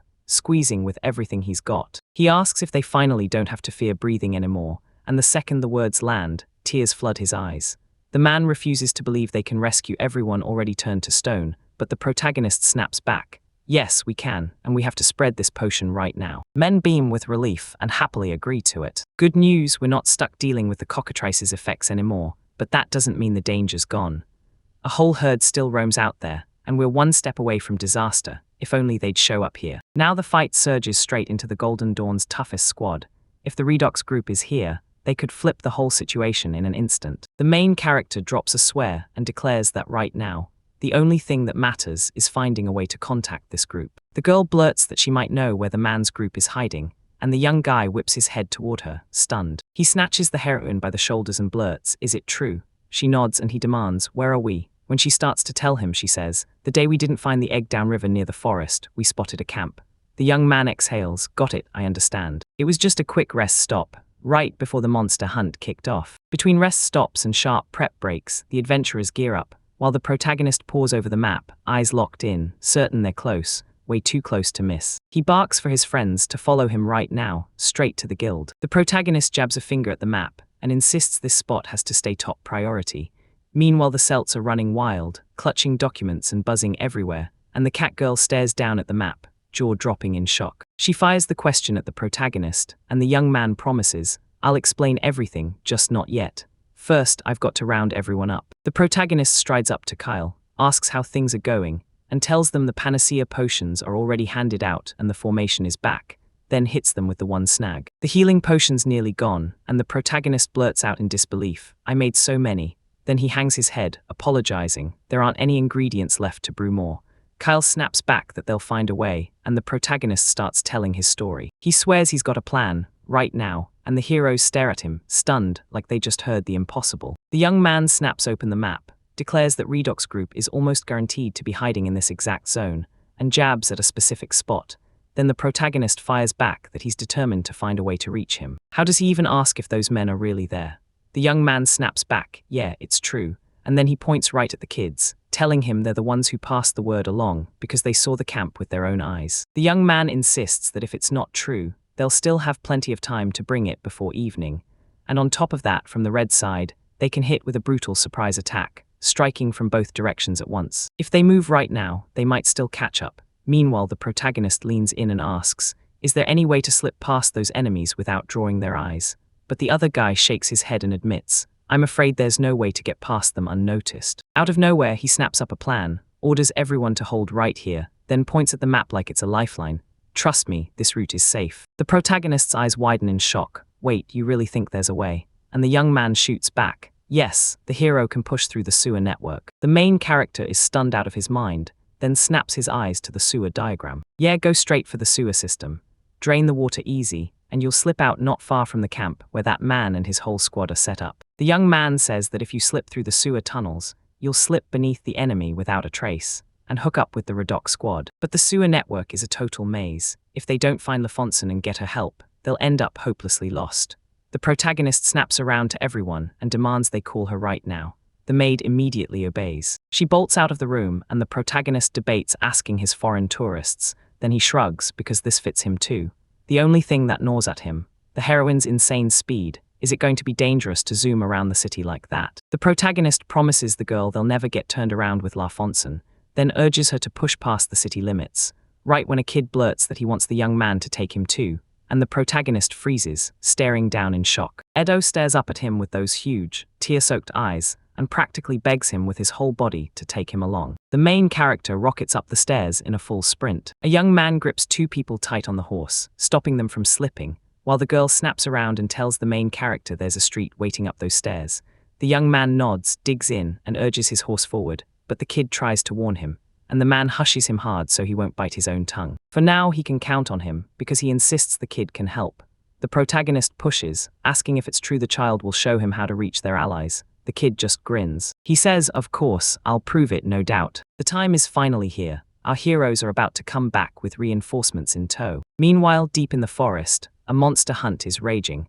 One man fires off a shot at a massive beast, and he warns that its blood-curdling screams could wreck their mission. He swings the blade, chops off his head, and coldly tells him to slip away without a sound. A gorgeous warrior launches herself off it with fearless speed. With a special magical tool in hand, Seal and the hero hoist the monster's severed body up into the sky. The young man signals them to step down a bit, then leans to one of his co-workers and asks, "Are we done here?" The girl shoots back that she'll climb up higher and peek one more time, just to be safe, while the other two carefully lower the monster down, inch by inch, like any wrong move could cost them. Fighting those monsters in silence is brutal, but at least it keeps a single cockatrice from slipping through, and now they've got 3 missions on their backs. Snatch potion ingredients, wipe out any monster rampaging toward the city, and scout how fast the cockatrice is advancing. They tried to push through without drawing the enemy's eye, but it backfired.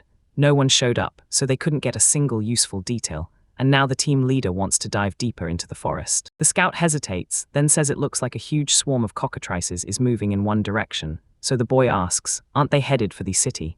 And the girl shakes her head, no. She swears they're steering away from the city, because during the stampede, they were meant to charge straight in and tear it apart, so tell me, what could be more irresistible than the city itself? The man blurts that their route has to change, and the heroes immediately tail their opponents. Right now, that's the only thing we can trust. Maybe they won't hold the city, but if they stay one step ahead of their enemies, they might finally read the situation clearly. As for what happens next, nobody has a clue, but you can bet a surprise attack is coming. Hero, they all nod and swear. If their leader barks the word, they'll obey without question, even if they end up regretting leaving this place. And the young man just smirks, saying he knew they'd fall in line. The man thanks them for getting it, and all around the forest, you can still spot monster traces everywhere. The hero hurls himself at these massive tracks, and the moment he does, he realizes plenty of opponents already ran through here. He barrels the question to his crew, where are they going and what's going on? But all they get is confusion, because none of it explains why this looked so much like a panic escape, and the man's gut won't stop screaming that something's wrong. If it were, the tracks would have been scattered all over, but no, everything lined up perfectly. Even while they marched, the ground was already normal. His partner froze at the news and blurted, "So it's already back to normal since we passed here."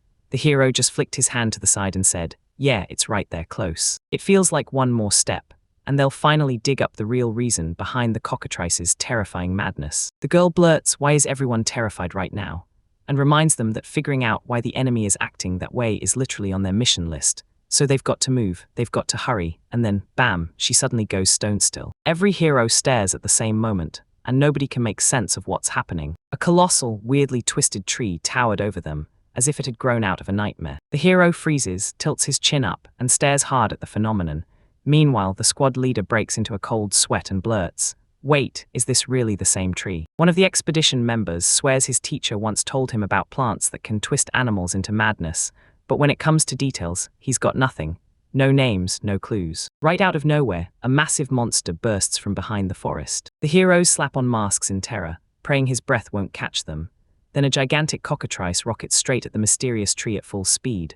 The squad leader gapes, tracking every move, and when he finally reaches the plant, he drops hard and starts rolling on it. The hero stares at the chaos, baffled by what's happening, while the monster viciously claws at the tree's roots. The squad's leader stares at everything, shaking with fear. He's never seen anything like this before. Right in front of him, the monsters start to rise. The giant bird's eyes bulge out like they're about to pop, and a nasty, unexplainable liquid spills straight from its mouth. The bird finally crumples to the ground, its eyes rolling wild in its sockets. The bird keeps fighting and flailing, foamy spit spilling out of its mouth. The heroes freeze in place, too scared to make a sound and spook the strange creature, and then someone blurts out, "Bardak was right again," because everything is unfolding exactly like he promised. The heroes finally clock it. The monster isn't running for no reason at all. It's fleeing because of that tree. The heroes keep standing there, staring up, until their leader snaps out of his stupor first. He shouts that they've got to check these plants right away, orders his assistants to sweep the area, and then the girl drops to the ground, spotting shiny treasures glittering in the grass. She carefully lifts one of them and angles it toward the sun. Then the heroes gasp, because that glimmering piece is a dragon scale. The young man stares at it all, piece by piece, then finally blurts out that he gets it now. He understands what everything really was. One soldier whips his head to the captain and begs him to stare at the tree roots, because right there, something's buried in them. Claw marks pressed deep into the wood, and by their sheer size, you already know these are the talons of a massive dragon. The man insists that the tree had to be dragon food since they just tore the beast down, and everyone else shrieks in horror, swearing that can't possibly be true. The young man swore it was real after he destroyed the dragon, and with that, the cursed area near the tree finally became safe for the rest of the forest. So the moment it opened up, everyone started getting hit all at once with the tree's maddening curse. One of the young guys claims they reshaped the tree zone's whole ecosystem, while his teammates snap back that they didn't go around killing the dragon just to make it worse. Then the machine shuts in with, "No one's 100% sure, but right now, that's the best explanation for why the flight is panicking. Look, this tree is pure danger, burn it ASAP," and the hero nods like, "Yeah, I'm with you." The squad strikes the tree with their lights and stares as flames creep over the bark. Slow, stubborn, not going anywhere fast. And then the young man snaps, "Yeah, it's not that easy. We've got to go harder. They've got to burn it before every enemy comes rushing back to this spot." Then, out of nowhere, the girl spots something. She feels it in her bones. Something huge is coming, and the heroine warns she can't shake the feeling.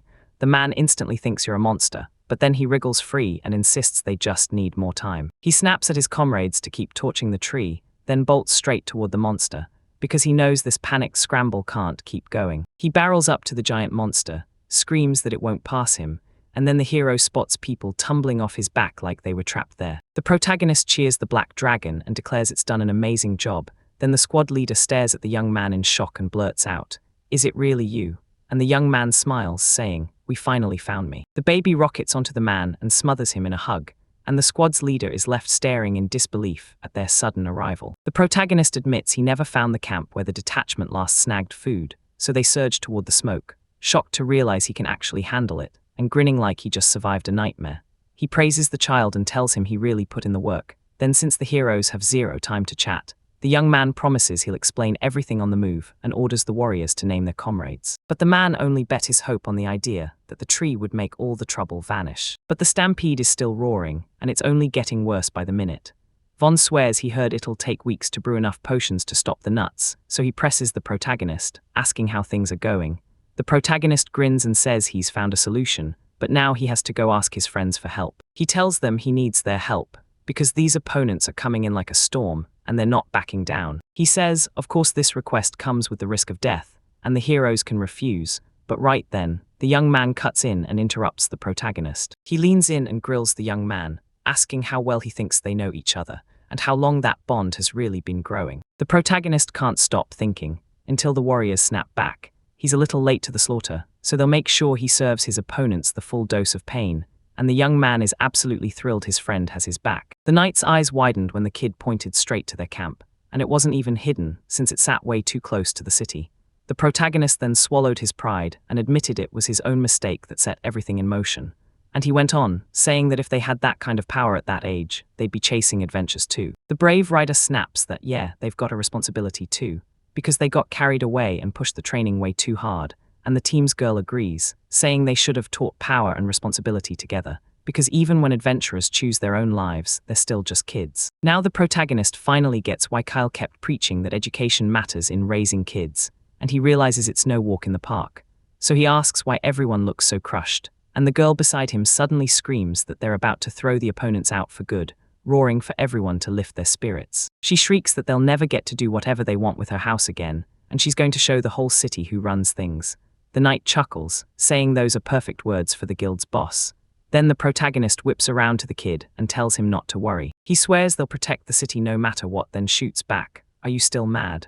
The girl tells him not to lose heart, and the young man laughs, saying maybe that kid isn't weak at all. Maybe the enemy just scares him. Right here, he snaps into instant screaming denial, swearing he's not scared of a single soul. Then the main character shuts him down, saying this is a whole different problem, and pushes for going back home like this. The comrades march home, still fueled by pure fighting spirit. And now, this is it. Their moment of pure greatness has finally arrived. The hero rockets toward the house, pounding the ground at full speed, and the young man yells at Edo to duck down and grip tight. Then they both lock in, ready to follow the plan. The main character rockets to the front of the pack, blasts out a savage war cry, and yells at everyone to strike together. He thrusts his hand forward, and blazing light spills out like a sunrise. You've got one deadly weakness, and the knights figured it out through hard-won recon experience, but it only triggers when darkness covers everything. That's exactly why it fits their plan. It's the power of light. Under brutal night illumination, they'll blind and scramble your senses, throwing you into disorientation for ages. They all agree the protagonist can totally pull it off. Now it's go time. He's got an unspoken plan, and he blasts the light straight at his opponents, turning the power of the sun into his ultimate weapon. The monsters halt mid-breath, snap their heads upward, and panic. Where's that light blasting from? The knight bursts into praise, shouting that the main character absolutely crushed it, and somehow they pull it off, leaving the enemy completely disoriented. Now the monsters have somehow turned into plain old chickens. So the second this opening shows up, the friends sprint in and smash them with everything they've got. He cranks up his speed and cranks up his heat resistance, then blasts forward, one clean hit, and it's done. He rips through the silence with a battle cry and charges straight into the fight. The hero unleashes one brutal strike, whips up a hurricane of wind, and finishes it off by carving the mountainside apart. With their powers synced up, they slam in a joint strike, hoping it cracks the enemy wide open. The main character barrels forward, launching a full-on assault on the last remaining opponents. He hammers him with gifts, while bright light projectiles blind him. From the outside, this fight looks absolutely massive. The knight roars that their formation is shattered, and now the center is somewhere close, just waiting to be found. He barks an order, everyone make room for the craft right now. The young man whips around to the protagonist and signals like, move now, we don't have time. No Poppy should burn through all his magic in a fight. Once it's gone, he's totally defenseless. But right now the hero is seconds away from casting a spell that demands every last drop. No potions can patch him up, only time can. But he doesn't even flinch at being totally defenseless on this brutal battlefield, because his comrades are rock solid, and they've got his back, letting him cast magic with zero fear, and the hero pushes the young man forward with confidence. The main character unleashes the fiery hell technique, sending a blazing inferno gust straight at his foes. Flames swallowed everything in sight. Flames engulf every opponent, scorching them down to ash, while the heroes stare in stunned disbelief. There's no way they could have guessed the main character was this powerful. The young man cracks a grin and then collapses, drained to the core. His friends rush in, hauling him up and cheering him for a job done brilliantly, because in that battle he truly gave everything he had. And now the heroes get it, so they decide to stop pushing him. He's completely tapped out, every last drop of energy gone. The warriors snap, was it your magic? Then they push him to rest, swearing they'll wipe out the rest of the enemies themselves. The knight tells the protagonist to show off a few feats, and the protagonist flashes him a fist, warm and solid, then thanks him for helping out. The warriors crash into the enemy's leftover forces as a friendly horde surges forward, and one of the main character's comrades yanks him back, because if he can't fight right now, he'll stay beside him, right here. The young man snaps back, "Wouldn't it be better if I went help the others?" As if he's already forgotten who's standing next to him. The main character flashes a grin and blurts out, "I honestly forgot." Warriors clash with pure joy, cheering each other on, and firing off playful jabs at their opponents. They're basically like, did the enemy seriously think they could stand a chance against us? And then boom, tonight's dinner is rotisserie chicken. They break down every single detail on what to prepare, and exactly how to do it, right from the catch. Even the so-called ordinary warriors rush into the fight, smirking because their shell-shocked foes can't touch them, and they've even taken down dragons before. And just like that, the Golden Dawn was rescued through sheer teamwork. Every last enemy got wiped out, and the warriors who fell in battle were revived, then unfroze and brought back. The hero drags all the monster corpses into one brutal pile, stashes them in the earth, and sets them ablaze with a flammable potion he prepared, fast, before the rot kicks in and the whole thing turns foul. Right after that, a whole field of magical stones sprawls in front of the heroes, and they refuse to torch it. They grab it and keep it for themselves. The kid barges in with empty vials of flammable potion, babbling and fussing at full volume, trying, over and over, to make up for his guilt and repay the kid who swallowed his own mistakes with nothing but kindness and understanding. The girl yanks him to a halt, slaps a SHH sign in the air, "Quiet now," and the kid's eyes go wide in shock before he whips his gaze over to the young man. The exhausted hero drops into sleep right in the middle of the room, and even he can't push through, so the girl hands the baby over and lets him finally rest, because he absolutely crushed it. The battle with the opponents is over, sealed shut.